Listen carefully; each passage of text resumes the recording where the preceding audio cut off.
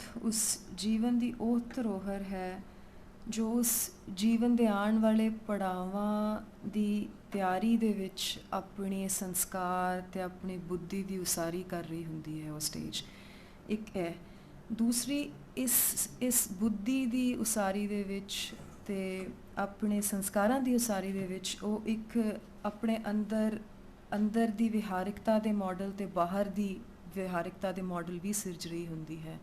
ਤੇ ਯੂਥ ਇੱਕ ਉਹ ਸਟੇਜ ਹੁੰਦੀ ਹੈ ਜਿਸ ਵਿੱਚ ਇਹ ਮਾਡਲ ਜੋ ਨੇ ਖਾਸ ਤੇਜ਼ੀ, ਖਾਸ ਬੁਲੰਦੀ, ਖਾਸ ਕਨਵਿਕਸ਼ਨ ਦੇ ਨਾਲ ਇਹ ਮਾਡਲਸ ਨੂੰ ਜੋ ਨੇ ਉਹ ਕ੍ਰੀਏਟ ਹੋ ਰਹੇ ਹੁੰਦੇ ਹਨ। ਸੋ ਇਨਸਾਨ ਦੀ ਜ਼ਿੰਦਗੀ ਦੇ ਵਿੱਚ ਯੂਥ ਇੱਕ ਤਰ੍ਹਾਂ ਦਾ ਇਨਫਲੈਕਸ਼ਨ ਪੈਥਵੇ ਵੀ ਹੈ।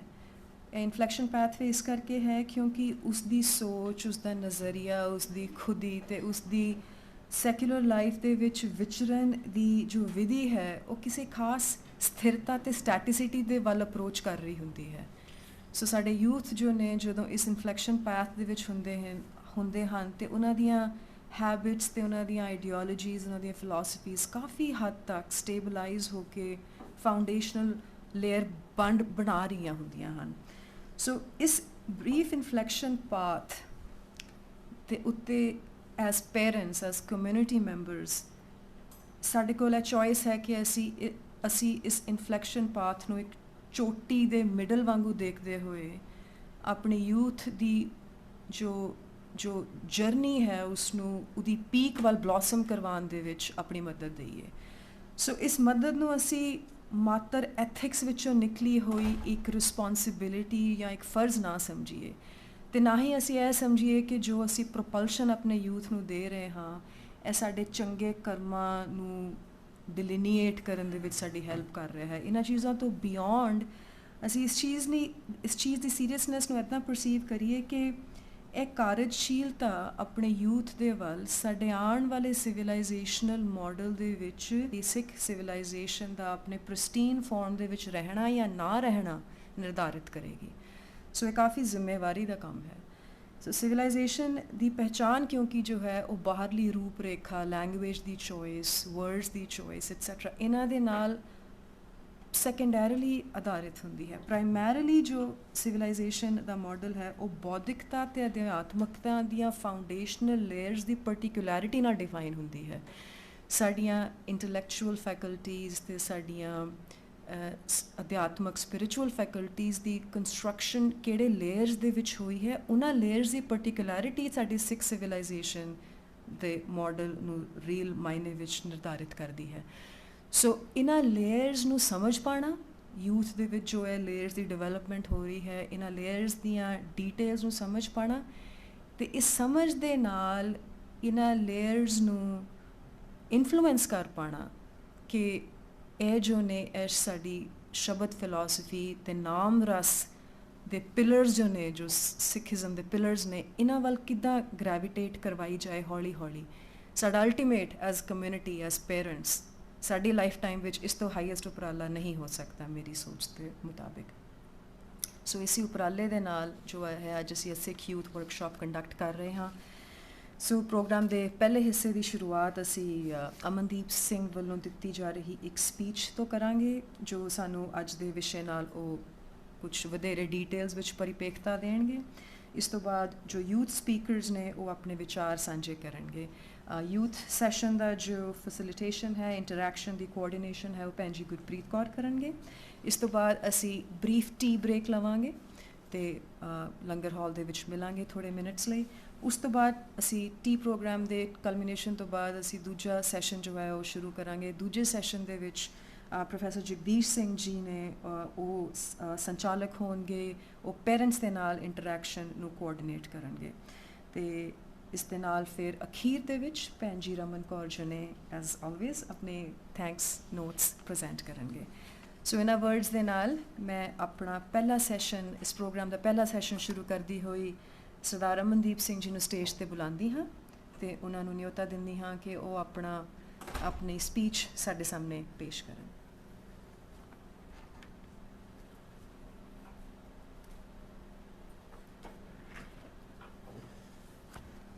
ਵਾਹਿਗੁਰੂ ਜੀ ਕਾ ਖਾਲਸਾ, ਵਾਹਿਗੁਰੂ ਜੀ ਕੀ ਫਤਿਹ। ਸੋ एक काफ़ी unique effort, and I'll try to talk more in English this time, because I feel that since our youth is connected, so we'll want to have no language barrier in between us. So the to start with, if you look we look at the main theme of this workshop is to learn Sikhi with the Sikh youth in diaspora. So if we look at that, if we try to evaluate that, the theme of this workshop, it has two basic components that we can generally see from here. One is it is focused on youth, and the second is it is related with diaspora. So youth would probably mean something which is related with the human age, and since it's related with the age, it goes back to the concept of time. And then if the when we talk about diaspora, we are talking about a specific space, which is like the immigrant population in different not in their root space, or which has migrated from their center of origin. So it's basically related with time, which is in form of youth, and the other part is which is related with the space. So time and space are coming together in this symposium, if we want to conceptualize this. So when we look at time and space, which means we are actually entering into the process of history. So how do history makes its relevance in different spaces, different times? So how does history comes into action? So we are actually entering into that mode, because history does not occurs on every daily basis. It is only at few moments that history occurs. Our general living does not makes history. History is something that is only at some specific moments that we can experience an historical sense from an event. So time and space are relevant in history. So the objective component of history is in its chronology. So how the chronology goes, it's basically history has two basically forms, or two basic shades that through which we can experience history. One is the objective component, and the another one is the subjective component of history. So the objective component of history is in the chronology of the sequences that happens in time and in spaces. And the subjective component of history is in the culture, in the music, in art, in poetry, in literature. So I'm going to list like around 5 to 7 different ways in which history occurs. So one way is that we can experience history through culture, through music, through our art, through poetry, literature. The second way of experiencing history is through language. So how do we approach history through language? The language is the basic medium to understand, to make history by our actions. How do we act in language? Not just a physical action, but also in language. How do we act in that? Then history also has a component which is driven from the symbol formation of symbols. So the symbolic understanding actually produces through the symbolic understanding. How does symbolic understanding of things make difference in history? How do we pass on from one generation to the next generation? So there is an element of space and ethnicity which is also involved in formation of history. So whatever space or whatever ethnicity that we belong to is also a component which actually enters into the process of history. And the last component that I would relate is the imagination. How do we imagine history? So how do we imagine ourselves? How do we imagine our community? That is what is going to actually act in the process of history. So the features of the subjective history, or the second part that I have just quoted is the subjective history. So what are the different features which are related in the history? So history is first of all, history is never complete in itself. So we should not think that it is going to be completed in some action, or in some institution, or in some historical form. So history is never complete. It's like an art which continues to grow on its own. So as the time passes, history keeps growing in the subjective phase. So it lacks the objective purpose. The history also lacks that the subjective part of the history lacks the objective purpose in it. So we live in our time. We don't have any objective purpose for that. It is just that there is that once we start living or once we start experiencing things, we start making history at a subjective level. So it is always creative. So history is never stagnant, or it's not something that is existing like a mass out there, but it is always creative. It continues to grow from within, from the experiences, from the life currents of people, how we interact with each other. So this is how history gets creative. So it can also be nihilistic. So what does nihilism mean? It's a concept which is being borrowed from the European philosophy. It says that nihilism in itself is actually, there's a term which is used in philosophy which is also called flatness. When there is a flatness of the value system in the society. So history can become nihilistic at different occasions when it is causing a flatness in the society, when the values of the society are becoming only driven by the forces in which we live in because of the existence that we do. That is what causes flatness. So we have to come out of that flatness mode and be more creative when we are actually entering into the process of history. So history must remain open. So it cannot be closed history. So it has to be open history. So this is what we are trying to create here.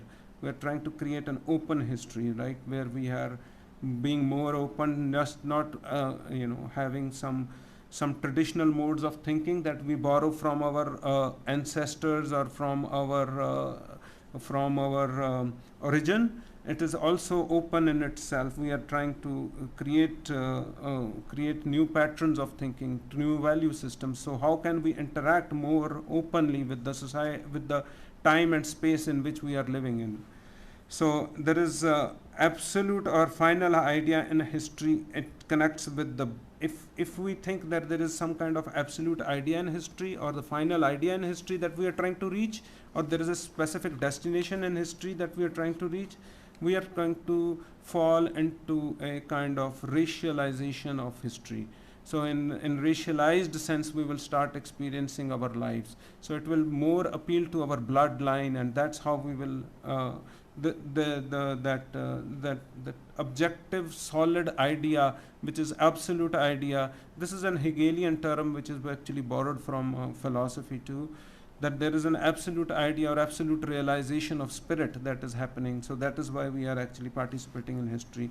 So we got to come out of that mode of thinking, that there is not something like I have to reach something, some specific destination, but we have to live our life, that realization of cosmos or realization of our time space is there within our experiences.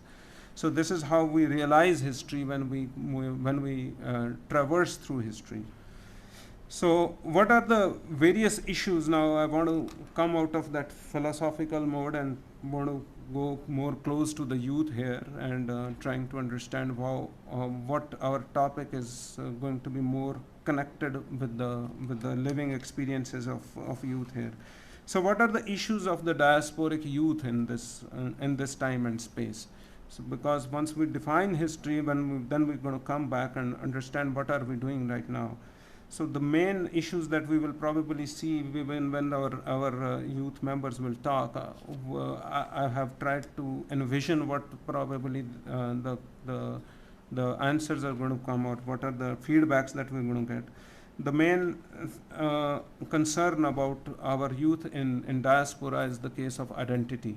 So most of the youth is always facing questions about identity. They are trying to resolve those questions in their own ways. They are trying to understand their identity and how to interact with their Sikh identity or into the or their religious identity, how do we go and interact with the world? So how is the worldview formed with that identity?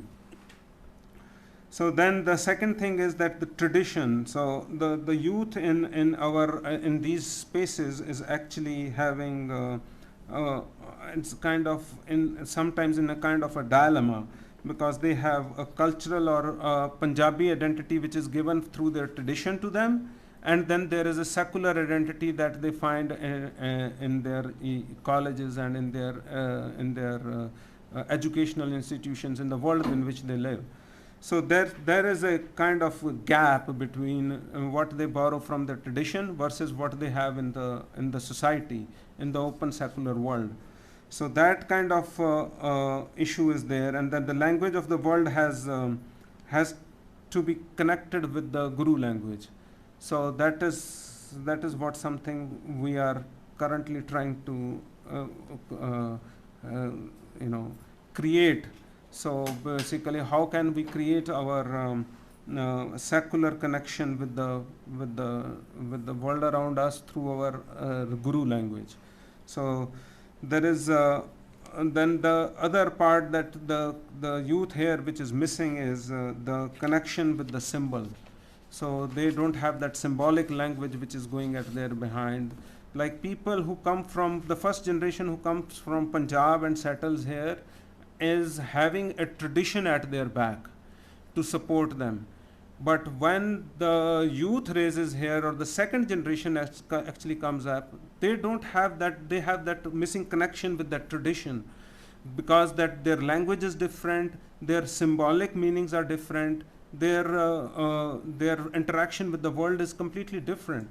So the youth is actually getting disconnected with, they don't have that traditional culture or traditional Sikh background which the people who are actually first generation immigrants have that with them. So the second generation has that gap in between. So that is why they are when they are kids, they want to learn, they are more involved in Sikhi, and they are more entrenched in their tradition. But once they grow up and go to their colleges and grow up to their and interact with the world, the secular world, they find that thing missing, how to connect with that world.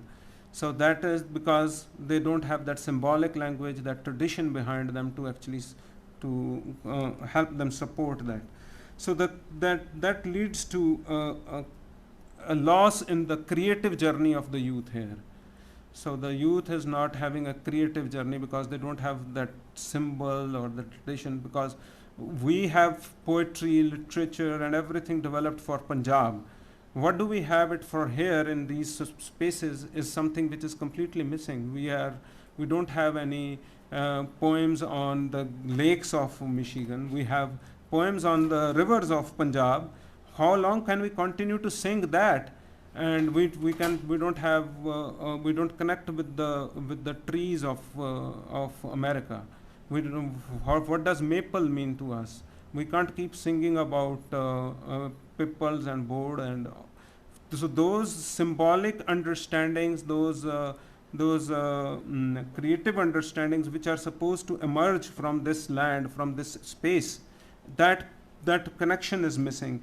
So that since there is no tradition, no value system at the back of the youth here, so they end up having an end to a dilemma, and we see more and more issues which are related with the existence of the existential concerns are more heavily dominant in these societies. So because of these existential concerns, we see that there is a lack of creative journey within the youth, and which is causing issues like mental health issues, and which are more becoming this is because the child itself, man is not made only because of its existence, or we cannot just continue to tell our children that be professionals and be doctors and engineers and all those, so that will only make them a unit of a capitalistic system, in which we will continue to put them to and be more derive energy from mainly from their economic resources and be more economically wealthy, but that will not take them further in their intellectual journey, in their creative journey, in their literary journey, or in their voice of the soul is getting more and more silent while they are becoming more and more uh, passionate or assertive in their identity, because these see the main gap which lies here is the gap between ethics and because the kid who is actually developing his developing in these spaces is learning the ethics of a secular world, or the world which is in which they are actually going into on everyday basis. So that ethics is coming from their secular domain or the worldly domain, while their tradition is coming from the Gurdwara or from the religious institution. So that gap is not making an inroad or a connection in between them. So that is where the process of language learning, the process of creating being more creative in poetry, in more symbolic terms, that is what we need to probably produce from this land. So once these spaces get more, spaces do not become mature just by existence. They become mature because you involve spiritually, you involve creatively in these spaces. That is how the spaces become more fertile, and they become you relate with those spaces. They belong to you then. So right now the youth here, or the first generation, or the Sikhs who have migrated, we can claim to be present here because of our identity, but we cannot claim to have grounded or made this land our own land. So or make this space our own space, because we have no interests beyond just economic interests. So we have not involved ourselves into the creative or symbolic dimensions of these lands. So there is that's why the imagination, when we continue to go do what we are doing, the imagination of the youth and our next generation is going to become dull. So that is not something going to go for a long way with each passing generation. So only reality cannot be that of the expression, right? So we have to be more our reality can be that of abstract reality. We need to start relating with that abstract reality, just with and not concentrate heavily on existential reality. And then there is a sense of I'm just to give you an example. Like, for example, what does a flower means to the youth here? So flower gives you a sense of season. It may give you a sense of color. It can give you a sense of life and death. Or it can give you art. It can give you an inspiration. It can give you a poetry. So there are so many meanings that you can just derive from a small symbol. So that kind of imagination that component of your imagination is missing, which is probably causing kind of dualistic, I don't want to say that, but kind of a dualistic life in our existence, which we probably want to fill it up with our imagination and with our creative expressions here. So if we look at how can we probably be more related with these spaces, with this time over here, that's the basic challenge that that goes behind all this. So we have to have we need to develop our literature. So literature has many genres, like we have fiction, and fiction itself has many genres. It can be historical fiction, it can be science fiction, it can be romantic fiction, or it can be speculative fiction. So these are all different genres. So till date we don't have any literature which is produced by in English language by our diaspora here.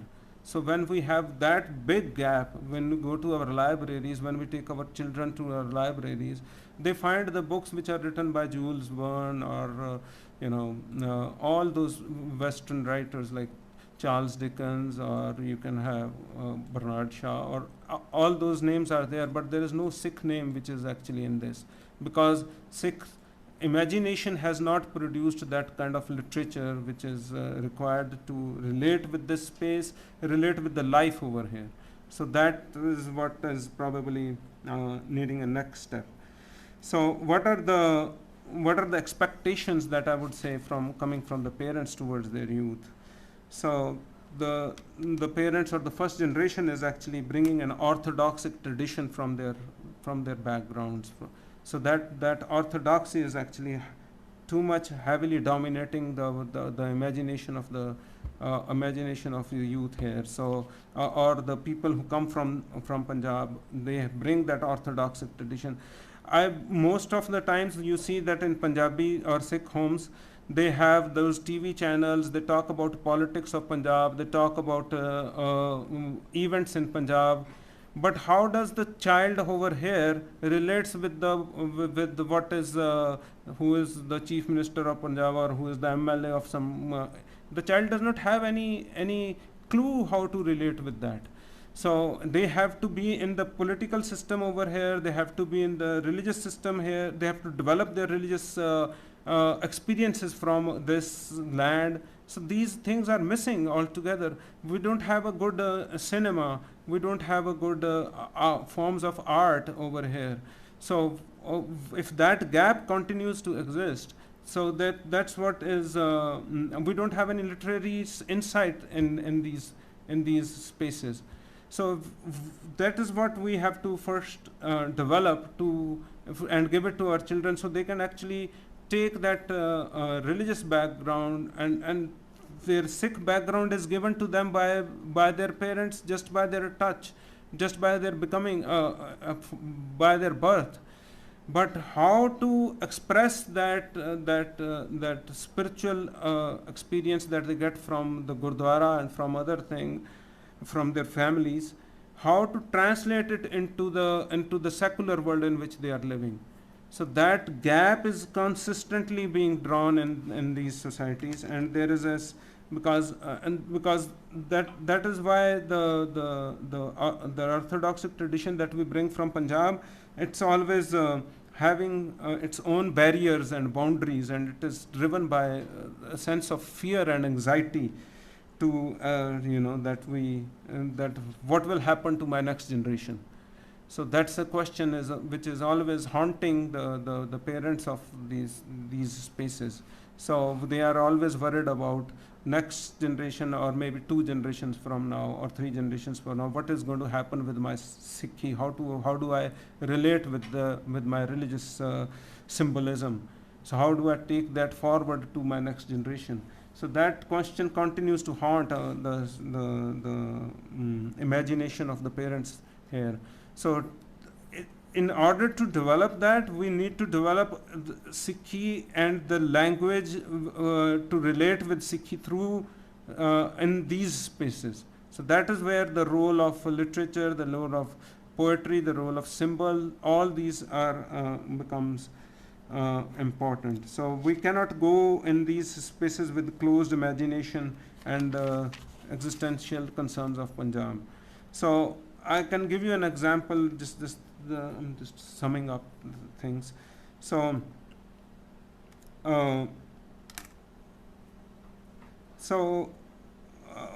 before I give you an example, I just want to point out one last thing, that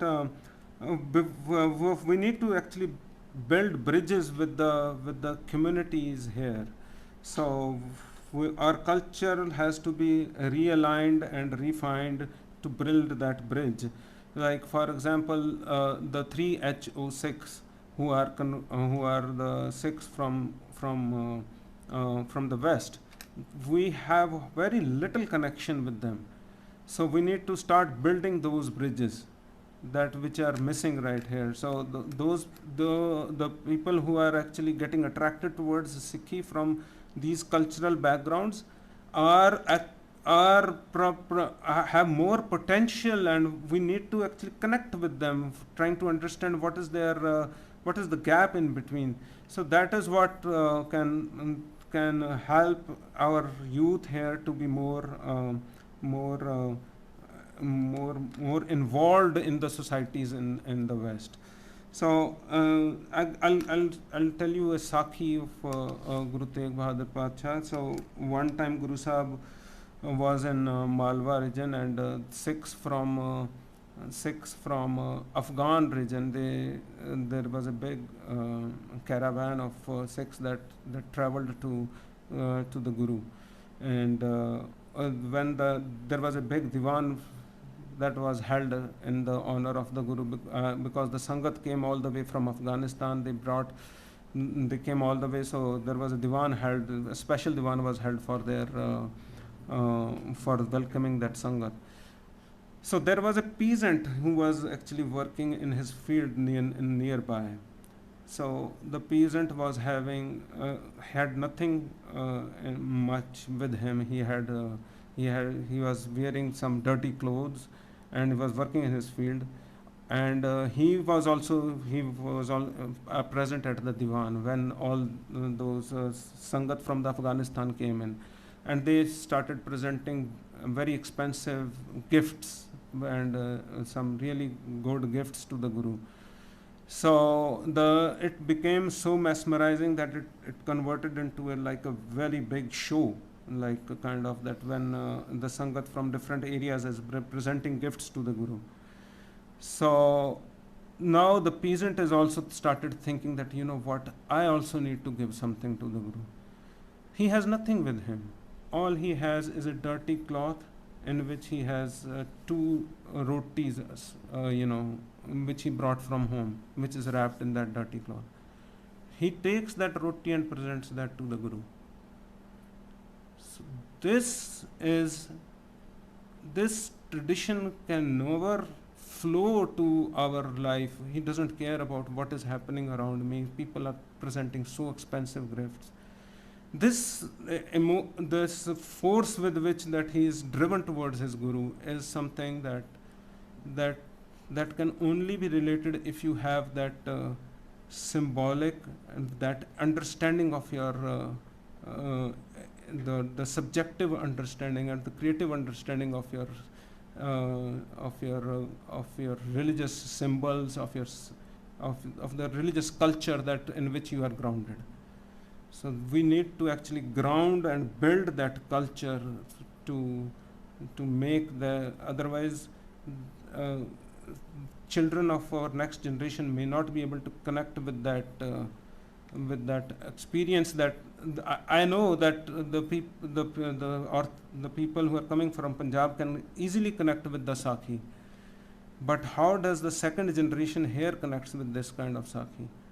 This is a challenge for us, challenge for everybody, for the diasporic society, and I think that I'll leave it with that thought. Vaheguru Ji ka Khalsa, Vaheguru Ji ki Fateh.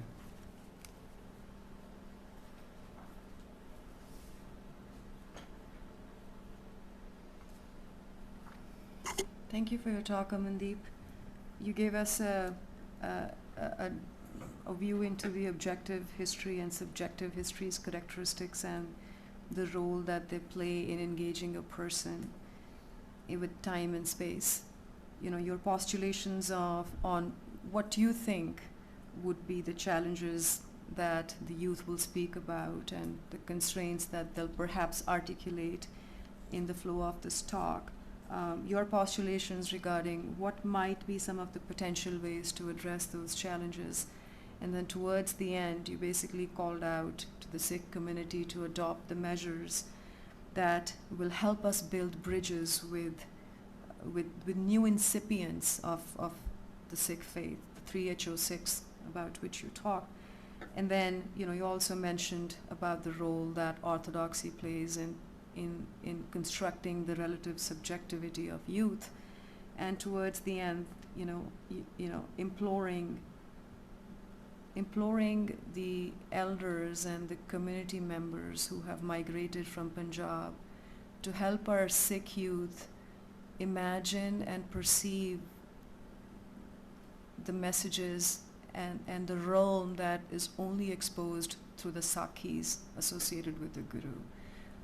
That particular call towards the end, that you basically ask the community to help our youth interpret a legacy that we have perhaps not been able to pass on in the pristine way that we perhaps could have. So really appreciate your thoughts coming here and talking to us. Moving on with the program's session 1, I will now like to invite Gurpreet Penji onto the stage so we can start with the youth workshop. Gurpreet Penji.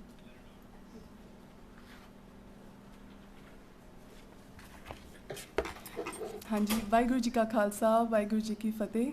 सो मैं एक बार फिर दोबारा साਰਿਆਂ ਦਾ welcome ਕਰਦੀ ਹਾਂ to Sikh youth workshop. ਸੋ ਆ ਇੱਕ ਬਹੁਤ important topic ਹੈ ਅੱਜ ਦਾ ਕਿ ਅੱਜ ਬੱਚਿਆਂ ਨੂੰ ਬੋਲਣ ਦਾ ਮੌਕਾ ਦਿੱਤਾ ਜਾ ਰਿਹਾ ਹੈ। ਬੱਚੇ they are R future. So ਉਹਨਾਂ ਦਾ ਪੁਆਇੰਟ ਆਫ ਵਿਊ ਸੁਣਨਾ ਐਂਡ ਐਨਰਜੀ ਦਾ ਜਿਹੜਾ ਫਲੋ ਹੈ ਟੂ ਐਂਡ ਫਰੋ, ਉਹ ਕੀ ਕਹਿਣਾ ਚਾਹੁੰਦੇ ਆ, ਕੀ ਸੋਚਦੇ ਆ, ਅਤੇ ਉਹਨਾਂ ਦਾ ਜਿਹੜਾ ਪੁਆਇੰਟ ਆਫ ਵਿਊ ਸੁਣਨਾ ਬਹੁਤ ਇੰਪੋਰਟੈਂਟ ਹੈ ਆਪਣੇ ਲਈ। ਸੋ ਇੱਕ ਮੈਂ ਛੋਟੀ ਜਿਹੀ ਗੱਲ ਕਰਨਾ ਚਾਹੂੰਗੀ ਕਿ ਇੱਕ ਜਗ੍ਹਾ 'ਚ ਜੇ ਹਵਾ ਦਾ ਆਵਾਗਮਨ ਹੋਵੇ ਜਾਂ ਧੁੱਪ ਆਉਂਦੀ ਹੋਵੇ, ਉਹ ਜਗ੍ਹਾ ਹਮੇਸ਼ਾ ਖਿੜੀ ਰਹਿੰਦੀ ਹੈ, ਖੁਸ਼ ਰਹਿੰਦੀ ਹੈ। ਸੋ ਇਸੇ ਤਰ੍ਹਾਂ ਇੱਕ ਸੁਸਾਇਟੀ ਵਿੱਚ, ਇੱਕ ਓਪਨ ਸੁਸਾਇਟੀ ਵਿੱਚ ਬੱਚੇ ਕੀ ਸੋਚਦੇ ਆ, ਹਮੇਸ਼ਾ ਆਪਾਂ ਆਪਣਾ ਪੁਆਇੰਟ ਆਫ ਵਿਊ ਬੱਚਿਆਂ ਨੂੰ ਦੱਸਦੇ ਹਾਂ। ਅੱਜ ਆਪਾਂ ਉਹਨਾਂ ਦਾ ਪੁਆਇੰਟ ਆਫ ਵਿਊ ਸੁਣਾਂਗੇ ਕਿ ਉਹ ਕੀ ਕਹਿਣਾ ਚਾਹੁੰਦੇ ਆ। ਸੋ ਆ ਇੱਕ ਬਹੁਤ ਇੰਪੋਰਟੈਂਟ ਪਲੈਟਫਾਰਮ ਹੈ।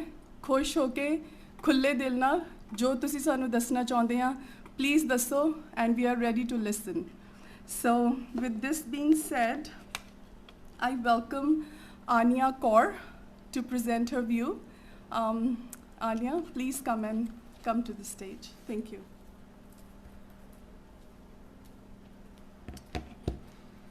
Hi, I'm Anya Singh, and I'm currently a senior in high school. Oh, sorry. Waheguru Ji Ka Khalsa, Waheguru Ji Ki Fateh. My name is Anya, and I'm currently a senior in high school, and I just wanted to share my thoughts growing up in the Sikh community. So, as it was mentioned before, identity is one of the main struggles, especially for me. And actually, last November, for school, I had to write a mini essay, and I wanted to share this essay. Kirat karna, van chakna, naam japna. These translate into the 3 principles of Sikhism: honest living, selfless service, and spiritual meditation. Looking wide-eyed at my mom as she meditatively recited these words, I failed to understand their meaning at the age of 8. I was born and raised as Sikh, but I didn't understand how to incorporate these principles into my life. It was really easy for my parents to, because they had the means and intellect to embrace these values. But as a child, I didn't know how to. This is where Camp Khalsa illustrated practical ways to apply the 3 pillars into my life and was instrumental in finding my Sikh identity. This camp was established in hopes of engaging the youth with their Sikh heritage. The Khalsa which I belong to refers to the entire community of Sikh learners. Partaking in Sikh history lessons as an attentive student with a desire to learn signified truthful living. I understood how to perform topics such as diversity and inclusion have grounded me and helped me in dealing with the adversities of my teenage years. My membership in the Khalsa community has guided my role as a lifelong learner in my community, and the teachings will navigate me through my future endeavors. So Camp Khalsa was a really great influence on my life, and it gave me the support to help me in understanding my identity. And I feel that the continuation of these types of camps and service activities are necessary for our youth. I will say that one of the things that I struggle with is being unable to incorporate like Path or Simran every day. And I think that taking small steps to make this a part of my daily life would again help me feel more connected to Sikhi. And I think we need to keep on looking for opportunities where we can continue these acts of selfless service. Thank you for listening to my experiences. Waheguru Ji Ka Khalsa, Waheguru Ji Ki Fateh.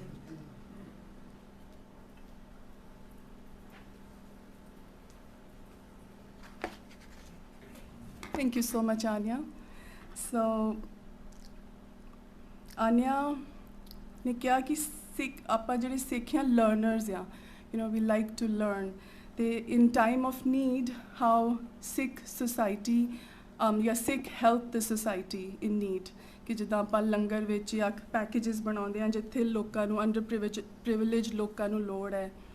ਸੋ ਆ ਇੱਕ ਬਹੁਤ ਚੰਗਾ point of view ਹੈ ਕਿ ਲੋੜ ਵੇਲੇ ਇੱਕ ਇਨਸਾਨ ਦੂਜੇ ਇਨਸਾਨ ਦੇ ਕੰਮ ਆਵੇ. ਮੈਂ ਪਹਿਲੇ ਆ ਕਹਿਣਾ ਭੁੱਲ ਗਈ, ਆ ਪ੍ਰੋਗਰਾਮ 2 ਪਾਰਟਸ ਵਿੱਚ ਵੰਡਿਆ ਹੋਇਆ ਹੈ. ਸੋ ਸਾਡੇ ਫਿਊ ਸਪੀਕਰਸ ਹੈ ਜੋ ਇਨ ਪਰਸਨ ਬੋਲਣਗੇ ਅਤੇ ਸਾਡੇ ਕੋਲ ਥੋੜ੍ਹੀਆਂ ਜਿਹੀਆਂ ਰਿਕਾਰਡਿੰਗਸ ਆ ਜੋ ਅਸੀਂ ਪੇਸ਼ ਕਰਾਂਗੇ. ਸੋ ਮੈਂ ਹੁਣ ਆਪਣੇ ਨੈਕਸਟ ਸਪੀਕਰ ਨੂੰ ਵੈਲਕਮ ਕਰਦੀ ਹਾਂ, Harjot Singh. Welcome.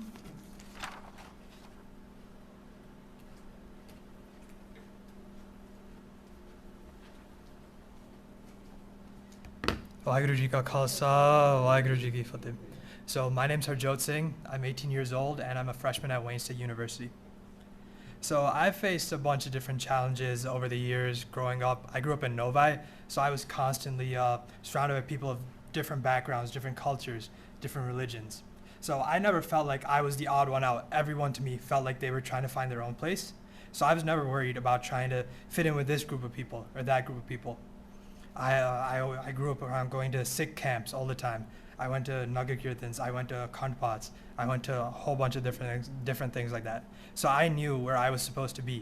I knew what I was supposed to do, but I didn't know if that was what I wanted to do.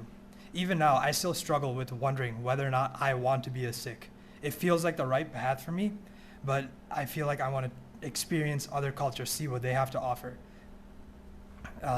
But despite that, I feel like this is where I'm supposed to be right now, at least. So yeah, most of my experiences revolved around me just trying to figure out where I fit into everybody else. Even now, I'm kind of nervous trying to speak about this because it feels like I don't want to talk down about Sikhi, but that it kind of feels like that's what I'm saying right now. Just speak from what comes to your heart and mind. Yeah. No judgments here. All right. Yeah, so like I said, I was surrounded by people of a bunch of different cultures. So there weren't a lot of Sikhs in my school. I've met maybe 5 other Sikhs in my school community over the years. So I mostly tended to gravitate around Arbis and other Indian people. So even there, I was a bit out of place, but they were too. So it was just, they felt like they were the closest to me. So that's why I gravitated to them, and that's why I was able to talk to them and hang out with them. Even now, that's my group of people who I hang out with. Even at college, I've joined the Sikh club there, where all the Sikhs come together, but I rarely see them. I've seen them maybe once since I've started school there. And yeah, I guess what I'm trying to say is it's just hard to be the only one there, you know? I knew who I was, so it wasn't as bad as it could have been, but I feel like if I didn't go to so many camps as I did, as many Nagar Kirtans as I went to, it could have been a lot worse. I might not have even been here talking to you at this program. I definitely had a lot of support from uncles, aunties, the Guru Karm, a whole bunch of Sikh elders. I had support from everybody. I was able to talk to them, and I was able to get their perspectives on how they felt over here.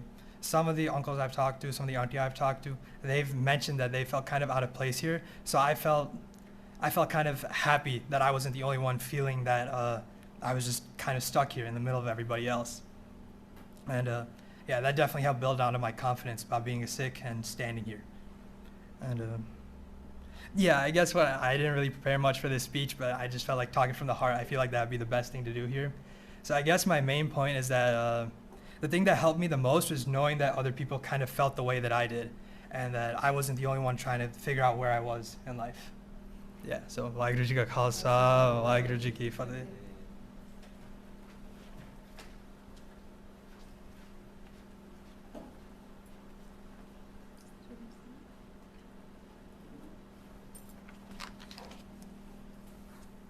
Thank you, Harjot. So, yes, we are different, but so is everyone.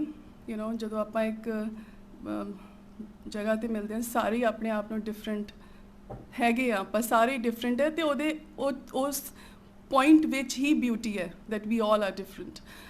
You said, but like you said, inner confidence and strength is important.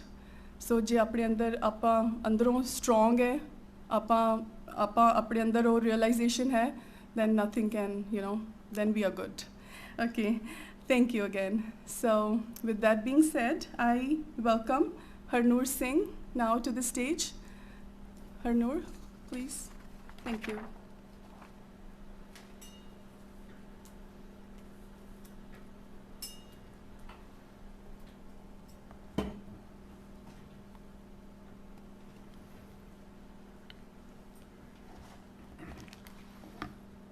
Waheguru ji ਕਾ ਖਾਲਸਾ ਵਾਹਿਗੁਰੂ ਜੀ ਕੀ ਫਤਿਹ। ਮੈਂ ਅੱਜ ਪੰਜਾਬੀ 'ਚ ਗੱਲ ਕਰਨਾ ਚਾਹੁੰਦਾ ਸੀ, ਪਰ ਮੈਂ ਥੋੜ੍ਹਾ ਜਿਹਾ ਅੱਧਾ ਕਰੂੰਗਾ ਤਾਂ ਕਿ ਸਾਰਿਆਂ ਨੂੰ ਸਮਝ ਲੱਗੇ। ਅਤੇ ਮੈਂ 2020 'ਚ ਗ੍ਰੈਜੂਏਟ ਹੋਇਆ ਸੀ ਯੂਨੀਵਰਸਿਟੀ ਆਫ ਮਿਸ਼ਿਗਨ ਤੋਂ, ਅਤੇ 2016 'ਚ ਗ੍ਰੈਜੂਏਟ ਹੋਇਆ ਸੀ ਨਾਰਥਵੈਲ ਹਾਈ ਸਕੂਲ ਤੋਂ। ਅਤੇ ਮੈਂ ਥੋੜ੍ਹਾ ਜਿਹਾ ਉਹ ਪਰਸਪੈਕਟਿਵ ਤੋਂ ਗੱਲ ਕਰੂੰਗਾ ਕਿ ਥੋੜ੍ਹਾ ਜਿਹਾ ਹੁਣ ਜੇ ਮੈਂ ਸੋਚਦਾ ਉਸ ਸਮੇਂ ਬਾਰੇ ਕਿ ਮੇਰੇ ਰਿਫਲੈਕਸ਼ਨ, ਮੇਰੇ ਵਿਚਾਰ ਕੀ ਹੈ, ਕਿ ਉਹ ਵੇਲੇ ਕੀ ਬੀਤਦਾ ਸੀ ਮੇਰੇ ਦਿਮਾਗ 'ਚ, ਅਤੇ ਨਾਲੇ ਕੀ ਮੇਰਾ ਕੰਮ ਆਇਆ ਬਹੁਤ ਸੀ ਉਦੋਂ। ਪਹਿਲਾਂ ਮੈਂ ਇੱਕ ਗੱਲ ਸਾਂਝੀ ਕਰਨਾ ਚਾਹੁੰਦਾ ਕਿ ਜਦੋਂ ਮੈਂ ਹਾਈ ਸਕੂਲ 'ਚ ਸੀਗਾ, ਮੇਰੇ ਮਾਮਾ ਜੀ ਫਰੀਮੌਂਟ ਕੈਲੀਫੋਰਨੀਆ ਉਹ ਕੈਂਪ ਲਾਉਂਦੇ ਸੀ, ਅਤੇ ਮੈਂ ਅਤੇ ਮੇਰੀ ਵੱਡੀ ਭੈਣ ਗਏ ਸੀ ਉੱਥੇ ਸੇਵਾ ਕਰਨ ਵਾਸਤੇ। ਅਤੇ ਅਸੀਂ ਦੋਨੇ ਇੱਕ ਐਕਟੀਵਿਟੀ ਕੀਤੀ ਸੀ ਬੱਚਿਆਂ ਨਾਲ, ਅਤੇ ਉਹ ਐਕਟੀਵਿਟੀ ਸੀਗੀ, ਉਹਦਾ ਨਾਂ ਸੀ ਐਲੀਵੇਟਰ ਪਿਚ। ਸੋ ਉਹਦਾ ਮਕਸਦ ਕੀ ਸੀ ਕਿ ਬੱਚਿਆਂ ਨੂੰ ਥੋੜ੍ਹਾ ਜਿਹਾ ਸਮਝਾਉਣਾ, ਜੇ ਤੁਸੀਂ ਸੋਚ ਲਓ ਕਿ ਐਲੀਵੇਟਰ 'ਚ ਖੜ੍ਹੇ ਆ ਜਾਂ ਉਹ ਕਿਤੇ ਖੜ੍ਹੇ ਆ, ਇੰਨਾ ਸਮਾਂ ਨਹੀਂ ਹੈਗਾ ਸਮਝਾਉਣ ਵਾਸਤੇ, ਕੋਈ ਲੰਬੀ ਗੱਲ ਤੁਸੀਂ ਕਰ ਨਹੀਂ ਸਕਦੇ ਆ। ਕੋਈ ਪੁੱਛਦਾ ਹੈ ਕਿ ਸਿਰ 'ਤੇ ਕੀ ਬੰਨਿਆ ਹੋਇਆ, ਗੁੱਤ ਕਿਉਂ ਇੰਨੀ ਲੰਮੀ ਰੱਖੀ ਵੀ ਆ, ਵਾਲ ਕਿਉਂ, ਸ਼ਕਲ ਕਿਉਂ ਇਹੋ ਜਿਹੀ ਹੈਗੀ ਆ, ਥੋੜ੍ਹਾ ਜਿਵੇਂ ਸਿੱਖੀ ਬਾਰੇ ਕੋਈ ਪੁੱਛਦਾ ਹੈ। ਅਤੇ ਮਕਸਦ ਉਹੀ ਰੱਖਿਆ ਸੀ ਕਿ ਬੱਚਿਆਂ ਨੂੰ ਥੋੜ੍ਹਾ ਜਿਹਾ ਪਤਾ ਲੱਗੇ ਕਿ ਉਹ ਕਿਵੇਂ ਸਮਝਾਉਣਾ ਹੁੰਦਾ ਉਸ ਬੰਦੇ ਨੂੰ ਜਿਹਨੂੰ ਕੁਛ ਵੀ ਨਹੀਂ ਪਤਾ ਸਿੱਖੀ ਬਾਰੇ। ਅਤੇ ਆਹ ਬੱਚੇ ਜਿਹੜੇ ਸੀਗੇ ਉਹ ਫਰੀਮੌਂਟ ਕੈਲੀਫੋਰਨੀਆ ਤੋਂ ਸੀਗੇ, ਉਹ ਗੁਰਦੁਆਰੇ ਜਾਂਦੇ ਆ, ਉਹ ਬੱਚਿਆਂ ਨਾਲ ਜਿਹਦੇ ਨਾਲ ਉਹ ਸਕੂਲ 'ਤੇ ਵੀ ਜਾਂਦੇ ਆ, ਅਤੇ ਉਹਨਾਂ ਨੂੰ ਇੰਨਾ ਕੁਛ ਉਹ ਤਾਂ ਉਹਨਾਂ ਦੇ ਦਿਮਾਗ 'ਚ ਉਹ ਤਾਂ ਹੈ ਨਹੀਂ ਗਾ ਸੀ ਕਿ ਹਾਂ ਉਹ ਕੋਈ ਬੰਦਾ ਹੋਊਗਾ ਜਿਨ੍ਹਾਂ ਨੂੰ ਸਿੱਖੀ ਬਾਰੇ ਕੁਛ ਪਤਾ ਨਹੀਂ ਹੈ। ਉੱਥੇ ਤਾਂ ਜਿਵੇਂ ਹਰ ਬੰਦੇ ਨੂੰ ਸਿੱਖੀ ਬਾਰੇ ਮਾੜਾ ਮੋਟਾ ਤਾਂ ਕੁਛ ਪਤਾ ਹੈ, ਕਿਉਂਕਿ ਉਹਨਾਂ ਦੀ ਗਿਣਤੀ ਕਾਫੀ ਹੈ। ਅਤੇ ਉਹ ਬੱਚੇ ਨੂੰ ਬਹੁਤ ਹੀ ਔਖਾ ਲੱਗਾ ਕੰਮ, ਅਤੇ ਉਹ ਜਿਵੇਂ ਵੋਲੰਟੀਅਰ ਕਈ ਆਏ ਮੂਹਰੇ, ਪਹਿਲਾਂ ਤਾਂ ਬਹੁਤ ਹੀ ਸਾਰੇ ਡਰਦੇ ਸੀ, ਕੋਈ ਵੀ ਕਿਸੇ ਨੇ ਵੀ ਉਹ ਹੱਥ ਖੜ੍ਹਾ ਕੀਤਾ ਕਿ ਹਾਂ ਮੈਂ ਥੋੜ੍ਹਾ ਜਿਹਾ ਕੋਸ਼ਿਸ਼ ਕਰੂੰਗਾ। ਅਤੇ ਬਾਅਦ 'ਚ ਜਦੋਂ ਮੈਂ ਆਪਦੀ ਭੈਣ ਨਾਲ ਗੱਲ ਕੀਤੀ ਸੀ, ਅਸੀਂ ਦੋਨੇ ਸੋਚਦੇ ਸੀ ਕਿ ਕੋਈ ਕਮੀ ਹੈ ਕਿ ਉਹਨਾਂ ਨੂੰ ਆਉਂਦਾ ਸੀ ਕਿਵੇਂ ਸਮਝਾਉਣਾ ਹੋਰ ਕੋਈ ਬੰਦੇ ਨੂੰ ਕਿ ਸਿੱਖੀ ਕੀ ਹੈ। ਸਾਨੂੰ ਤਾਂ ਪਤਾ ਸੀ, ਕਿਉਂਕਿ ਜਿੱਥੇ ਅਸੀਂ ਰਹਿੰਦੇ ਸੀ, ਮੇਰਾ ਜਨਮ ਹੋਇਆ ਸੀ ਵਿਸਕੌਨਸਨ 'ਚ, ਉੱਥੇ ਤਾਂ ਇੱਥੇ ਨਾਲੋਂ ਵੀ ਘੱਟ ਸਿੱਖ ਲੋਕ ਸੀਗੇ। ਸਕੂਲ 'ਚ ਇੱਕ ਵੀ ਨਹੀਂ ਉਹ ਹੋਰ ਸਿੱਖ ਬੱਚਾ ਹੁੰਦਾ ਸੀ, ਅਤੇ ਪੂਰੀ ਦੇਰ ਜਦੋਂ ਅਸੀਂ ਰਹਿੰਦੇ ਸੀ ਉੱਥੇ ਬਹੁਤ ਹੀ ਘੱਟ ਬੱਚੇ ਹੁੰਦੇ ਸੀ ਮੇਰੀ ਉਮਰ ਦੇ ਸਿੱਖ, ਅਤੇ ਉਹ ਮੇਰੀ ਗੱਲ ਵੀ ਬਹੁਤ ਘੱਟ ਹੁੰਦੀ ਸੀ ਉਹ ਬੱਚਿਆਂ ਨਾਲ ਸਿੱਖੀ ਬਾਰੇ। ਬਸ ਉਹ ਕੈਂਪਾਂ 'ਤੇ ਉਹ ਕੀਰਤਨ ਪ੍ਰੋਗਰਾਮਾਂ 'ਤੇ ਉਹ ਗੱਲ ਹੁੰਦੀ ਸੀ। ਅਤੇ ਵਾਪਸ ਥੋੜ੍ਹਾ ਜਿਹਾ ਮੈਂ ਜਾਂਦਾ ਉਹ ਗੱਲ ਨੂੰ, ਅਤੇ ਉਹ ਪਹਿਲਾਂ ਮੈਂ ਸੋਚਦਾ ਸੀ ਕਿ ਕੋਈ ਕਮੀ ਹੈ, ਅਤੇ ਉਹ ਜਿਵੇਂ ਉਦੋਂ ਸੋਚਣੀ ਸੀਗੀ। ਹੁਣ ਮੈਂ ਪਤਾ ਨਹੀਂ ਕਈ ਸਾਲ ਪਹਿਲਾਂ ਥੋੜ੍ਹਾ ਜਿਹਾ ਮੈਂ ਸੋਚਿਆ ਸੀ ਕਿ ਜਦੋਂ ਮੈਂ ਛੋਟਾ ਸੀ ਸਿੱਖੀ ਬਾਰੇ ਕੀ ਸਿਖਾਇਆ ਜਾਂਦਾ ਸੀ ਕਿ ਜੇ ਕੋਈ ਹੋਰ ਬੰਦਾ ਹੁੰਦਾ ਕਿਵੇਂ ਸਮਝਾਉਣਾ ਸਿੱਖੀ ਬਾਰੇ, ਪਰ ਆਹ ਗੱਲ ਰਹਿੰਦੀ ਸੀ ਕਿ ਆਪਦੇ ਆਪ ਨੂੰ ਕਿਵੇਂ ਸਮਝਾਉਣਾ ਸਿੱਖੀ ਕੀ ਹੈ, ਜਾਂ ਆਪਦੇ ਆਪ 'ਚ ਕਿਹੜੇ ਖਿਆਲ ਹੈਗੇ ਆ ਕਿ ਸਿੱਖੀ ਤੁਹਾਡੇ ਵਾਸਤੇ ਕੀ ਹੈ। ਅਤੇ ਵੀ ਇੱਕ ਹੁਣ ਮੈਨੂੰ ਲੱਗਦਾ ਬਹੁਤ ਹੀ ਜ਼ਰੂਰੀ ਗੱਲ ਹੈਗੀ ਹੈ, ਕਿਉਂਕਿ ਜੋ ਆਪਾਂ ਬਾਹਰ ਕਰਨਾ ਚਾਹੁੰਦੇ ਹਾਂ ਉਹ ਪਹਿਲਾਂ ਅੰਦਰ ਕਰਨਾ ਪੈਣਾ। ਜਿਵੇਂ ਗੁਰਬਾਣੀ 'ਚ ਵੀ ਲਿਖਿਆ ਕਿ ਆਈ ਪੰਥੀ ਸਗਲ ਜਮਾਤੀ ਮਨ ਜੀਤਾ ਜਗਜੀਤ, ਇੱਕ ਉਦਾਹਰਣ ਹੈਗੀ ਹੈ ਕਿ ਗੁਰਬਾਣੀ 'ਚ ਲਿਖਿਆ ਪਹਿਲਾਂ ਅੰਦਰ ਜਿੱਤਣਾ ਅਤੇ ਫਿਰ ਬਾਹਰ ਜਾ ਕੇ ਜਿਹੜਾ ਵੀ ਕੰਮ ਕਰਨਾ ਕਰ ਲਓ। ਅਤੇ ਤਾਂ ਮੈਨੂੰ ਬਹੁਤ ਜ਼ਰੂਰੀ ਲੱਗਦੀ ਹੈ ਗੱਲ ਕਿ ਆਪਦੇ ਆਪ ਅੰਦਰ ਥੋੜ੍ਹਾ ਸ਼ੌਂਕ ਹੋਣਾ ਚਾਹੀਦਾ, ਚਾਹ ਹੋਣੀ ਚਾਹੀਦੀ ਹੈ, ਅਤੇ ਫਿਰ ਬਾਹਰ ਜਾ ਕੇ ਹੋਰ ਕਮਿਊਨਿਟੀਆਂ ਨੂੰ ਤੁਸੀਂ ਗੱਲ ਕਰ ਸਕਦੇ, ਵਿਚਾਰ ਕਰ ਸਕਦੇ ਕਿ ਸਿੱਖੀ ਕੀ ਆ। ਉਹ ਤਾਂ ਬਾਅਦ 'ਚ ਉਹ ਗੱਲ ਇਹਦੇ ਨਾਲ ਹੀ ਆ ਜੂਗੀ ਜੇ ਅੰਦਰ ਥੋੜ੍ਹਾ ਜਿਹਾ ਪਤਾ ਲੱਗ ਜੇ ਕਿ ਮੇਰੇ ਵਾਸਤੇ ਸਿੱਖੀ ਕੀ ਹੈ, ਕਿਉਂ ਮੇਰੇ ਵਾਸਤੇ ਉਹ ਪਿਆਰ ਹੈਗਾ ਸਿੱਖੀ ਵਾਸਤੇ, ਗੁਰੂ ਵਾਸਤੇ। ਅਤੇ ਉਹੀ ਮੈਂ ਸਿੱਖਿਆ ਸੀ ਉਹ ਗੱਲ ਤੋਂ ਜਦੋਂ ਅਸੀਂ ਫਰੀਮੌਂਟ ਗਏ ਸੀ ਕਿ ਜਿੱਥੇ ਮੈਂ ਵੇਖਿਆ ਜਿੱਥੇ ਸਿੱਖ ਜਵਾਕਾਂ ਵਾਸਤੇ ਆਪਦੀ ਉਮਰ ਦੀ ਬਹੁਤ ਜਿਵੇਂ ਸਿੱਖ ਸੰਗਤ ਹੈਗੀ ਹੈ ਅਤੇ ਆਪਸ ਵਿੱਚ ਉਹ ਵਿਚਾਰ ਕਰ ਸਕਦੇ ਆ, ਉਹਨਾਂ ਦੇ ਦਿਮਾਗ 'ਚ ਹੋਰ ਤਰ੍ਹਾਂ ਸਿੱਖੀ ਵਾਸਤੇ ਉਹ ਖਿਆਲ ਵਸ ਜਾਂਦੇ ਆ। ਅਤੇ ਜਿਹੜੇ ਜਵਾਕ ਉੱਥੇ ਉਹ ਜੰਮਦੇ ਆ ਜਿੱਥੇ ਉਹ ਆਪਦੀ ਉਮਰ ਦੇ ਘੱਟ ਬੱਚੇ ਹੁੰਦੇ ਆ, ਆਪਦੀ ਉਮਰ ਦੇ ਬੱਚਿਆਂ ਨਾਲ ਉਹ ਗੱਲ ਨਹੀਂ ਕਰ ਸਕਦੇ ਸਿੱਖੀ ਬਾਰੇ, ਅਤੇ ਬਸ ਜਿਵੇਂ ਵੱਡੇ ਵਡੇਰਿਆਂ ਤੋਂ ਸੁਣਦੇ ਆ ਗੱਲਾਂ, ਉਹਨਾਂ ਦੇ ਦਿਮਾਗ 'ਚ ਫਿਰ ਹੋਰ ਤਰ੍ਹਾਂ ਦੇ ਖਿਆਲ ਵਸਦੇ ਆ ਕਿ ਹਾਂ ਸਿੱਖੀ ਸ਼ਾਇਦ ਆ ਜਿਵੇਂ ਵੱਡਾ ਹੋ ਕੇ ਉਹ ਜਿਵੇਂ ਮੈਂ ਕੁਛ ਪਾਠ ਕਰੂੰਗਾ, ਥੋੜ੍ਹਾ ਜਿਹਾ ਸਿਮਰਨ ਕਰੂੰਗਾ, ਆ ਤਾਂ ਛੋਟੀ ਉਮਰ ਹੈ ਹਜੇ ਤਾਂ ਹੋਰ ਜਿਵੇਂ ਜੋ ਹੁਣ ਹੋਰ ਬੱਚੇ ਖੇਡਦੇ ਆ ਬਾਹਰ, ਹੋਰ ਤਰ੍ਹਾਂ ਕੰਮ ਕਰਦੇ ਆ, ਉਹ ਮੇਰੇ ਵਾਸਤੇ ਆ ਹੁਣ। ਅਤੇ ਜਿਵੇਂ ਪਹਿਲਾਂ ਵੀ ਮੇਰੇ ਤੋਂ ਪਹਿਲਾਂ ਜਿਹੜੇ ਬੋਲੇ ਆ ਉਹ ਕਹਿੰਦੇ ਸੀ ਕਿ ਕੈਂਪ ਬਹੁਤ ਕੰਮ ਆਇਆ, ਨਗਰ ਕੀਰਤਨ ਬਹੁਤ ਕੰਮ ਆਏ, ਜਿਵੇਂ ਉਹ ਪ੍ਰੋਗਰਾਮਾਂ 'ਤੇ ਜਾ ਕੇ ਉਹ ਥੋੜ੍ਹਾ ਜਿਹਾ ਫਾਇਦਾ ਸੀਗਾ।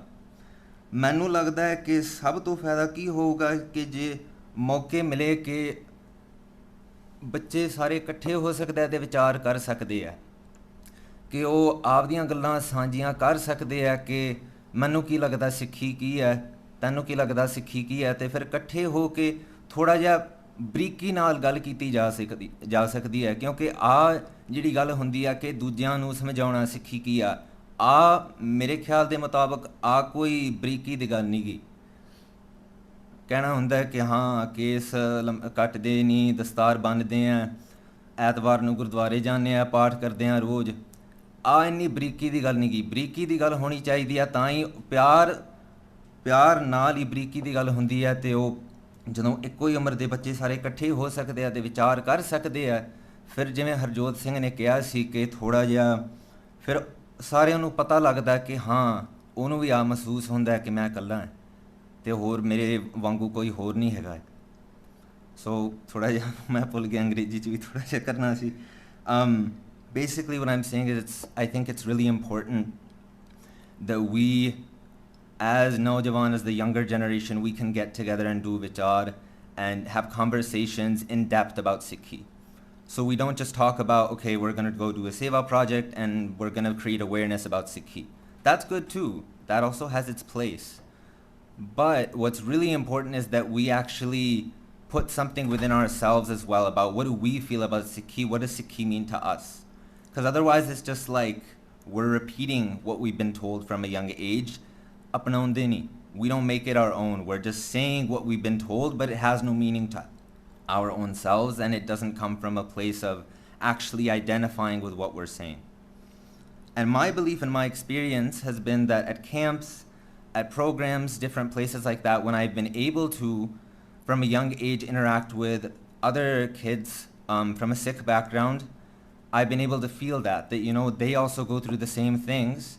And I've been able to get inspiration from them. ਉਹ ਕਿਵੇਂ ਜੁੜਦੇ ਆ ਸਿੱਖੀ ਨਾਲ, ਇਹਨੂੰ ਕੀਰਤਨ ਦਾ ਸ਼ੌਂਕ ਹੈ, ਇਹਨੂੰ ਗੱਤਕੇ ਦਾ ਸ਼ੌਂਕ ਹੈ, ਇਹਨੂੰ ਪਾਠ ਕਰਨ ਦਾ ਸ਼ੌਂਕ ਹੈ, ਇਹਨੂੰ ਸੰਥਿਆ ਦਾ ਸ਼ੌਂਕ ਹੈ, ਕਥਾ ਸੁਣਨ ਦਾ ਸ਼ੌਂਕ ਹੈ, ਜੋ ਵੀ ਹੈਗਾ।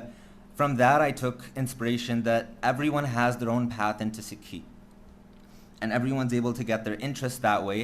And then ਇੱਕ ਵਾਰੀ ਉਹ ਥੋੜ੍ਹੀ ਜਿਹੀ ਚਾਹ ਹੋਵੇ ਅੰਦਰ ਅਤੇ ਫਿਰ ਬਾਕੀ ਸਾਰਾ ਕੁਛ ਹੀ ਆ ਜਾਂਦਾ ਹੈ। ਦੂਜਿਆਂ ਨੂੰ ਸਮਝਾਉਣਾ ਸੌਖਾ ਲੱਗਦਾ ਹੈ, ਆਪਦੇ ਆਪ ਨੂੰ ਸਮਝਾਉਣਾ ਸਭ ਤੋਂ ਵੱਡੀ ਔਖੀ ਗੱਲ ਹੁੰਦੀ ਹੈ ਕਿ ਆਪਦੇ ਆਪ ਦੇ ਅੰਦਰ ਕੁਝ ਸਿੱਖੀ ਬਾਰੇ ਵਸਾਉਣਾ ਹੈ।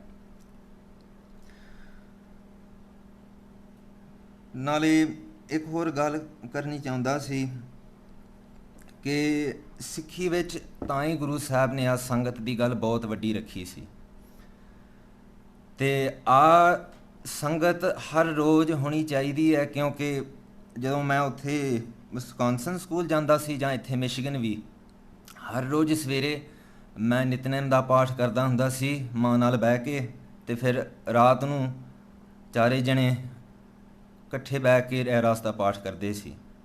ਜਿਵੇਂ ਹਰ ਰੋਜ਼ ਸੰਗਤ ਹੁੰਦੀ ਸੀ, ਅਤੇ ਉਦੋਂ ਵੱਧ ਵੀ ਲੋੜ ਸੀਗੀ, ਤਾਂ ਹੀ ਕੈਂਪ 'ਤੇ ਮੈਂ ਜਾਂਦਾ ਸੀ, ਪ੍ਰੋਗਰਾਮਸ 'ਤੇ ਮੈਂ ਜਾਂਦਾ ਸੀ, ਅਤੇ ਉਹ ਵੀ ਬਹੁਤ ਕੰਮ ਆਏ।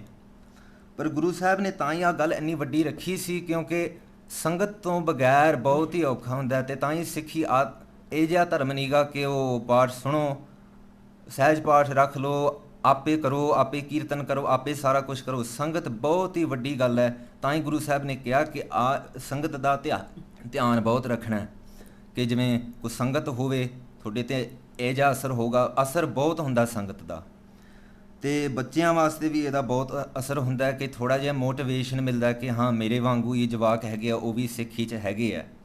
ਕਿਉਂਕਿ ਕਈ ਵਾਰੀ ਕੀ ਹੁੰਦਾ ਕਿ ਉਹ ਜਵਾਕ ਕੋਈ ਹੋਰ ਤਾਂ ਦਿਸਦਾ ਨਹੀਂ ਜਿਹੜਾ ਉਹ ਸਿੱਖੀ 'ਚ ਹੈਗਾ ਜਾਂ ਥੋੜ੍ਹਾ ਜਿਹਾ ਸ਼ੌਂਕ ਰੱਖਦਾ ਹੈ, ਅਤੇ ਉਹਦੇ ਨਾਲ ਕੀ ਹੁੰਦਾ ਕਿ ਜਿਵੇਂ ਮੈਂ ਸ਼ੁਰੂ 'ਚ ਕਿਹਾ ਸੀ, ਬੱਚਿਆਂ ਨੂੰ ਲੱਗਦਾ ਕਿ ਆਹ ਮੇਰੇ ਵਾਸਤੇ ਨਹੀਂ ਗਾ, ਆਹ ਕੰਮ ਮੇਰੇ ਵਾਸਤੇ ਨਹੀਂ ਗਾ, ਜਾਂ ਗਾਂਹ ਜਾ ਕੇ ਸ਼ਾਇਦ ਥੋੜ੍ਹੀ ਜ਼ਿੰਦਗੀ 'ਚ ਥੋੜ੍ਹਾ ਜਿਹਾ ਉਹ ਵੱਧ ਜੂਗਾ, ਪਰ ਹੁਣ ਵਾਸਤੇ ਉਹ ਥੋੜ੍ਹਾ ਜਿਹਾ ਹੋਰ ਤਰ੍ਹਾਂ ਦੀ ਗੱਲ ਹੈ।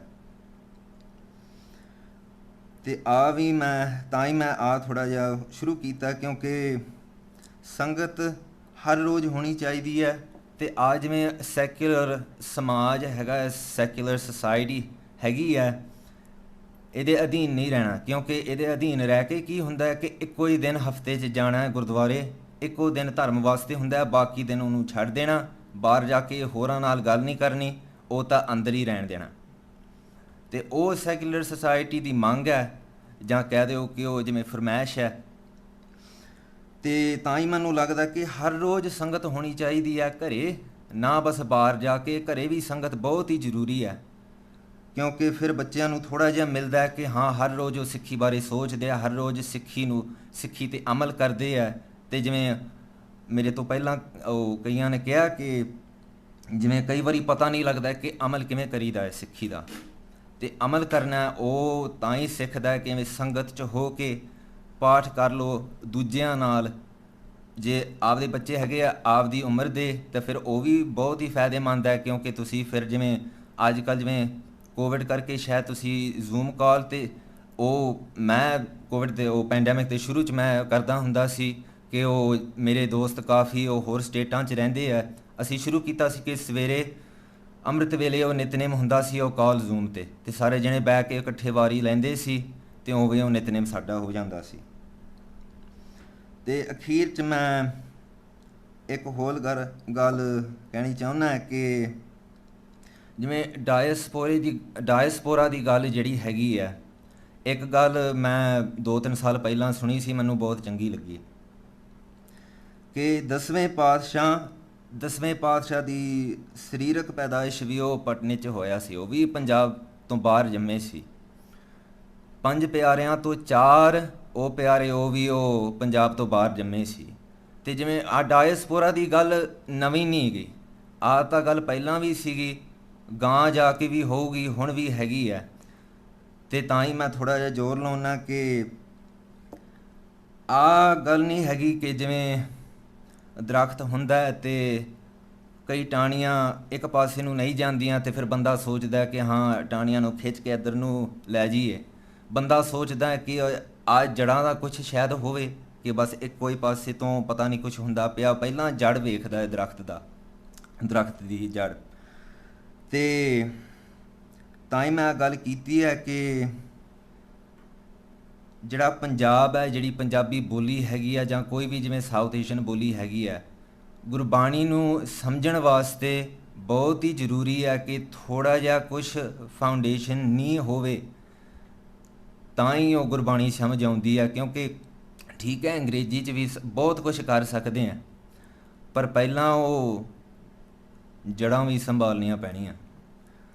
ਅਤੇ I'll just say in English the main point of what I just said. I was just saying that it's important we don't keep our dharam, our Sikhi, just for one day. It should be something we're doing every day, having sangat at home. And in addition, I had said that, you know, diaspora, this idea of being born outside of Punjab, or even, you know, nowadays outside of that whole continent of Asia, and now being born in North America or the US, this is not necessarily a new thing.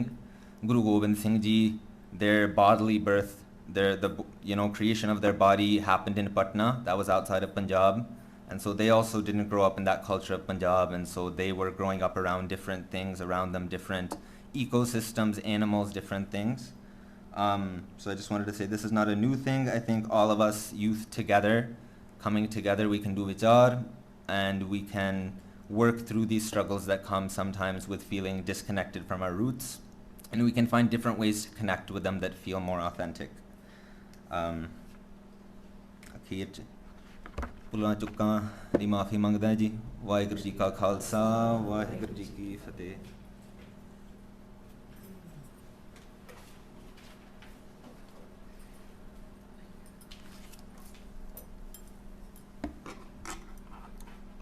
Thank you, Harnoor.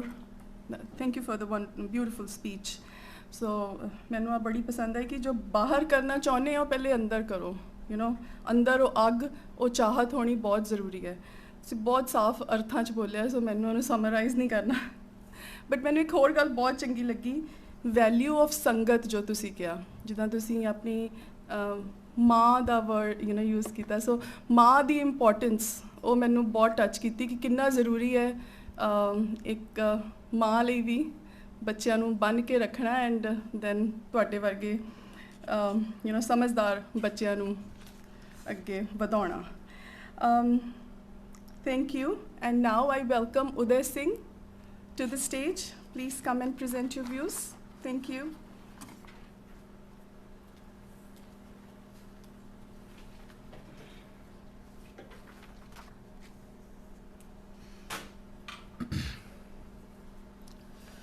Waheguru ji ਕਾ ਖਾਲਸਾ, ਵਾਹਿਗੁਰੂ ਜੀ ਕੀ ਫਤਿਹ। Hello everybody. My name is Uday Singh. I'm 14 years old, and today I'm going to touch on a few topics that I've noticed as, part of the Sikh youth, that I think that the Sangat needs to be more aware of.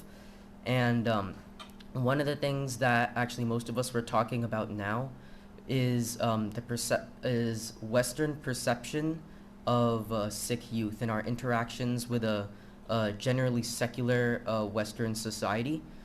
So in my experience, this is probably because of the now modern times that we live in, I haven't had any really bad or generally terrible experiences with young Westerners.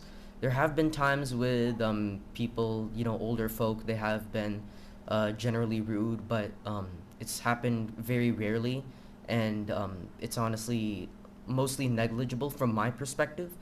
But as I'm 14, I'm a freshman in high school, so I interact with lots of people on a daily basis, and I don't see too much of a disrespect or ignorance problem within that sort of environment. I have had people on numerous occasions ask me quite respectfully, why do you wear this? Even sometimes, are you a boy or girl? But it's not, something that I should, take rudely, because they're not trying to say it in a condescending way. One thing, however, that I noticed about 3 weeks ago is something quite interesting. I was at an after-school club, and there was actually an Indian there, South Asian. He was very rude, actually. Not rude as in he wanted to put me down, but he was just like, yo, what's up, Turban? He would refer to me just as Turban. That's what he named me, actually. And it was actually me and the Gore that were there that had to actually tell him to keep to himself, because he was overstepping the boundaries of obviously what's okay and not okay to say. I don't think he was trying to be rude. What I think he was trying to do was, since we were both Indian, there was some sort of relationship, I guess, that like he could make jokes at our expense, but he definitely stepped quite a bit over that line with such comments. So that's one thing quite interesting that I noticed about 3 months ago. I don't know if anyone's ever had a similar experience with another South Asian, but that's something that I faced, and I thought it was interesting. Another thing that I'd like to touch on is a growing disinterest with Sikhi as a whole, and probably about like 1/3 or half of the kids who come to Gurdwara Sahib will only come because they're forced to. And in the Divan Hall, the only thing on their minds is like, when can I get out of here? Why isn't this over yet? So this is pretty sad to see, because there was a time in Sikh history under Mughal Raj when there was a price on every Sikh's head as a bounty, and yet the Panth only grew stronger. So what's gone wrong? I think it's, from my perspective, it's an issue of priorities, where the parents, they will say, oh, path kar liya kar, like maybe, once every month, but what they're really prioritizing is get this job, get these grades, do good on this test. And that's obviously good, because we're in a society now where such things are very important if you want to live a successful life. But that's that's like a successful life in a secular world. And grades, intelligence, and all of these things are only important when you can use them. Because someone who is extremely intelligent but has zero willpower, they're not good at all. There's no value to that. And nowadays, lots of people are starting to identify, myself, including me in the past, with their intelligence as a definition of self-worth, which is absolutely a wrong belief. And it's I think it's these kinds of priorities can actually lead to such, envisionings of self-worth. So I think that's something that we need to change, and that our spiritual life and our secular life both need to be intertwined. They cannot be separate. They need to be intertwined as we live our lives. And that's something that other people have explained in depth much more than me, so I won't go too much into a spiritual sense of how we need to live our lives. But I think that our definitions and our self-perceptions do definitely need to change. So another thing is that there's now a growing apathy in general, not necessarily in spiritual life, but spiritual life is one of the first things that faces this sort of apathy or lack of caring. But in general, people are starting to people do say nowadays, like, oh, we're starting to question these old beliefs, or we're starting to create our own definitions, which is good and all, but this moving past orthodoxy is often not characterized by people thinking beyond the box, but because they simply don't care. And there's a big difference between those two, because not caring enough to do something or trying to find out why I should do that thing, that's like, those are polar opposites, because one involves an action and then other involves the lack of action. So I think societal apathy in general is starting to become a much more grave issue, as people and I don't want to get like into this realm, but people nowadays have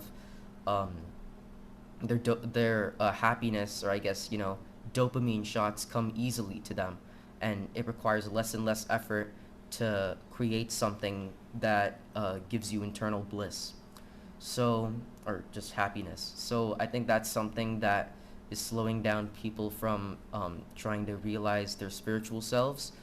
And that's all I wanted to say. Thank you all for listening. Waheguru Ji Ka Khalsa, Waheguru Ji Ki Fateh.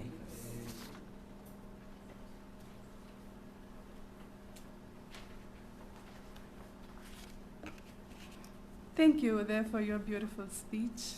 So I really like the fact that you're very positive about your approach and your open point of view. And you do mention that how important is literature, art, and love in our society, and creativity, rather than just focusing on materialistic approach.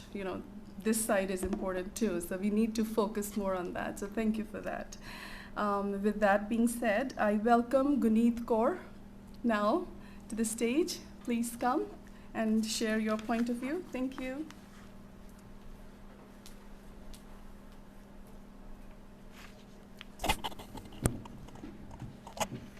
Waheguru Ji Ka Khalsa, Waheguru Ji Ki Fateh.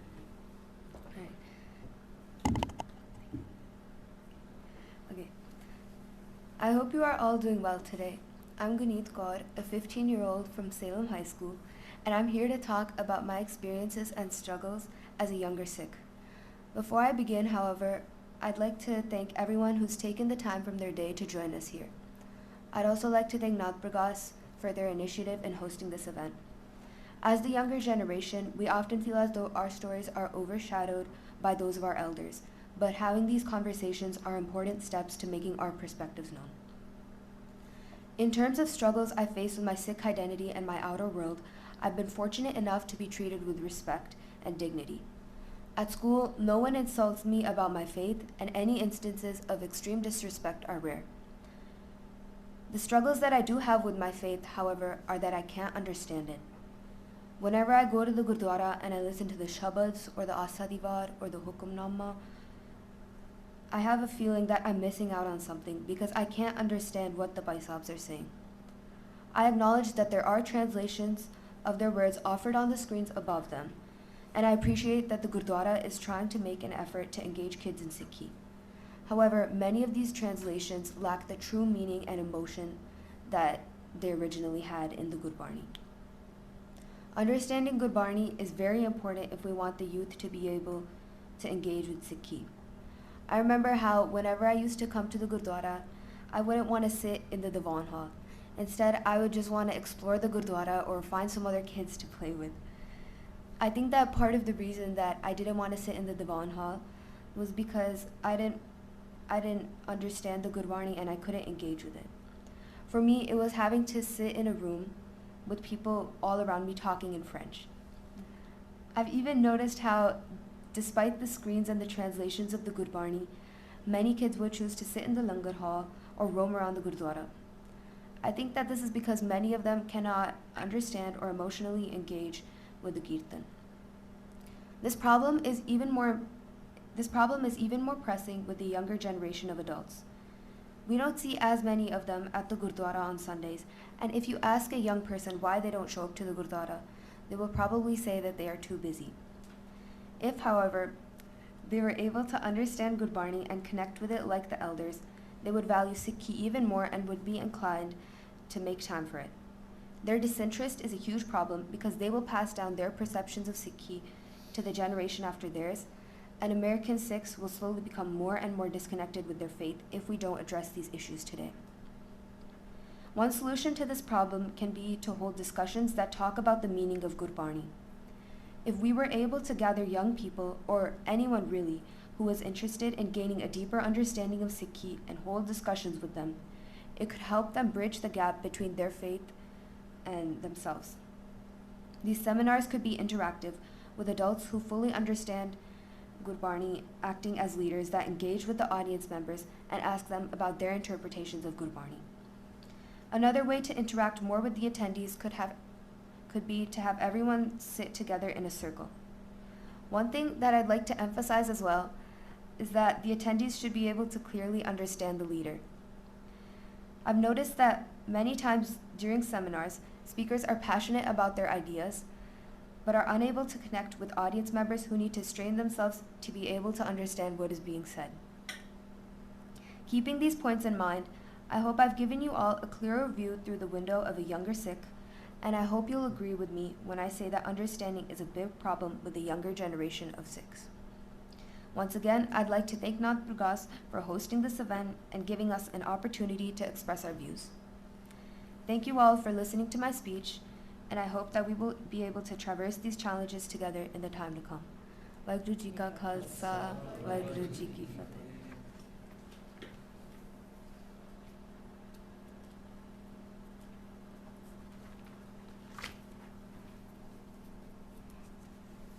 Thank you, Guneet. मैं agree करती हूँ कि, and I feel the same also, कि making it, कितना ज़रूरी है समझना गुरबाणी नू. It's a very good point, it's a very valid point कि बच्चों लिए भी गुरबाणी उन्हां दे level ते भी दसनी या उन्हां नू समझानी कितनी ज़रूरी है अपने लिए. That's a very seminars and discussions are so important in this society. ਇਹਦੇ ਨਾਲ ਜਿੱਦਾਂ ਮੈਂ ਕਿਹਾ ਸੀ ਕਿ energy the flow to and fro होना कितना ज़रूरी है. So thank you so much for that. So Now I welcome Jasnoor Kaur to the stage to present her point of view, please. Thank you.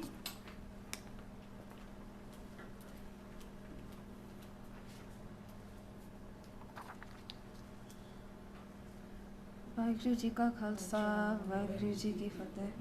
I'd like to thank everyone for taking time out of their days to attend this session. It is important and encouraging to me and many of my peers in the audience as a part of the Sikh youth to know that the difficulties we experience as Americans especially are being heard and addressed. My name is Jasnoor Kaur and I'm a junior at Salem High School. Often in our childhood, our parents would share sakhiyan about our gurus, many times leaving us with a sense of awe. These fascinating recounts of the experiences our gurus had in their physical forms left us with lots of lessons and important takeaways, and included symbolism which could be analyzed literally and abstractly, each giving us different perspectives. They created a sense of wonder which was essential in letting us think of abstract interpretations of our gurus' experiences while they existed in that physical form in Punjab.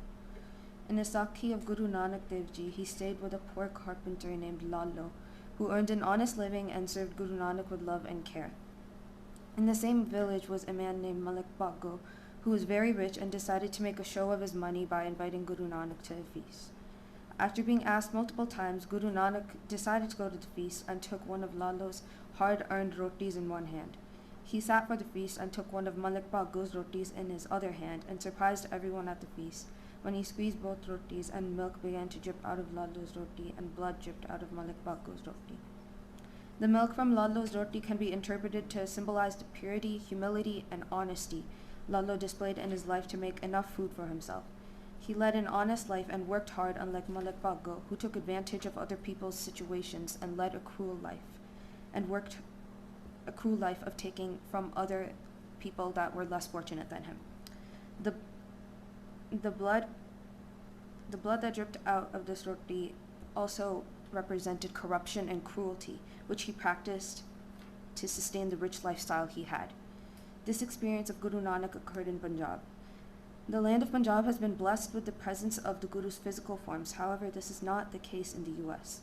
While Punjab has been able to experience the Guru's presence, it is important for that spiritual presence to be prevalent in the United States as well, since we as Sikh youth have the responsibility of carrying on their legacies and educating future generations about the teachings of the Gurus. In order to be able to properly educate them, we need to be educated ourselves on this topic, and the place we go in order to properly learn the teachings of our Gurus is the Gurdwara.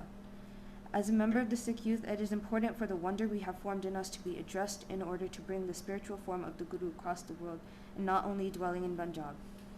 To increase youth involvement with the Gurdwara, I would like for weekly lessons to be held after the Van on Sunday, in order to analyze and interpret the underlying messages found in the symbolism seen in Sakhiyan. By doing this, we ensure that we are understanding the spiritual concepts that the Guru in his physical form intended to pass on, making it our duty to pass the same knowledge on to the next generation of American Sikhs. Waheguru Ji Ka Khalsa, Waheguru Ji Ki Fateh.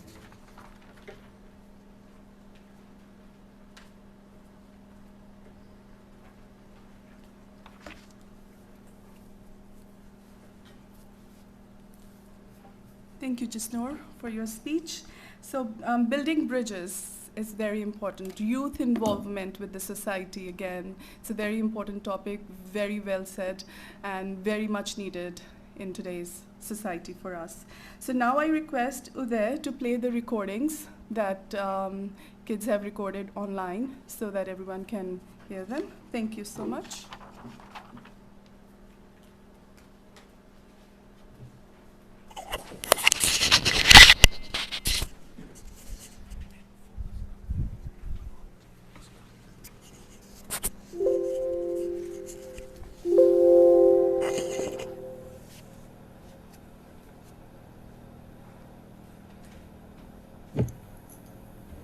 Hello, my name is Daman Gill, and today I'm going to be giving a speech on my identity development of being a Punjabi Sikh woman here in Canton, Michigan. The first half of my speech is going to be geared towards my identity development, the different things that I've overcome as a woman and a minority, and the different ways that I've progressed.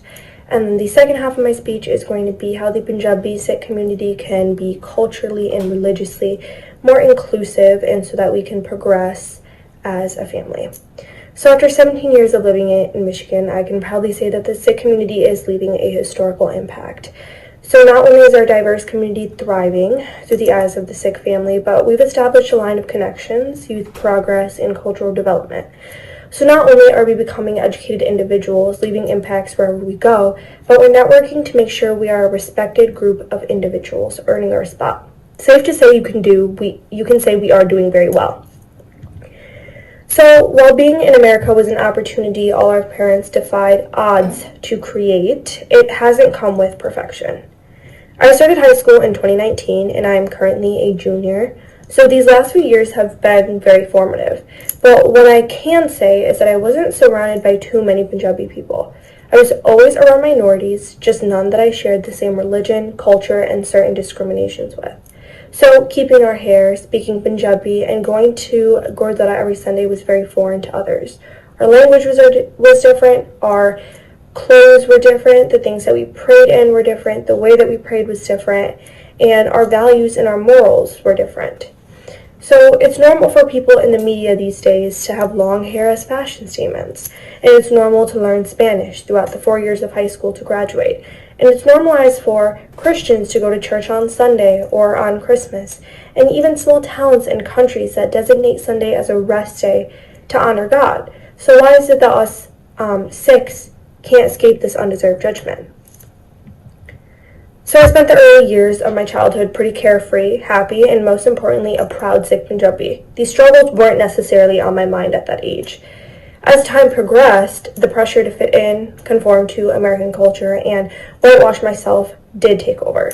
So I spent time being almost embarrassed to be Punjabi. I didn't want to be the girl whose hair was constantly being poked at. Oh my God, your hair is so long, or oh my God, why do you keep it so long? That's so weird.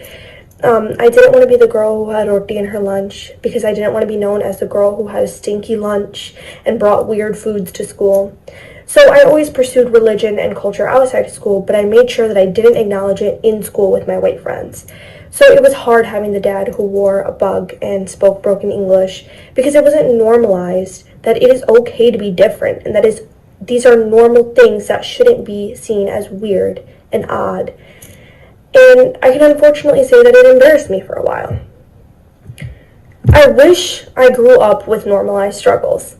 I spent a lot of time with intense anxiety and crippling depression, and I can say that I spent a lot of my formative years depressed to the point where I could barely get out of bed. I used to come home crying every single day from school from my intense anxiety attacks. Thankfully, my mom was a nurse and was more aware of these issues, but it wasn't like that for a lot of my fellow Punjabi friends and for a lot of people within the Punjabi community. A lot have felt that their parents haven't listened to them, that they've invalidated their feelings, and that they don't understand where they're coming from. So these conversations with the outside world, besides my mom, were not easy conversations. During my grandparents' time, it wasn't normalized to raise your kids with the acknowledgement that mental health is normal. India was a community that functioned off silencing these issues rather than speaking up. With all these struggles taking place, the Gurdwara should be our one spot to feel peace, but instead it feels like things have become political. There are ethical and moral issues taking place right in front of our eyes. We see people argue. We throw around different interpretations on proper religious attitude or the proper things that we need to be, and we expect a positive environment for all. We can't move forward without acknowledging the new issues that this upcoming generation is going through. Mental health is real. Bullying from the outside world for being different is real. Struggling to fit in and feeling like you can't find your identity as a Sikh in this world is real. We can't turn youth away from Gurdwara and away from these problems just because we feel like this makes them imperfect Sikhs, or these are problems that we never faced, so this generation shouldn't experience them. All humans have flaws, all humans grow differently, and all humans deserve a chance to be heard and accepted. No one should be able to judge except God. Whether someone cuts their hair, eats meat, shaves, or belongs to a different sexual identification that we're not culturally used to, it's our job as humans, especially being Sikhs, to love one another and help each other survive. So I wish I had been afforded the Gurdwara as a safe spot. I wish I had heard the common issues of sexual orientation, of mental health, of anxiety, of depression, of all these things, I wish that these were normal conversations, and I wish that I had felt a sense of relief growing up. I wish I had a community to go to that would accept me no matter what, instead of growing up in a judgmental, toxic, traditional environment that never evolved. So I've learned a lot since the 9th grade, and I can confidently say that I've grown a lot as a person and as a Punjabi Sikh. I've expanded my knowledge on not only my own issues, but of minority issues all around me, to become a more inclusive person and create an environment that I wasn't always afforded. I even started Wayne for Women to raise awareness for maternal and infant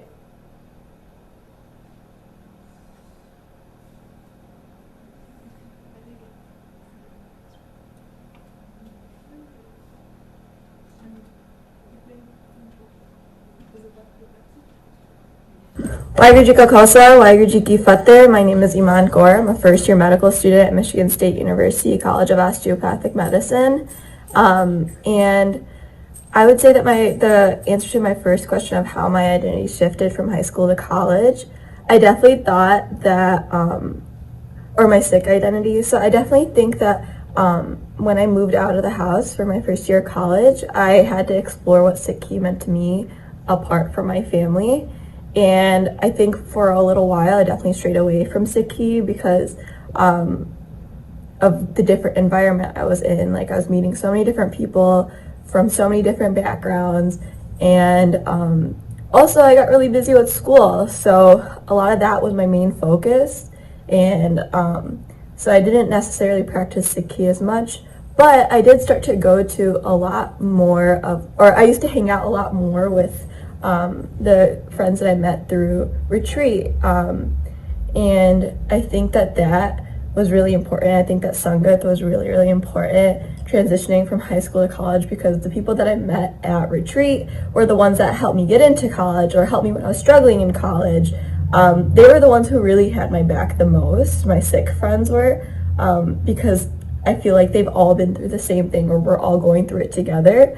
So those were just the people that I could relate to the most. So while I strayed away from traditions in college, like going to Gurdwara, I feel like I did spend a lot more time with Sangat in college, and that part of my Sikhi definitely got stronger. The way I viewed Sikhi definitely changed. I think that college was a safe space for me to start to question things that I saw growing up. Like, why do we do Bart every day? Why do we go to Gurdwara? What's the whole point? Because it felt like you're going through the motions on Sunday when you go on Mathartik and sit down and listen to Kirtan. But I never really got to understand why I was doing all these things and what the purpose was. So now when I go to Gurdwara, or now when I do Bart or Kirtan, it has a lot more meaning, and I have a lot more purpose in doing that. And I think that something that would increase Gurdwara attendance would be if we created a safe space for kids or young adults to question things. I think that a lot of the answers that I got growing up whenever I asked a question it's just the way things have always been, and I don't think that's a very productive answer.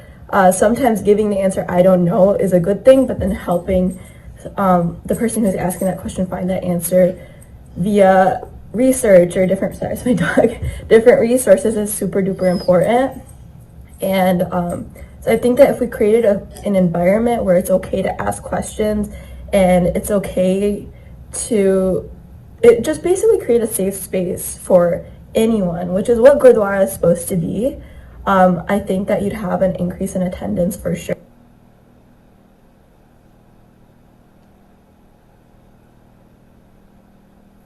Waheguru Ji Ka Khalsa, Waheguru Ji Ki Fateh.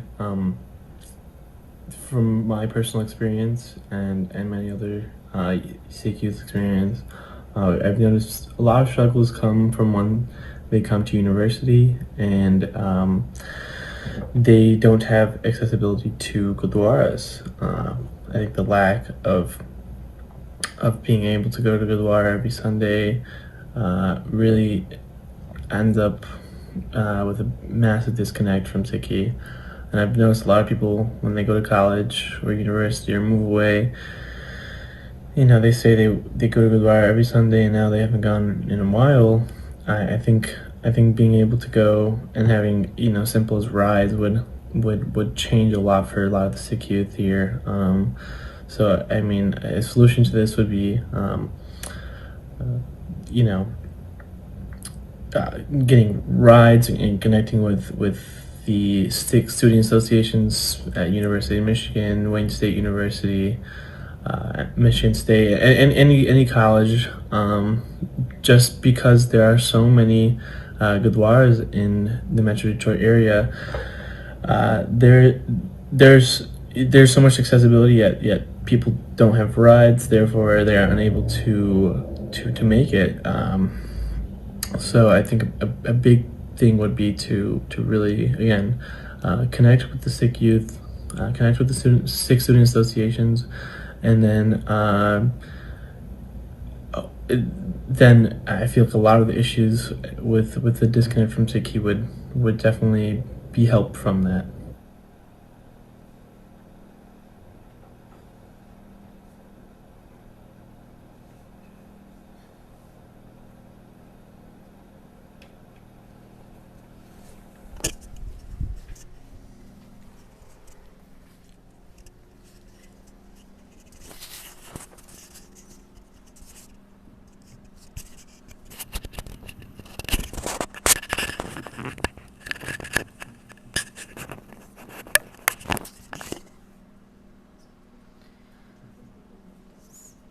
So many thanks to our youth speakers who took the courage and conviction to talk to us today.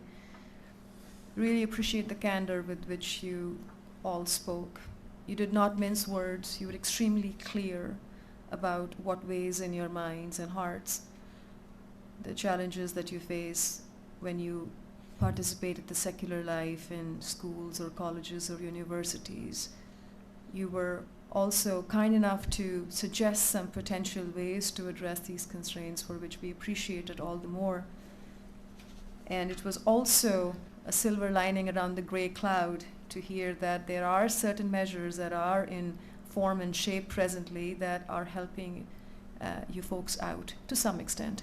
So if I was to summarize this on a high level, I'm taking the key takeaways from these talks to be, one, that the Sikh youth do face pressure to fit in with the mainstream society, that sometimes parents who wear an overt Sikh identity cause mental apprehensions in minds of youth, potentially leading to mental issues. I also heard one of the speakers lament about the fact that there are political issues and concerns that are spurring in Gurdwara premises, which is disconcerting to them. They are wanting the Gurdwara and the community to be non-judgmental and acceptive of them. The youth are facing internal tension between the self-perception of what they think they need to imbibe to be practicing Sikhi versus what appears to be asked from outside. There is, also the perception that perhaps going to the Gurdwara is more of a weekly motion, weekly activity that tends to get performed, has been performed since times immemorial, and perhaps that's why we should continue to do so without necessarily there being a internal North Star leading us to the Guru Kar. Heard that loud and clear from several of you, where you said that you would highly desire for an environment as safe as can be enabled right here in the Gurudwara, so youth can engage in dialogues and continuous conversations with each other. And you guys are looking for Gurudwara to provide a safe haven, a safe platform for those communications to happen. There was also a call for having a get-together after the Gurdwara's conclusions for the daily activities to better decipher the Sakhis interpretations.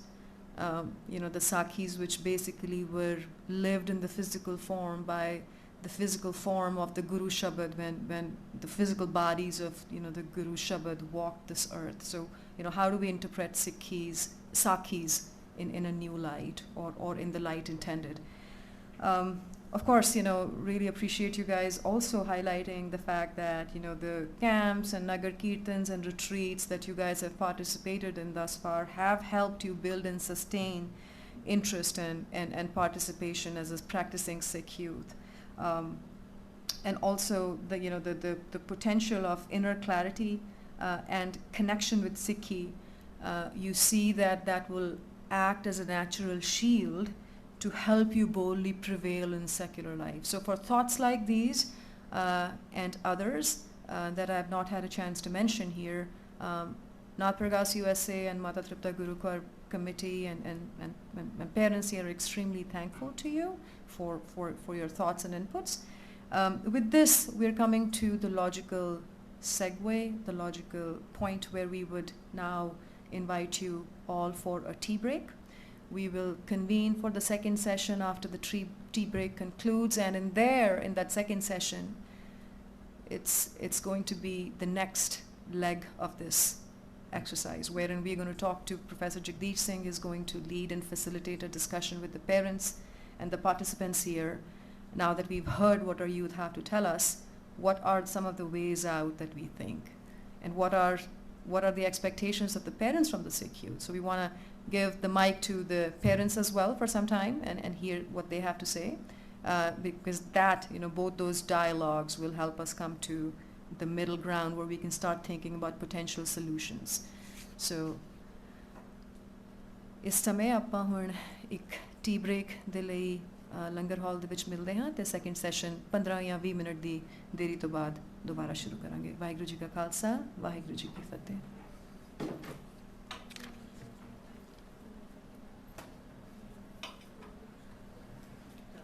ਦੇ ਬਾਰੇ ਸੁਣਿਆ, ਸਿੱਖ identity ਦੇ ਨਾਲ related, ਉਹਨਾਂ ਦੀ secular life ਦੇ ਵਿੱਚ ਉਹਨਾਂ ਜੋ ਐਕਸਪੀਰੀਐਂਸਿਸ ਜੋ ਉਹਨਾਂ ਨੂੰ ਮਿਲੇ ਨੇ, ਉਹਨਾਂ ਬਾਰੇ ਉਹਨਾਂ ਨੇ ਪੂਰੇ ਦਿਲ ਤੋਂ ਖੁਲਾਸਾ ਕੀਤਾ ਸਾਡੇ ਨਾਲ। ਹੁਣ ਸੈਕੰਡ ਸੈਸ਼ਨ ਦੇ ਵਿੱਚ ਅਸੀਂ ਐਜ਼ ਪੇਰੈਂਟਸ ਇਕੱਠੇ ਹੋਵਾਂਗੇ ਅਤੇ ਆਪਣੇ ਵਿਚਾਰ ਪੇਸ਼ ਕਰਾਂਗੇ। ਅਸੀਂ ਆਪਣੇ ਯੂਥ ਨੂੰ ਇੱਥੇ ਬੋਲਦਿਆਂ ਸੁਣਿਆ ਅਤੇ ਹੁਣ ਸਾਡੇ ਉੱਤੇ ਜੋ ਹੈ ਉਹ ਇੱਕ ਟਾਰਚ ਪੈ ਰਹੀ ਹੈ, ਲਾਈਟ ਪੈ ਰਹੀ ਹੈ। ਹੁਣ ਅਸੀਂ ਆਪਣੇ ਵਿਊਜ਼ ਐਕਸਪ੍ਰੈਸ ਕਰਨੇ ਨੇ।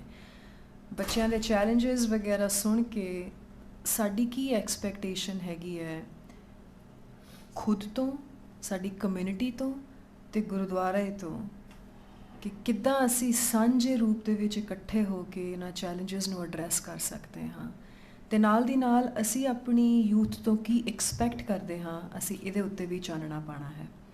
ਸੋ ਜਿਹੜੇ ਪੇਰੈਂਟਸ ਨੂੰ ਹੁਣ ਅਸੀਂ ਇੱਥੇ ਸਟੇਜ 'ਤੇ ਬੁਲਾਵਾਂਗੇ, ਉਹਨਾਂ ਤੋਂ ਅਸੀਂ 2 ਨੁਕਤੇ ਮੇਨਲੀ ਜਾਣਨਾ ਚਾਹਾਂਗੇ। ਇੱਕ ਇਹ ਕਿ ਉਹ ਖੁਦ ਤੋਂ, ਕਮਿਊਨਿਟੀ ਤੋਂ ਅਤੇ ਗੁਰਦੁਆਰਾ ਸਾਹਿਬ ਤੋਂ ਕੀ ਐਕਸਪੈਕਟੇਸ਼ਨ ਰੱਖਦੇ ਨੇ ਤਾਂ ਕਿ ਇਹਨਾਂ ਚੈਲੰਜਸ ਨੂੰ ਐਡਰੈਸ ਕੀਤਾ ਜਾ ਸਕੇ, ਅਤੇ ਦੂਜਾ ਕਿ ਉਹਨਾਂ ਦੀਆਂ ਖੁਦ ਦੀਆਂ ਐਕਸਪੈਕਟੇਸ਼ਨਸ ਆਪਣੀ ਯੂਥ ਅਤੇ ਪ੍ਰੋਜਨੀ ਤੋਂ ਕੀ ਹਨ।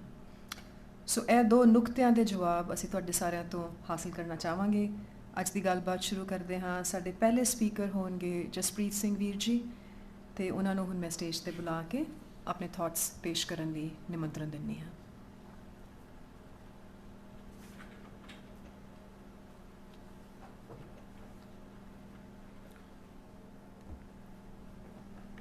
ਸੰਗਤ ਜੀ, ਗੁਰੂ ਸਾਹਿਬ ਦੀ ਦਿੱਤੀ ਹੋਈ ਫਤਿਹ ਸਾਂਝੀ ਕਰੀਏ ਜੀ।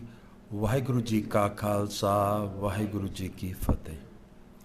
First of all, I really am very grateful to Professor Jagdish Singh ji, Sardar Amandeep Singh ji and Sardarni Harjot Kaur ji for putting this together.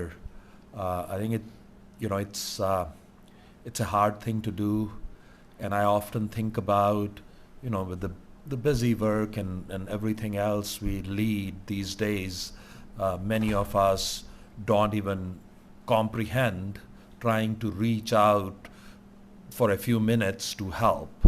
And I think this is such a nice endeavor, and especially the problems of today are so big in terms of that our youth faces, or the world our youth is entering. I think they can use every bit of tool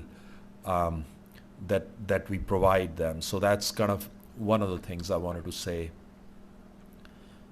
The second part that I have reflected that this was such a nice event where the kids spoke their hearts, or kids, somewhat were at least encouraged to be open. And I'm not saying you didn't encourage, but these kids are, under constant pressure. And I was actually talking to Raman Panji that Anya sits in the Gurdwara because mom has a danda, mom has a stick. Okay, that's one thing that's non-negotiable. And I go to Gurdwara every 2 weeks. You're gonna come and sit with me, and irrespective. And there's often a tug of war in the house. And Anya will come to me. Maybe dad will say, "Okay, focus on your grades," and getting parents to negotiate. So it's such a thing. And I actually. I think beta ਤੁਹਾਡਾ ਨਾਮ ਕੀ ਹੈਗਾ Uday, right? Uday reflected, right? The focus is on grades, and focus is on titles, and focus is on careers, right? And I am actually one of the biggest proponents of that, right? So I stand here guilty in front of you because that's how I got raised. ਇੱਕ ਸਾਡੇ ਬੜੇ ਰਮਨ ਜੀ ਜਾਣਦੇ ਨੇ, some of you might know, ਦੀਪਕ ਜੀ ਹੈਗੇ ਨੇ. I look up to him as an older brother. He's very humble guy. He and I often talk. ਜਦੋਂ ਵੀ ਕੋਈ ਘਰ ਚ ਸਾਡੀ ਕੋਈ fix ਕਰਨ ਆਉਂਦੇ ਨੇ, he uses the words monkey see, monkey do, and that's Deepak Paji's words, and that's so prevalent today. ਕਿ ਆਪਾਂ ਮੈਂ ਉਹ ਕਰਦਾ ਜੋ ਮੈਨੂੰ ਇਹ society ਦੇ ਰਹੀ ਹੈ, and society ਵਿੱਚ ਕੁਝ society is all about materialism, which is economic. Is very important, but that's what we got focused, and that's what we, in fact, the more I progressed, the more materialistic I became, or more I got tied up in materialistic pursuits. So the spiritual pursuits and all the things these kids mentioned, I mean they were luckily I have had a little bit of awareness in my life that has brought me back to this. So what can I do? I always go back to putting expectations, like Harjot Panji said, or what can Gurdwara do? I think we are representative of Gurdwara. So and Anya said it, I think the formative experiences, in fact, I got a lot out of camps, Raman Panji and Isha Panji and Jazz Paji, and so many, Inade Bache were big push behind, and those were some of the greatest Sikhi experiences even I reflect, right? Those were so uplifting things. So I often think that that's something that we need to start. Pandemic has forced shutdown of a lot of activities, and it's going to be hard to start this engine, right, as we are coming out of that. So that's kind of one thing I think maybe your family, Harjot Panji and Mandeep Paji, is so involved, and maybe that gives us, and I often thought, I used to teach Punjabi, but it wasn't like truly I got into it, ਤੇ ਉਦੋਂ selfish purpose ਵੀ ਹੁੰਦਾ ਸੀ ਕਿ ਮੈਂ ਆਪਣੇ ਬੱਚਿਆਂ ਨੂੰ ਥੋੜਾ I better teach them, right? Now it's time for me to give back. Even my kids are older, and hopefully they can come back and do something. I didn't even teach my kids Punjabi, right? I mean, my wife has started to learn well, being raised in the West herself. So there's a lot there, but I think that's one reflection. The second reflection I shared with some of you during tea is maybe we start a separate divan, because that Waheguru da lakh shukar hai, us divan hall ch, it gives me some spiritual feed, right? It does something for my and again ਪਹਿਲਾਂ ਤਾਂ ਜਦੋਂ ਪਹਿਲਾਂ ਮੈਂ ਵੀ ਸ਼ਾਇਦ truly 5 minute ਜਾਂ 10 minute ਸੁਣ ਲਿਆ ਕੀਰਤਨ, ਹੁਣ ਥੋੜੀ ਅਵੇਅਰਨੈਸ ਹੈਗੀ ਹੈ ਕਿ ਯਾਰ if I'm going to Gurdwara, be there in time, listen to Kirtan and reflect, and that's a rare opportunity. So, but I feel like if 10 of these kids, and maybe it doesn't need to be big, group, whatever kids come, excuse me, they start a parallel youth Sikh divan, right? And we all know in these, or even before, Gurdwara is not only a religious place, it's come to be a little bit a social place, right? Because, and so I think there is some play there that we can work on, together, and they might need just a little bit of push, right? Maybe couple parents participate a couple times and get the ball rolling, and then they can organically build on it, where they can start to kind of, take over, and we don't have to start big. I mean, I don't even do Panch Banis every day, and there are times I don't even do Japji Sahib every day, right? And I've thought about making some changes, but my work life is so all engrossing, and that's my excuse, right? By the way, Guru Sahib also says that those are all things that, so I think those are two things I can reflect on. Now I have a bias against social media. Maybe social media can be brought into this thing, that can expand on this, because we are kind of paying the price for the other ills of social media, big way for our youth. So I think those are the two things that I feel that I can play a role. The other thing, and I stepped out for a second when one of the girls was talking, dealing with depression or anxiety, and I'll watch the video again to get a whole holistic picture of that. But I think there is an aspect there as well about, helping our kids there, and how can they learn from each other. And then Sikh Diwan can actually, part religious and part real issues, which many of these kids mentioned, many of the kids today mentioned. So I think those are some of the things. Like today, I'm 52 years old, and you know what my frame of reference was just a week ago? I help a lot of kids in our community get supply chain started, and they've interned with me in DTE and all that stuff. I thought, what can I do? Part of our Sikhi is giving, right? I was like, I'll start a college counseling thing, because I know this play well. But that was my way of giving, and that's not a bad giving, but we have a natural tendency, we all have natural biases, and that's where, Guru Sahib has said so many things to us, but that's just the things I reflect on. But those, views are there because that's what, I'm kind of, fed, I'm being fed, and career and growth, and that's just the centerpiece of our lives. And like Amandeep ji said it very well, that they'll have such a big vacuum, and then when there is a vacuum, monkey see, monkey do, right? You're going to do what you see. So I think that's just a powerful thing that I'm using from somebody else, and that's where the Sangat, right? The importance of Sangat. I think Sardar Kartar Singh ji's beta said, right, ki bhi Sangat is je maa bete naal bhi kiti te, that's powerful.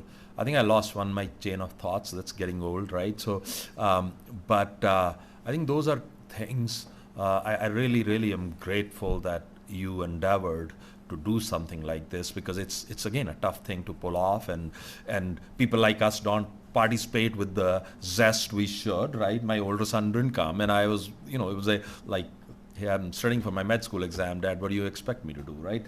And it was a trade-off, like, this is the doing for you, and I'm like, no, this is doing for yourself. That's just all the things we face with our kids these days.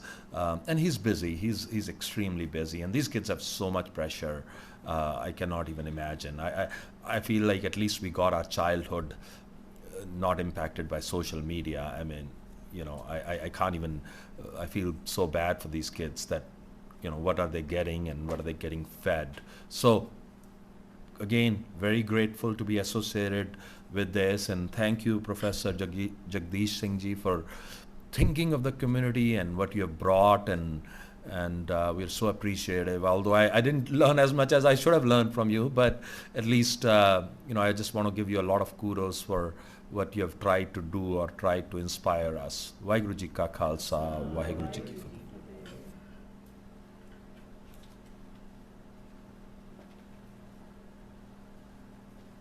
ਧੰਨਵਾਦ ਜਸਪ੍ਰੀਤ ਸਿੰਘ ਜੀ ਤੁਹਾਡੇ ਸੁਝਾਵਾਂ ਲਈ, ਤੁਹਾਡੇ inputs ਲਈ। ਹੁਣ ਅਸੀਂ ਰਮਨ ਕੌਰ ਭੈਣ ਜੀ ਨੂੰ ਸਟੇਜ ਤੇ ਨਿਯੋਤਾ ਦਿੰਦੇ ਹਾਂ ਉਹ ਆ ਕੇ ਸਾਨੂੰ ਆਪਣੇ ਵਿਊਜ਼ ਨਾਲ ਸਾਂਝ ਪਾਉਣ.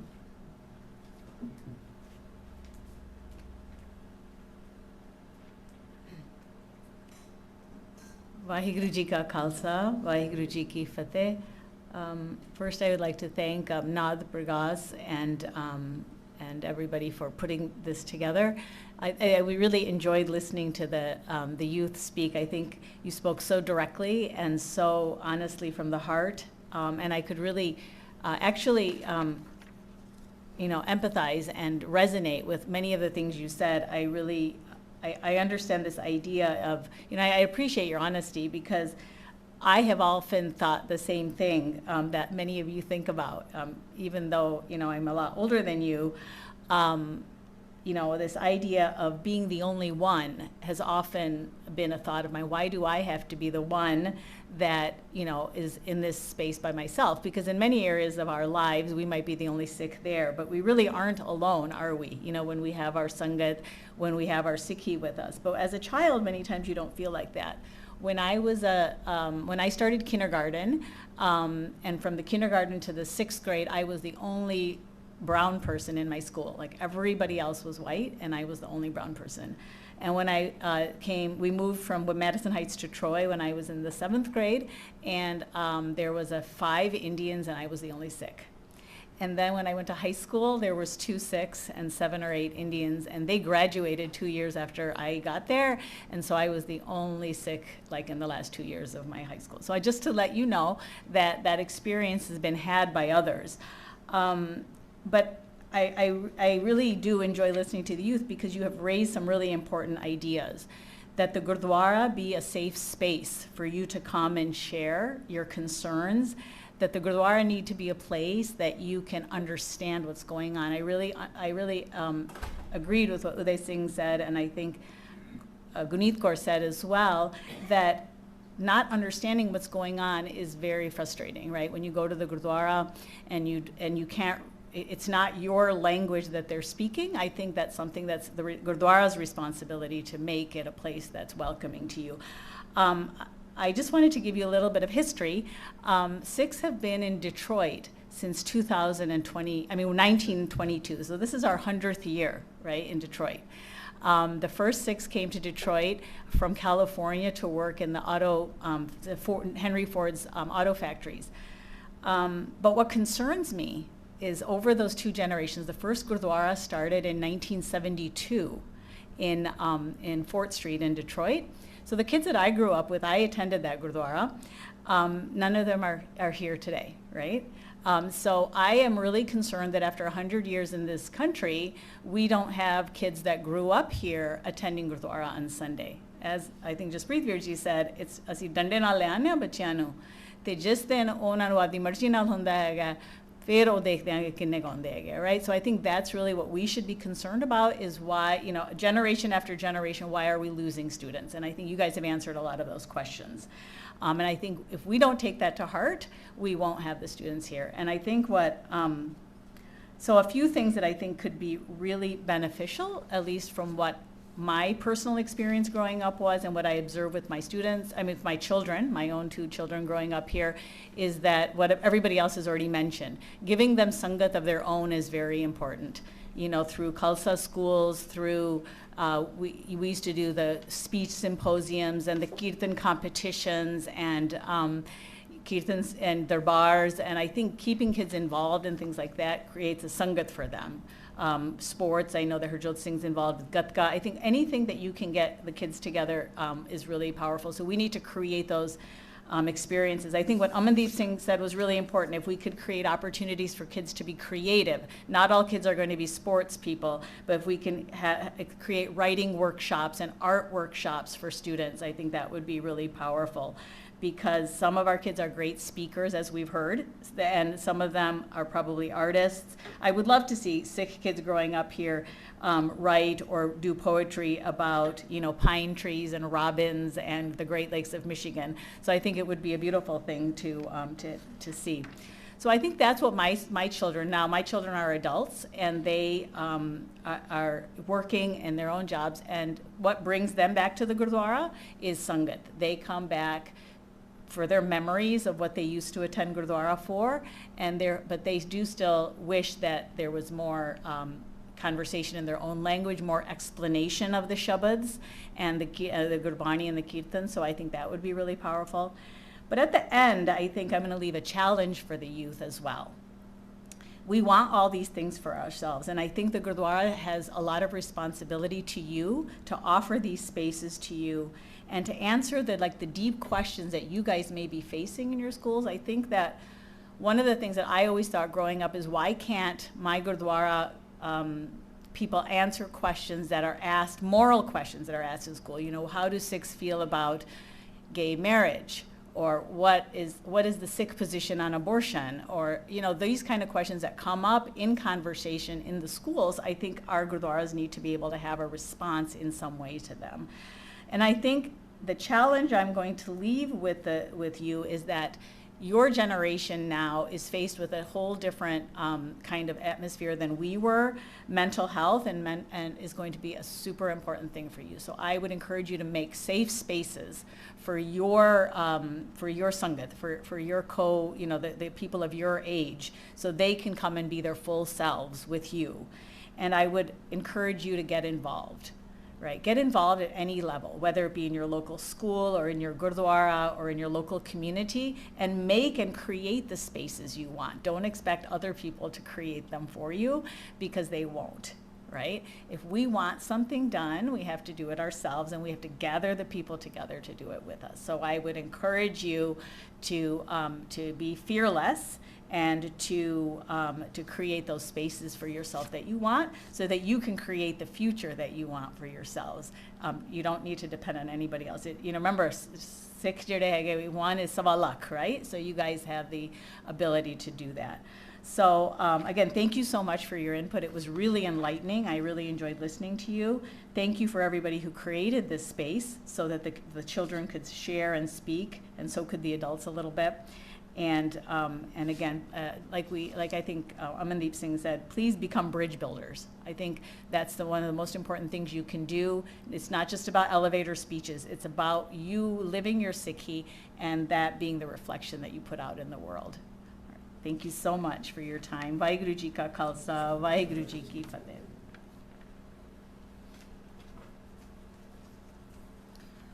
Raman Gaur Bhen ji, ਤੁਹਾਡੇ ਵਿਚਾਰਾਂ ਲਈ ਧੰਨਵਾਦ।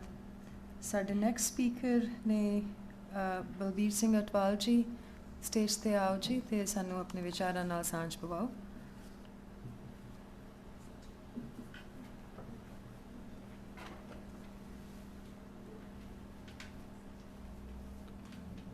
ਵਾਹਿਗੁਰੂ ਜੀ ਕਾ ਖਾਲਸਾ, ਸ੍ਰੀ ਵਾਹਿਗੁਰੂ ਜੀ ਕੀ ਫਤਿਹ। ਇਟਸ ਓਕੇ, ਠੀਕ ਆ। ਮੈਂ ਪ੍ਰੋਬਲਮ ਨਾਲ ਪਹਿਲੀ ਵਾਰੀ ਦਰਪੇਸ਼ ਹੋਇਆ। ਇਹ ਬੈਕਅਪ ਮੇਰੇ ਮਾਈਂਡ 'ਚ ਸੀ ਕਿ ਬੱਚਿਆਂ ਦੀ ਅਪਬਰਿੰਗਿੰਗ ਅਤੇ ਬਾਹਰ ਆ ਕੇ ਡਾਇਸਪੋਰਾ ਦੀਆਂ ਜੋ ਪ੍ਰੋਬਲਮਸ ਆ ਵੀ ਉਹਨਾਂ ਨੂੰ ਕਿਵੇਂ ਹੈਂਡਲ ਕੀਤਾ ਜਾਣਾ ਚਾਹੀਦਾ। ਇਟ ਵਾਜ਼ ਸਮੋਲ ਕੁਐਸਚਨ, ਪਰ ਮੈਂ ਕਿਉਂਕਿ ਟੋਰਾਂਟੋ 'ਚੋਂ ਆ ਅਤੇ ਉੱਥੇ ਇਹ ਜ਼ਿਆਦਾ ਪ੍ਰੋਬਲਮ ਨਹੀਂ ਹੈਗੀ, ਜਸਟ ਬਿਕੋਜ਼ ਕਿ ਨੰਬਰ ਆਫ ਪੀਪਲ ਆਰ ਹੋਰ। ਪਰ ਜਦੋਂ ਅਸੀਂ ਬੱਚਿਆਂ ਨੂੰ ਸੁਣਿਆ ਅਤੇ ਦੋ ਗੱਲਾਂ ਮੇਰੇ ਮਾਈਂਡ ਜ਼ਿਹਨ 'ਚ ਆਈਆਂ ਕਿ ਇਹਨਾਂ ਦਾ ਜੋ ਐਕਸਪੀਰੀਅੰਸ ਆ when I grew up in India, ਥੋੜ੍ਹਾ ਜਿਹਾ ਡਿਫਰੈਂਟ ਆ ਸਾਡੇ ਨਾਲੋਂ। We had these questions in our minds as well. When I go to Gurdwara in grade 7 or 8 and listen to Gurbani, I don't understand that as all.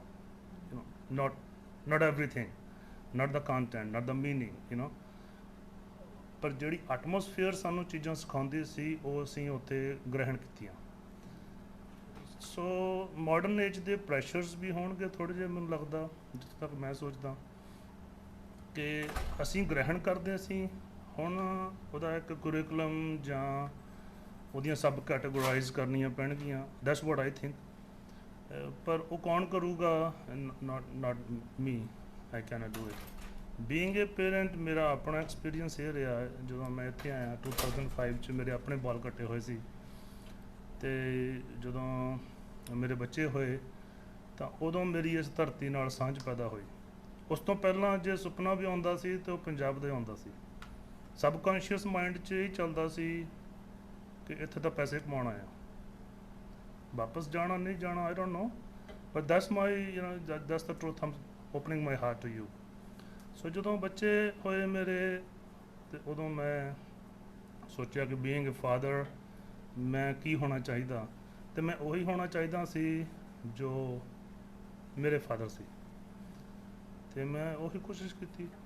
ਉਹਨੇ ਵੀ ਆਪਣੀ life 'ਚੋਂ ਜੀ ਕੇ ਸਾਨੂੰ ਦੱਸਿਆ ਕਿ ਆਹ ਸਿੱਖੀ ਆ ਤੇ ਇਸ ਤਰ੍ਹਾਂ ਕਰਨਾ। ਕਦੇ ਬੈਠ ਕੇ ਉਂਗਲ ਫੜ ਕੇ ਨਹੀਂ ਦੱਸਿਆ ਕਿ ਆਹ ਕੁਰੀਕੁਲਮ ਆ ਜਾਂ ਦਿਸ ਆ ਜਾਂ ਦਿਸ ਨੋ ਆ ਜਾਂ ਦਿਸ ਯੈਸ ਆ, ਨਥਿੰਗ ਲਾਈਕ ਦੈਟ। ਤਾਂ ਮੈਂ ਵੀ ਉਹੀ ਕੋਸ਼ਿਸ਼ ਕੀਤੀ, ਪਰ ਮੈਨੂੰ ਲੱਗਦਾ ਕਿ ਇੱਥੇ ਜ਼ਿਆਦਾ ਜਿਹੜੀਆਂ ਪ੍ਰੋਬਲਮਸ ਆ ਉਹ ਦਰਪੇਸ਼ ਆ। ਸੋ ਜੋ ਮੈਂ ਇੱਥੇ ਬੈਠ ਕੇ ਰਿਅਲਾਈਜ਼ ਕੀਤਾ ਪਿਛਲੇ 2-3 ਘੰਟੇ 'ਚ, ਆਮ really thankful to Nad Prakash for introducing me to this problem.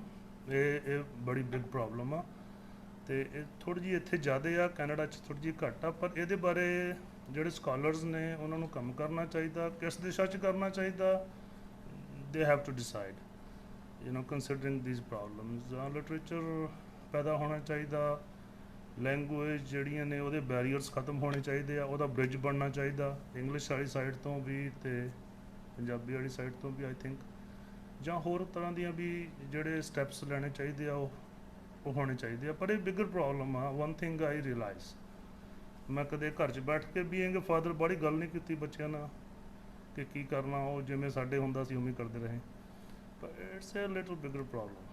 That's what I think, that's what I realise. I can't say much, just ਇਹੀ ਕਿ being a father, being a parent, ਮੈਂ ਇਹੀ ਕਰ ਸਕਦਾ ਕਿ ਮੇਰੀ ਆਪਣੀ ਜ਼ਿੰਦਗੀ ਜਾਂ ਬੋਲਚਾਲ ਜਾਂ ਜਿਹੜੀ ਇੰਟਰਨਲ ਮੇਰੀ ਹਾਲਾਤ ਨੇ ਉਹ ਸਿੱਖ ਵਾਲੇ ਹੋਣ, ਜਿਸ 'ਚੋਂ ਮੇਰੇ ਬੱਚੇ ਉਹ ਚੀਜ਼ਾਂ ਗ੍ਰਹਿਣ ਕਰਨ। ਜਿਹੜੀ ਗ੍ਰਹਿਣ ਕਰਨਾ ਅਤੇ ਸਿੱਖਣਾ, ਆਈ ਥਿੰਕ ਇਸ ਸੈਪਰੇਟ। ਤੋ ਬੀਇੰਗ ਪੇਰੈਂਟਸ ਸਾਨੂੰ ਉਸ ਤਰ੍ਹਾਂ ਦੀ ਲਾਈਫ ਵਿਚਰਨੀ ਚਾਹੀਦੀ ਹੈ ਜਿਸ 'ਚੋਂ ਸਿੱਖੀ ਜਿਹੜੀ ਗ੍ਰਹਿਣਤਾ ਆ ਉਹ ਵਧੇ ਅਤੇ ਬੱਚੇ ਉਹ ਆਟੋਮੈਟਿਕਲੀ ਸਪੌਂਟੇਨੀਅਸਲੀ ਲੈ ਲੈਣ।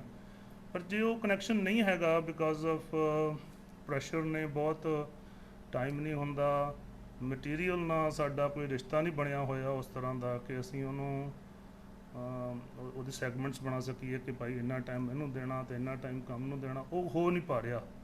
ਅਤੇ ਜੇ ਉਹ ਨਹੀਂ ਕਨੈਕਸ਼ਨ ਬਣ ਰਿਹਾ ਸਪੌਂਟੇਨੀਅਸ, ਅਤੇ ਉਹਦੇ ਵਿੱਚ ਜਿਹੜੇ ਸਕਾਲਰਲੀ ਇੰਸਟੀਚਿਊਟਸ ਆ ਲਾਈਕ ਯੂ, ਤੋ they should have come up with a program. I know ਕਿ ਇਹ ਵੀ ਇੱਕ ਮੇਜਰ ਪ੍ਰੋਗਰਾਮ ਆ, ਪਰ ਤੁਹਾਡੀਆਂ ਆਪਣੀਆਂ ਜਿਹੜੀਆਂ ਆਊਟਲਾਈਨਸ ਆ ਉਹ ਵੀ ਹੋਣਗੀਆਂ, ਪਰ ਉਹਦੇ ਵਿੱਚ ਮੈਂ ਚਾਹੁੰਦਾ ਕਿ ਛੋਟਾ ਜਿਹਾ ਇੱਕ ਕੰਟੀਨਿਊਸ ਐਫਰਟ ਜਿਹੜਾ ਉਹ ਰੱਖਣਾ ਚਾਹੀਦਾ, ਅਤੇ ਉਹਨੂੰ ਸਾਨੂੰ ਰੈਕੋਰਡ ਕਰਨਾ ਚਾਹੀਦਾ ਫॉर ਕਮਿੰਗ ਜਨਰੇਸ਼ਨਸ। ਜਿਵੇਂ ਭੈਣ ਜੀ ਨੇ ਕਿਹਾ ਕਿ 1920 'ਚ ਇੱਥੇ ਪਹਿਲਾ ਸਿੱਖ ਆ ਗਿਆ ਸੀ, ਸਾਡਾ ਕਿੰਨਾ ਗੈਪ ਆ 1920 ਤੋਂ ਲੈ ਕੇ 100 ਸਾਲ 'ਚ ਅਸੀਂ ਕੁਛ ਨਹੀਂ ਕੀਤਾ। ਸਾਡੀਆਂ ਉਹ ਪ੍ਰੋਬਲਮਸ ਉੱਦਾਂ ਹੀ ਪਈਆਂ, ਠੀਕ ਆ।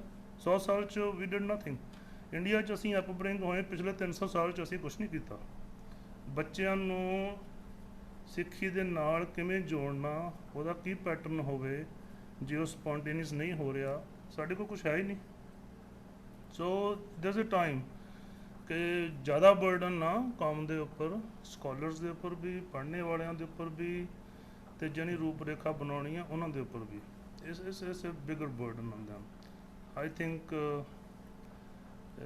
ਜੋ ਵੀ ਅਸੀਂ ਕਰਦੇ ਹਾਂ ਇਹ ਬੜਾ ਸ਼ਲਾਘਾਯੋਗ ਆ, ਪਰ ਥੋੜ੍ਹਾ ਆ, ਇਹਨੂੰ ਹੋਰ ਕਰਨਾ ਚਾਹੀਦਾ। ਪਰ ਹਰ ਇੱਕ ਦੀ ਟਾਈਮ ਦੀ ਲਿਮਿਟੇਸ਼ਨ ਆ। ਪਰ ਮੈਂ ਬੱਚਿਆਂ ਨੂੰ ਦੱਸ ਦੇਵਾਂ, ਮੇਰਾ ਵੀਰ ਹਰਜੋਤ ਸਿੰਘ ਬੈਠਾ, ਹੀ ਹੈਜ਼ ਏ ਕੁਐਸਚਨ। ਮੈਂ ਉਹਨੂੰ ਬਾਹਰ ਮਿਲਿਆ, ਮੈਂ ਕਿਹਾ ਮੇਰਾ ਵੀ ਕੁਐਸਚਨ ਸੀ, ਨਾਟ ਕਿ ਤੁਸੀਂ ਹੈ ਨਾ US 'ਚੋਂ, ਮੇਰਾ ਇਹ ਕੁਐਸਚਨ ਸੀ ਜਦੋਂ ਮੈਂ ਇੰਡੀਆ 'ਚ ਸੀ। ਸੋ ਇਹਨਾਂ ਬੱਚਿਆਂ ਦੀਆਂ ਮੈਂ ਗੱਲਾਂ ਸੁਣਦਾ ਅਤੇ ਸਮਵਟ ਆਈ ਰਿਮੈਂਬਰ ਮਾਈ ਚਾਈਲਡਹੁੱਡ। ਤੋ ਇੰਨਾ ਕੋਈ ਫਰਕ ਨਹੀਂ ਹੈਗਾ, ਇਹ ਜਸਟ ਟਾਈਮ ਦਾ ਲੱਗਦਾ ਕਿ ਟਾਈਮ ਦਾ ਕੋਈ ਡਿਫਰੈਂਟ ਟਾਈਮ ਆ, ਐਟਮੋਸਫੀਅਰ ਡਿਫਰੈਂਟ ਆ, ਅਸੀਂ ਉਹ ਚੀਜ਼ਾਂ ਬਾਹਰੋਂ ਲੈ ਨਹੀਂ ਸਕਦੇ। ਤਾਂ ਸਾਨੂੰ ਉਹ ਗ੍ਰਹਿਣ ਕਰਨ ਦੇ ਲਈ ਸਾਨੂੰ ਕਿਸੇ ਕੁਰੀਕੁਲਮ ਦੀ ਜਾਂ ਹੈ ਨਾ ਕਿਸੇ ਚੀਜ਼ ਦੀ ਲੋੜ ਆ ਜਿਸ 'ਚ ਗੁਰਦੁਆਰਾ ਸਾਹਮਣੇ ਆ ਸਕਦਾ।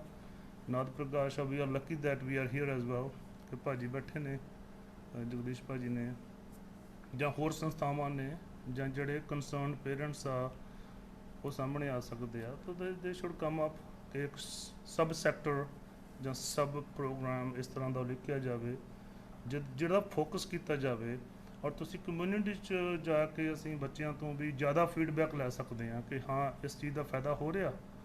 ਤੇ ਇੱਕ ਬੇਟੇ ਨੇ ਵੀ ਇੱਥੇ ਕਿਹਾ ਸੀ ਕਿ ਉਹ ਚਲੇ ਗਏ ਕਿ ਅਸੀਂ ਸਿੱਖੀ ਬਾਰੇ ਕੀ ਸੋਚਦੇ ਹਾਂ। ਇਸ ਮੋਰ ਇੰਪੋਰਟੈਂਟ ਆਈ ਥਿੰਕ, ਇਹ ਜ਼ਿਆਦਾ ਇੰਪੋਰਟੈਂਟ ਹੈ। ਥੈਂਕ ਯੂ, ਧੰਨਵਾਦ। ਵਾਹਿਗੁਰੂ ਜੀ ਕਾ ਖਾਲਸਾ, ਵਾਹਿਗੁਰੂ ਜੀ ਕੀ ਫਤਿਹ।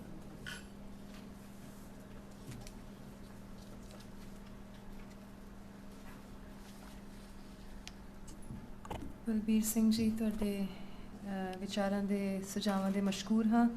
ਸਾਡੇ ਅਗਲੇ ਜੋ ਸਪੀਕਰ ਹੋਣਗੇ ਉਹ ਨੇ ਜੀ ਜਸਵੀਰ ਸਿੰਘ ਵੀਰ ਜੀ।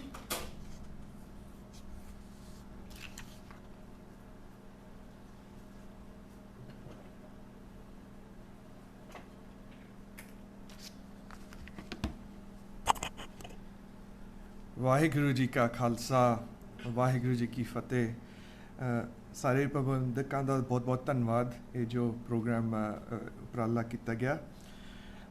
ਮੈਂ ਬੱਚਿਆਂ ਦੇ ਜੋ ਵੀ ਸਪੀਚ ਸੁਣ ਰਿਹਾ ਸੀਗਾ, I'll talk more in English I think ਕਰਕੇ youth oriented ਹੈਗਾ। I've been listening to all of you and like many have mentioned there have been challenges that you guys are facing, and it's mentioned that the challenges may not be unique in the sense that these questions have come up in different environments, but we are not able to answer or help at this moment in this diaspora. Right? Veer ji ne kiha ke Punjab ch we grow up karde nu vi question nahi aunde sige, but I think ode vich jo apna atmosphere siga, support system sige, all the community who's already in that culture and tradition, they're able to help and support more easily. When we are living here, all of us are busy with our lives, making our money, working on our economic portion, being successful in that life, but not the spiritual or other things that matter. So these challenges that all the youth are bringing up, these are very important questions, and it's not just for you, it's a challenge for us too, because we need to support all of you on this. Listening to these questions, ਮੈਨੂੰ ਸ਼ਬਦ ਚੇਤੇ ਆ ਗਿਆ ਸੀਗਾ। ਭਾਈ ਨਿਰਮਲ ਸਿੰਘ ਉਹਨਾਂ ਦੀ CD ਸੁਣਦਾ ਸੀ, ਸ਼ਬਦ ਸੁਣਿਆ ਸੀ, ਬਿਨ ਤੇਲ ਦੀਵਾ ਕਿਉਂ ਜਲੇ, ਹੈ ਨਾ। ਉਹਦੇ ਵਿੱਚ ਗੁਰੂ ਸਾਹਿਬ ਗੱਲ ਕਰਦੇ ਕਿ ਤੁਸੀਂ ਆਪਣੇ 'ਚੋਂ ਜਿਹੜੀ ਇਹ ਕਨੈਕਸ਼ਨ ਜਿਹੜੇ ਜੋਤ ਕਨੈਕਟ ਕਰਨੀ ਰੱਬ ਨਾਲ, ਉਹ ਕਿਸ ਤਰ੍ਹਾਂ ਕਰਨੀ ਹੈ, right. I think I'm relating this situation to that ਇਹ youth ਦਾ ਜਿਹੜੇ ਇਹਨਾਂ ਦੇ challenges ਹੈਗੇ ਆ, if they are facing some darkness, how to bring that light, how to ignite that flame. To ignite that flame, what are we missing? Are we missing the oil, the wick, or the diva itself, right? How to combine those bodies to ignite that flame? My personal experiences over the past 25, 30 years in US versus growing up back home have been different. When we were little, ਗੁਰਦੁਆਰੇ ਜਾਈਦਾ ਸੀਗਾ, mummy daddy ਨੂੰ ਪੁੱਛਣਾ ਮੱਥਾ ਕਿਉਂ ਟੇਕਣਾ, ਔਰ ਕੁਛ ਵੀ ਗੁਰਦੁਆਰੇ ਪੁੱਛਣਾ, ਇੱਕ ਦੋ ਕੰਨ ਤੇ ਪੈ ਜਾਣੀਆਂ ਤਾਂ ਨਹੀਂ ਇੱਦਾਂ ਕਰਨਾ ਹੀ ਆ, right? They didn't have to give a logical answer. It was, this is how it's been done, you have to follow. So somewhere in the mind, our expectation of this youth is you will follow the same way. If I'm going to tell you, come to Gurdwara, you have to come. I don't need to explain to you. But we are failing on that part. And that's the challenge to us. Some of the experiences that I found, how it helped some of the youth. Over the past few years, I helped run some camps. And example, I'll give one example. Because to me, Sikhi is not just about showing off, it's also about experiencing it. When we talk about Sakhis or Shabads, right? A lot of the youth does not understand exactly what the Pai Sahibs are singing or what's being said, or even if there's a speaker, sometimes they don't understand. And we have to maybe have them experience it in a different way. One example I will give, in a camp, we were talking about Guru Amar Das ji. Kinne saal ਉਹਨਾਂ ਨੇ ਗੁਰੂ ਸਾਹਿਬ ਦੀ ਸੇਵਾ ਕੀਤੀ, ਤੜਕੇ ਤੋਂ ਲੈ ਕੇ ਜਾ ਕੇ ਨਹਿਰ ਤੋਂ ਪਾਣੀ ਲੈ ਕੇ ਆ ਕੇ ਇਸ਼ਨਾਨ ਦਾ ਪਾਣੀ ਲਿਆਉਣਾ, ਤਿਆਰੀ ਕਰਨੀ, ਡੈਡੀਕੇਟਡ। ਮੈਂ ਕਿਹਾ 14 ਸਾਲ ਕੁਝ ਉਹਨਾਂ ਦੀ ਸੇਵਾ ਸੀਗੀ। ਇਸ ਤਰ੍ਹਾਂ ਬੱਚਿਆਂ ਦਾ ਹਫਤੇ ਦਾ ਕੈਂਪ ਸੀਗਾ। ਪਹਿਲੇ ਦਿਨ ਉਹਨਾਂ ਨੂੰ ਇੰਟਰੋਡਕਸ਼ਨ ਦਿੱਤੀ, And we just talked about that dedication. ਤੇ ਬੱਚਿਆਂ ਨੂੰ ਇਹ ਉਹਨਾਂ ਨੂੰ ਰਿਸਪੌਂਸਿਬਿਲਿਟੀ ਦਿੱਤੀ ਕਿ ਬਾਹਰ ਗੁਰਦੁਆਰੇ ਤੇ ਆਉਂਦੇ ਤੁਹਾਡਾ ਪਹਿਲਾ ਕੰਮ ਆ ਕਿ ਜਿਹੜੇ ਫਲਾਵਰਸ ਲੱਗੇ ਆ ਉਹਨਾਂ ਨੂੰ ਤੁਸੀਂ ਪਾਣੀ ਦੇਣਾ ਬਿਨਾਂ ਨਾਗਿਆ ਵਿਦਆਊਟ ਮਿਸਿੰਗ 2 ਦਿਨ ਹੋ ਗਏ ਪਹਿਲੇ ਦਿਨ ਕਰਤਾ ਦੂਜੇ ਦਿਨ ਕੋਸ਼ਿਸ਼ ਕੀਤੀ ਤੀਜੇ ਦਿਨ ਭੁੱਲ ਗਏ use that opportunity to bring up about Guru Sahib's Seva, doing that for 14 years. Tije din, we talked about it, how you missed it on the 3rd day, how you didn't care about it or didn't get that connection of Seva or feeling. And that maybe kind of helped them trigger the point ke how Guru Sahib's did the Seva of dedication, right? Ke without missing anything, jado kisi cheez te dedicate hona ya, how to follow on to that. So, to me, some of those kind of involvement of the youth, we can't just expect them to just sit in the Diwan Hall and listen. They need to experience some of the things. We need to be able to give them that environment to experience some of it. In general, our Gurdwaras in the West started, I think, with the right intention, but in general, most have failed us, including us adults and youth, right? ਗੁਰਦੁਆਰਿਆਂ ਵਿੱਚ ਆਪਾਂ ਅੱਜ ਕੱਲ੍ਹ ਭਾਵੇਂ buildings 'ਤੇ ਪੈਸੇ ਖਰਚ ਰਹੇ ਹਾਂ ਜਾਂ ਜੋ ਵੀ ਕਹਿ ਲਓ ਜਿੱਧਰ ਨੂੰ ਵੀ ਜਾ ਰਹੇ ਆ but that resources towards the youth are not provided, whether it is intentional or we just are not prepared for it. I got a chance to even work on the committees of the Gurdwaras, and I used to get calls from some people that we want to come and talk to somebody who can the counseling session ho jaye or somebody. I started calling up the Pai Saabs and everybody in the committee. There was not one person I could find out of 300 who could talk to a youth to give them some counseling session, right? So creating that safe space, whether that's through resources of buildings, different sessions, or qualified people, I think is also important. Above all of that, I think as parents, we all have to put in our effort. Everyone's at a different level. Everyone's growth is different. Our expectation cannot be same for everyone.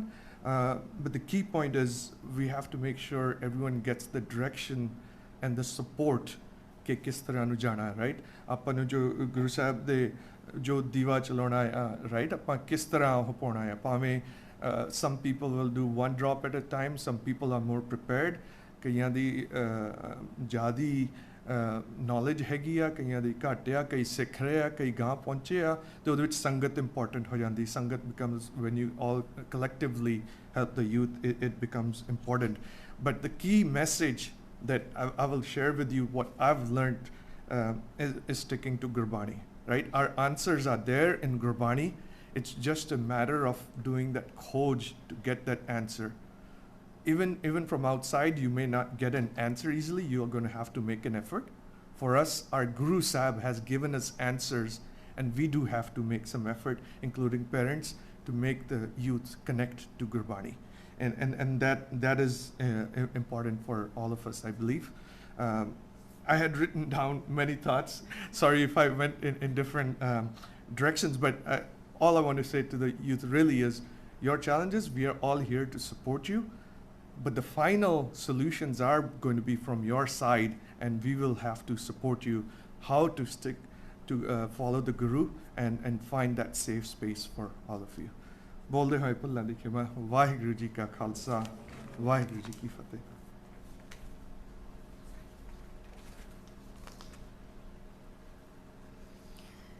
Thank you for your valuable and encouraging remarks, Jasveer Singh Veer ji. Our next speaker for today is going to be Jaswin Sidhu Benji.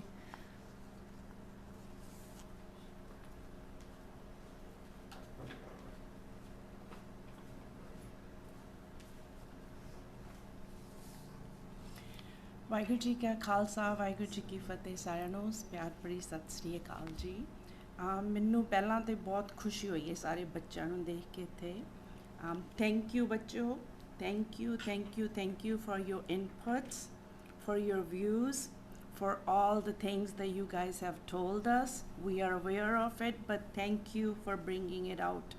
so candidly today. Some of the kids brought up the views that really touched my heart.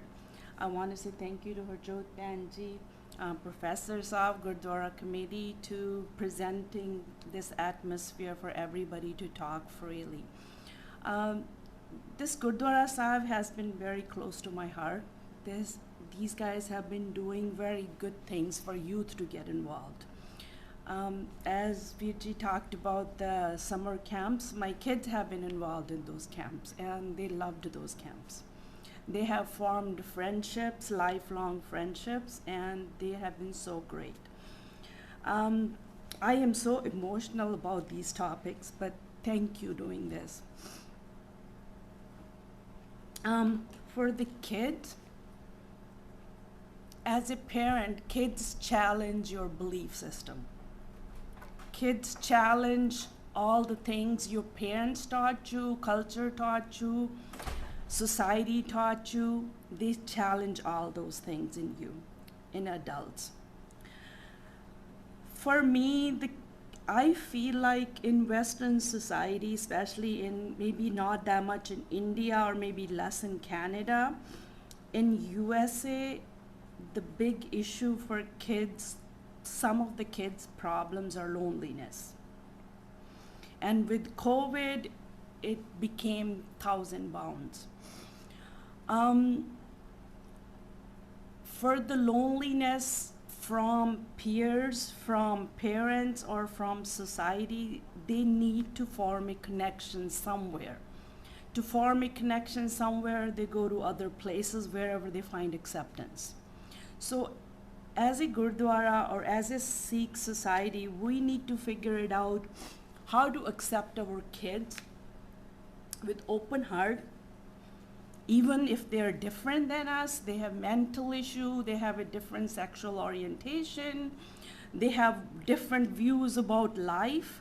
The way most of the Eastern societies are, they think ideas from the society point of view, but most of the Western societies is mostly, they think how the individual can progress further. It's more individualistic view for society. Our kids are growing up in the individualistic view of society. So the Western and Eastern cultures, they need to combine somewhere in the middle. I guess it was for us too, and more for kids. They need to figure it out that where their personal stuff affecting other people and how other people affecting what's happening with them in personal life. Gurdwara need to be a safe space for kids. People who are in project management, they will know the agile ceremonies. One of the ceremonies for the team is retrospective.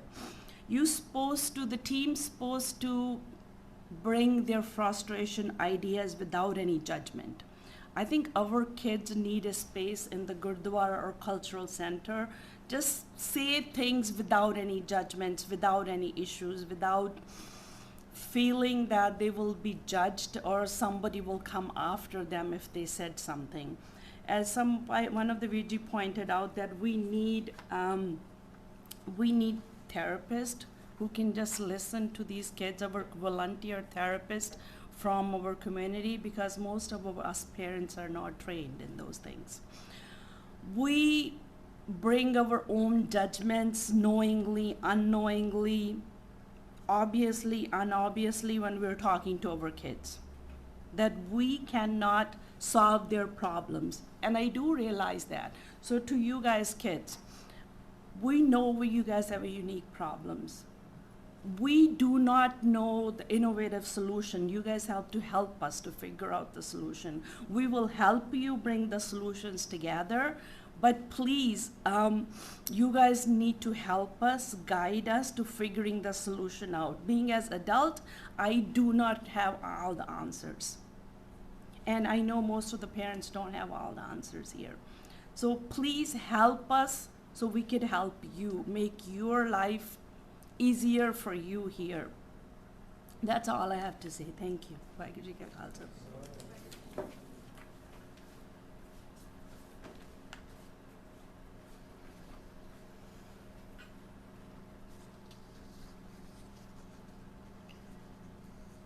Jasmine Sidhu Penji, thank you for your straight out of the heart feedback and inputs. Really appreciate it. ਸਾਡੇ next speaker ਅੱਜ ਦੀ second session ਦੇ ਨੇ ਜੀ ਗਗਨਦੀਪ ਸਿੰਘ. ਮੈਂ ਉਹਨਾਂ ਨੂੰ stage ਤੇ ਬੁਲਾਉਣਾ ਚਾਹਾਂਗੀ.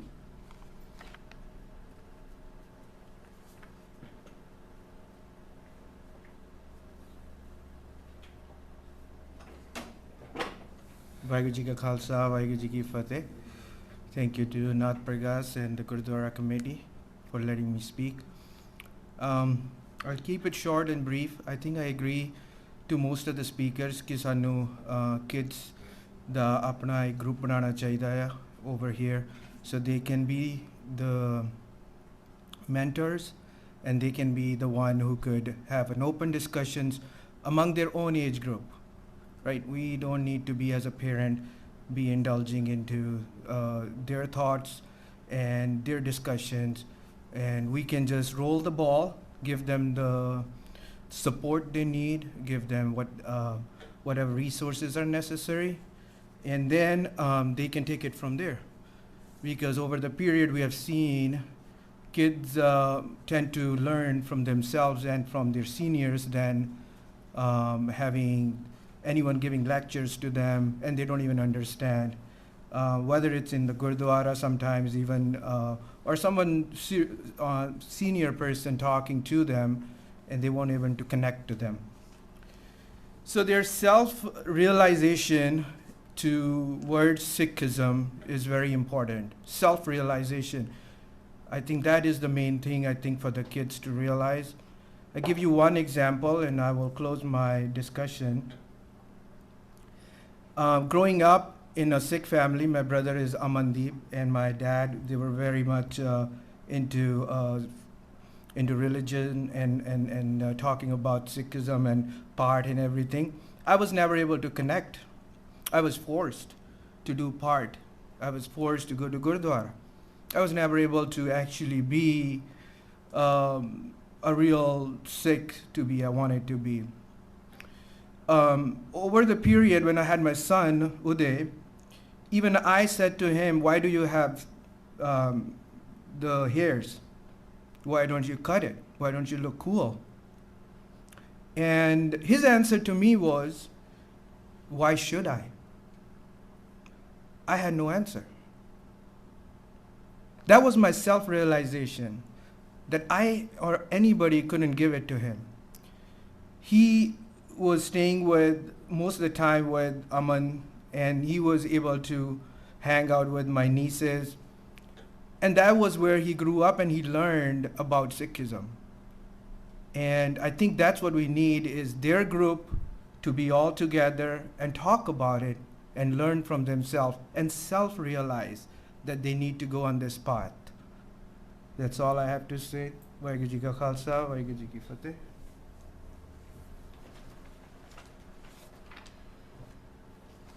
Thank you, Gagandeep, for your novel ideas. Appreciated. The last speaker for today, second session as a parent speaker, is going to be Gurpreet Kaur Penji.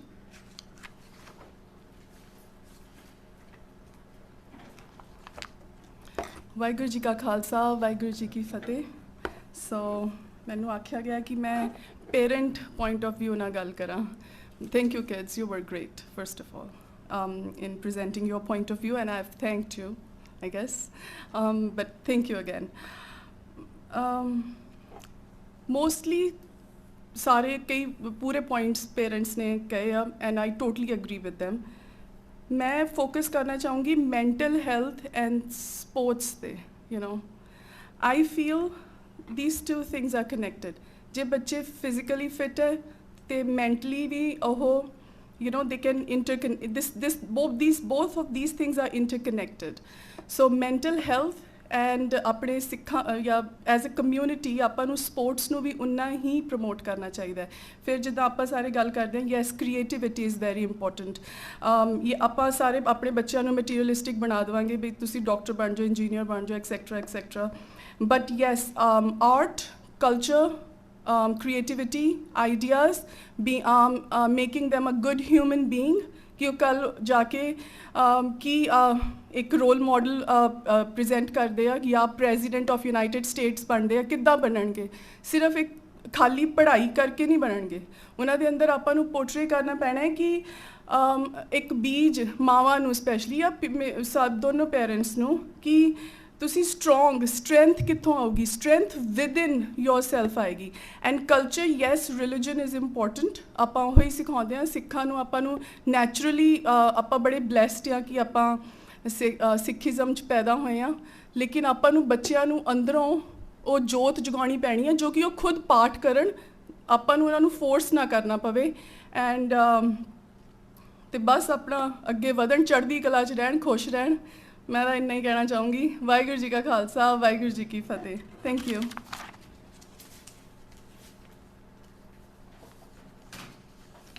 धन्यवाद गुरप्रीत कौर भैन जी सो असी हुण सैकेंड सैशन के उस पिवटल पॉइंट के उत्ते हाँ जिथे सानू पिछले 2-2.5 घंटिया के इस प्रोग्राम के विच यूथ वालों भी एम्पल इनपुट मिली है तो पेरेंट्स वालों भी एम्पल इनपुट मिली है सो इन्हां इनपुट्स दे विच असी पेरेंट्स दे यूथ दे challenges fears apprehensions novel ideas lamentations opportunities भिन्न तरह के इनपुट्स नूं सुनिया है नूं एक्सपीरियंस किया है सो इस पॉइंट दे उत्ते पेरेंट्स दी ते यूथ दी दियां इन्हां इनपुट्स नूं सिंथेसाइज करके कुछ मॉडल्स पोस्टुलेट करते हुए आइडियाज़ पेश करने दे लई मैं प्रोफैसर जगदीश सिंह नूं हुण स्टेज ते न्योता दिंदी हाँ ते प्रोफैसर जगदीश सिंह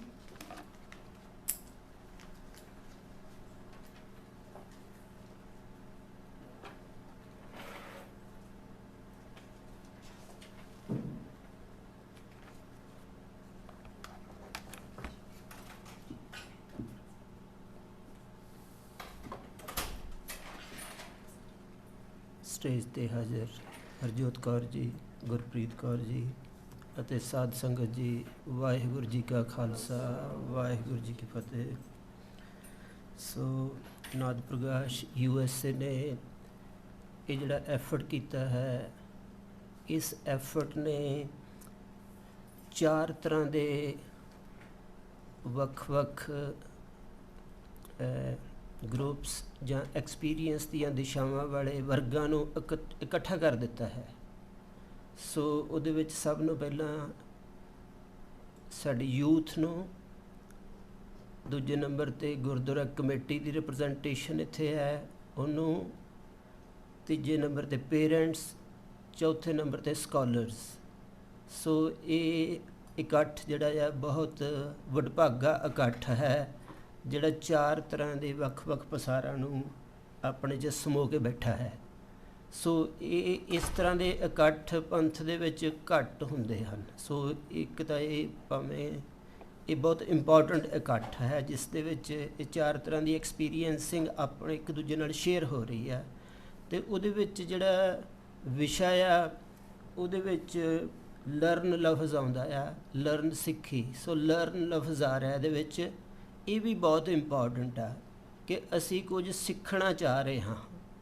ਸੋ ਇਹ ਸਿੱਖਣ ਦਾ ਪਸਾਰ ਕੀ ਹੈ ਅਤੇ ਇਹ 4 ਤਰ੍ਹਾਂ ਦੇ ਜਿਹੜੇ ਰਿਪਰੈਜ਼ੈਂਟੇਸ਼ਨ ਹੈ ਇਹਨਾਂ ਦੇ ਵਿੱਚ ਸਿੱਖਣਾ ਕਿਸ ਤਰ੍ਹਾਂ ਲੰਘਦਾ ਹੈ ਇੱਕ ਸਕਾਲਰ ਦੇ ਸਾਹਮਣੇ ਸਿੱਖਣਾ ਕੀ ਹੁੰਦਾ ਆ ਸੋ ਸਟੂਡੈਂਟ ਦੇ ਸਾਹਮਣੇ ਕੀ ਹੈ ਇਸ ਤਰ੍ਹਾਂ ਕਮੇਟੀ ਦੇ ਸਾਹਮਣੇ ਸਿੱਖਣ ਲਫ਼ਜ਼ ਕਿਉਂ ਇੰਪੋਰਟੈਂਟ ਬਣਿਆ ਸੋ ਉਹਦੇ ਧੁਰੇ ਦੇ ਅੰਦਰ ਇੱਕ ਚਿੰਤਾ ਹੈ ਇੱਕ ਫਿਕਰ ਹੈ ਸੋ ਬਾਣੀ ਦੇ ਵਿੱਚ ਜਿਹੜਾ ਦੁੱਖ ਲਫ਼ਜ਼ ਆਇਆ ਆ ਉਹਨੂੰ ਬਹੁਤ ਜ਼ਿਆਦਾ ਮਹੱਤਤਾ ਦਿੱਤੀ ਗਈ ਹੈ ਦੀਵਾ ਮੇਰਾ ਏਕ ਨਾਮ ਦੁੱਖ ਵਿੱਚ ਪਾਇਆ ਤੇਲ ਸੋ ਦੁੱਖ ਜਿਹੜਾ ਆ ਉਹ ਸਾਨੂੰ ਸਾਡੀ ਜਿਹੜੀ ਐਗਜ਼ਿਸਟੈਂਸ਼ੀਅਲ ਪੋਜੀਸ਼ਨ ਆ ਉਹਦੇ ਪਰਫੈਕਟ ਹੋਣ ਦੇ ਵਹਿਮ ਤੋਂ ਮੁਕਤ ਕਰਦਾ ਆ ਅਤੇ ਸਾਡੇ ਅੰਦਰ ਕੁਝ ਨਵਾਂ ਸੋਚਣ ਲਈ ਪ੍ਰੇਰਿਤ ਕਰਦਾ ਆ ਸੋ ਇਹ ਬੜੀ ਮਹੱਤਵਪੂਰਨ ਗੱਲ ਹੈ ਕਿ ਅਸੀਂ ਕੁਝ ਫਿਕਰ ਕੀਤਾ ਸੋ ਫਿਕਰ ਦੇ ਵਿੱਚ ਕੁਝ ਚਿੰਤਾ ਦਾ ਦੁੱਖ ਦਾ ਐਲੀਮੈਂਟ ਜਿਹੜਾ ਆ ਉਹ ਹੁੰਦਾ ਦੁੱਖ ਨੂੰ ਮੈਂ ਕੋਈ ਨੈਗੇਟਿਵਲੀ ਨਹੀਂ ਲੈ ਰਿਹਾ ਮੈਂ ਉਹਨੂੰ ਫਲਸਫਿਕਲੀ ਲੈ ਰਿਹਾ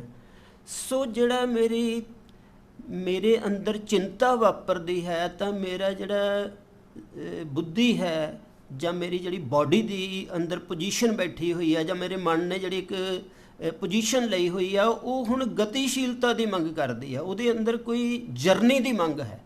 ਸੋ ਇਹਦਾ ਮਤਲਬ ਕਿ ਅਸੀਂ ਇਸ ਤਰ੍ਹਾਂ ਦੇ ਇਕੱਠ ਦੇ ਵਿੱਚ ਇੱਕ ਜਰਨੀ ਦੀ ਤਲਾਸ਼ ਕਰ ਰਹੇ ਹਾਂ।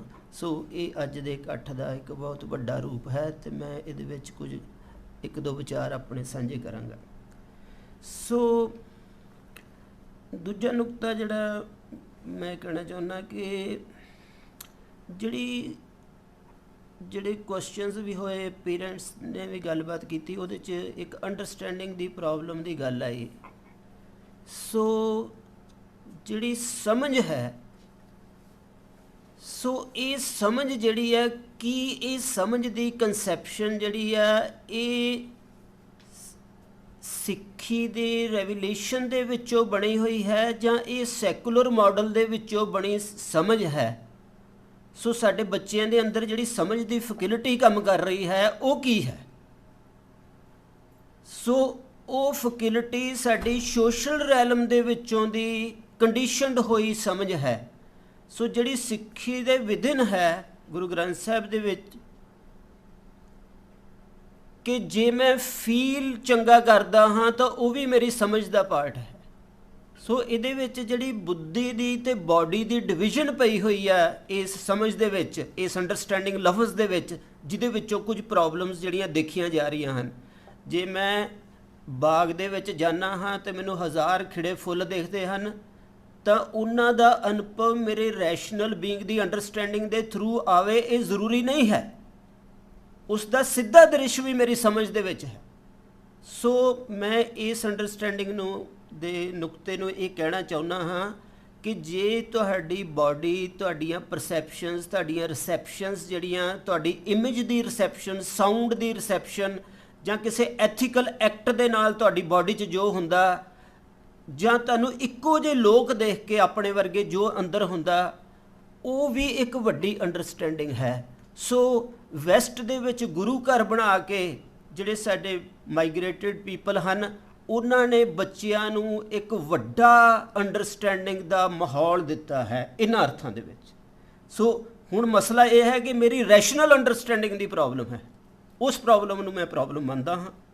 ਸੋ ਇਸ ਕਰਕੇ ਅੰਡਰਸਟੈਂਡਿੰਗ ਲਫ਼ਜ਼ ਨੂੰ ਖੋਲ੍ਹਣ ਦੀ ਲੋੜ ਹੈ। ਅੰਡਰਸਟੈਂਡਿੰਗ ਇਕੱਲੀ ਕੋਈ ਰੈਸ਼ਨਲ ਜਾਂ ਥਾਟ ਦੇ ਨਾਲ ਅੰਡਰਸਟੈਂਡ ਕਰਨਾ ਹੀ ਰਿਅਲਾਈਜੇਸ਼ਨ ਨਹੀਂ ਹੁੰਦੀ। ਸੋ ਇਸ ਕਰਕੇ ਜਿਹੜੀ ਸਿੱਖ ਐਕਸਪੀਰੀਐਂਸਿੰਗ ਹੈ, ਉਹਦੇ 'ਚ ਜਿਹੜਾ ਤੁਸੀਂ ਐਕਸਪੀਰੀਅੰਸ ਲੈਂਦੇ ਹੋ ਇਮੇਜ ਦਾ, ਮਾਹੌਲ ਦਾ, ਫੀਲਿੰਗ ਦਾ, ਉਹ ਵੀ ਤੁਹਾਡੀ ਅੰਡਰਸਟੈਂਡਿੰਗ ਹੈ। ਦੂਜਾ ਨੁਕਤਾ ਇਹਦੇ ਵਿੱਚ ਹੈ ਕਿ ਜਿਹੜਾ ਗਿਆਨ ਹੈ ਇਸ ਨੂੰ ਕੰਠ ਕਰਨਾ ਪੈਂਦਾ ਸ਼ੁਰੂ ਦੇ ਵਿੱਚ। ਇਹ ਈਸਟ ਦੀ ਟ੍ਰੈਡੀਸ਼ਨ ਹੈ। ਸੋ ਇਕੱਲਾ ਤੁਹਾਨੂੰ ਰੈਸ਼ਨਲੀ ਚੀਜ਼ ਸਮਝ ਆ ਜਾਵੇ, ਜਿਵੇਂ ਮੈਂ ਅਜੇ ਤੱਕ ਵੀ ਸੋਚਦਾ, ਮੇਰੇ 57 ਸਾਲ ਉਮਰ ਹੈ ਅਤੇ ਮੈਂ ਤਕਰੀਬਨ ਲਗਾਤਾਰ ਯੂਨੀਵਰਸਿਟੀਜ਼ ਨਾਲ ਜੁੜਿਆ, ਰਿਸਰਚ ਨਾਲ ਜੁੜਿਆ। ਮੈਨੂੰ ਚੀਜ਼ਾਂ ਹੁਣ ਕੁਝ ਸਮਝ ਆ ਰਹੀਆਂ ਜਿਹੜੇ ਸਬਜੈਕਟ ਦੇ ਵਿੱਚ ਮੈਂ 30 ਸਾਲ ਮਿਹਨਤ ਕੀਤੀ ਹੈ। ਸੋ ਮੈਨੂੰ ਆਪਣੀ 30 ਸਾਲ ਮਿਹਨਤ ਦੀ ਕੋਈ ਫਰਸਟ੍ਰੇਸ਼ਨ ਨਹੀਂ ਗਈ।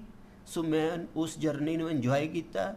ਉਹਦੇ ਵਿੱਚ ਕਈ ਮਸਲਿਆਂ ਦੇ ਵਿੱਚ ਵੀ ਉਲਝਿਆ, ਕੁਝ ਮੈਨੂੰ ਭਰਮ ਵੀ ਪੈਦਾ ਹੋਏ ਕਿ ਮੈਂ ਕੁਝ ਸਮਝਿਆ ਹਾਂ।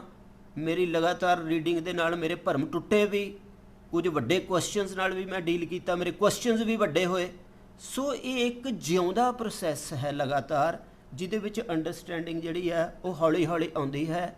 ਜਿਵੇਂ ਸਾਡੇ ਰਵਾਇਤ ਸੀ ਵੀ ਜੇ ਤੂੰ ਚੰਗਾ ਪੋਇਟ ਬਣਨਾ, ਤੁਸੀਂ ਬੱਚਾ ਕੋਈ ਸਿੱਖਿਆ ਲੈਣ ਆਉਂਦਾ, ਉਹਨੂੰ ਥੋੜ੍ਹੀ ਪੋਇਟਰੀ ਲਿਖਣੀ ਆਉਂਦੀ ਹੈ। ਸੋ ਉਹ ਸਿੱਖਿਆ ਲੈਣ ਆਉਂਦਾ ਅਤੇ ਉਹਨੂੰ ਇਹ ਕਿਹਾ ਜਾਂਦਾ ਸੀ ਕਿ ਤੂੰ ਆਪਣੀ ਟ੍ਰੈਡੀਸ਼ਨ ਦੇ ਘੱਟੋ ਘੱਟ 500 ਪੋਇਮਾਂ ਜਿਹੜੀਆਂ ਉਹ ਯਾਦ ਕਰ, ਤਾਂ ਕਿ ਤੈਨੂੰ ਵੱਡੇ ਪੋਇਟਰੀ ਦਾ ਪਤਾ ਲੱਗੇ, ਤੇਰੀ ਮੈਮਰੀ 'ਚ ਹੋਵੇ, ਤੇਰੀ ਬਾਡੀ 'ਚ ਹੋਵੇ, ਤਾਂ ਕਿ ਤੈਨੂੰ ਜਿਹੜੀਆਂ ਫਲੈਸ਼ਿਸ ਆਉਣ ਉਹਨਾਂ ਦੇ ਐਕਸਪੀਰੀਅੰਸ ਦੇ ਨਾਲ ਟਰਾਂਸਪੇਰੈਂਟਲੀ ਯੂਨਿਟੀ ਦੇ ਵਿੱਚੋਂ ਆਉਣ ਅਤੇ ਉਹਦੇ ਵਿੱਚ ਤੂੰ ਕੁਝ ਨਵਾਂ ਕਰ ਸਕੇ।